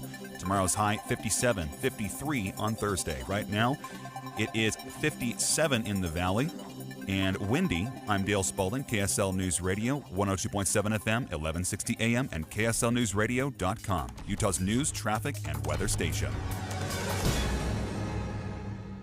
Inside Sources. Inside Sources. America's voice of reason. Boyd Matheson on Utah's home for elevated conversation. Inside Sources on KSL News Radio.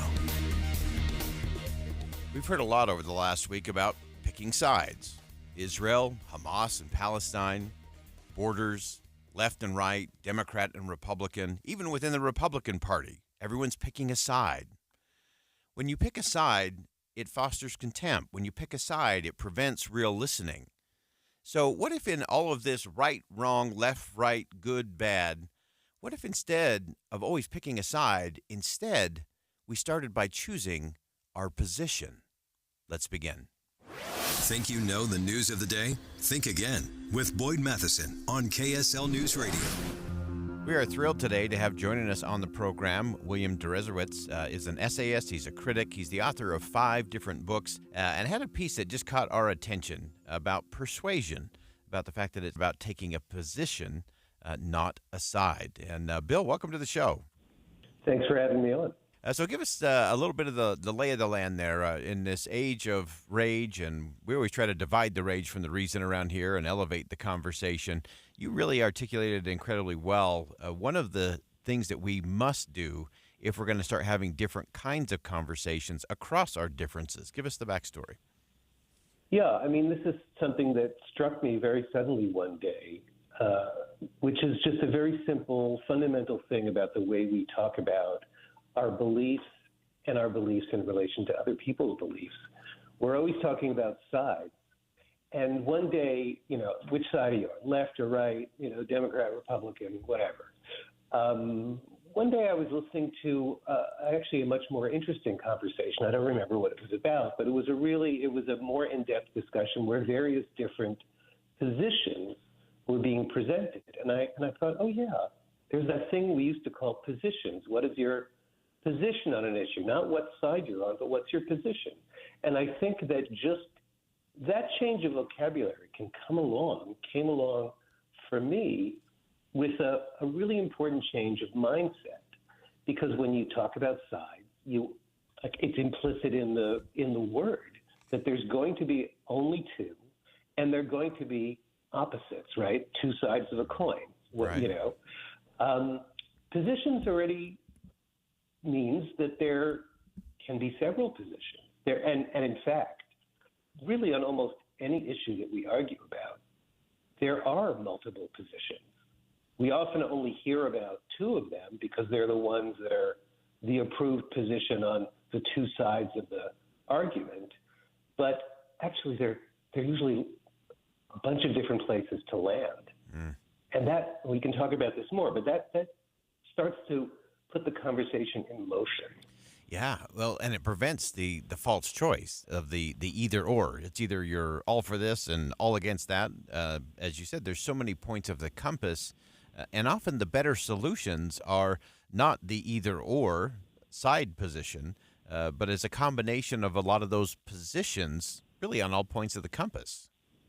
I think that that's a great point. And I love the metaphor that you use, which is compass, right? Not, spectrum or line, which I think is the way we normally, when we say from right to left, even there, we're talking about this line where it's like they line up and you always know which side, are you to the left of this person? You talk about compass, there's a little dimensionality there. Things can go in different directions.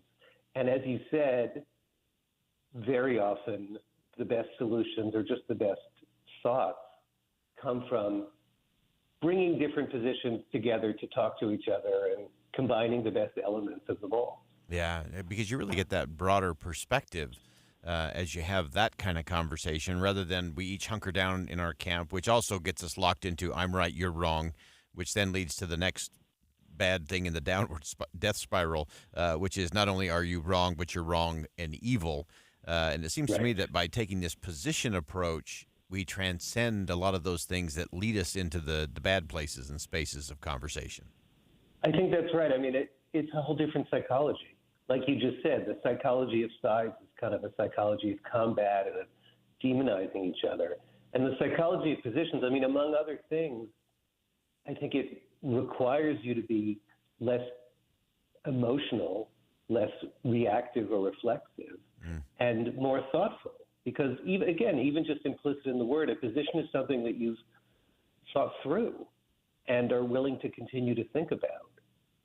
Yeah, and that thinking, stopping in, we always talk about it in the context of think again, and avoid that instant certainty that I think is also part of the sides issue. Because if it's a side thing, it's really easy to be instantly certain in terms of right, wrong, good, bad, all of that.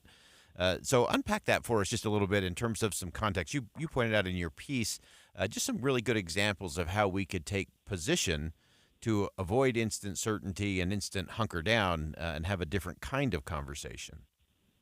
Right. Well, one example I give is the abortion debate. We normally think there's the pro-life side and the pro-choice side. But if you start to think in terms of positions, you recognize there's some people who believe abortion should be illegal.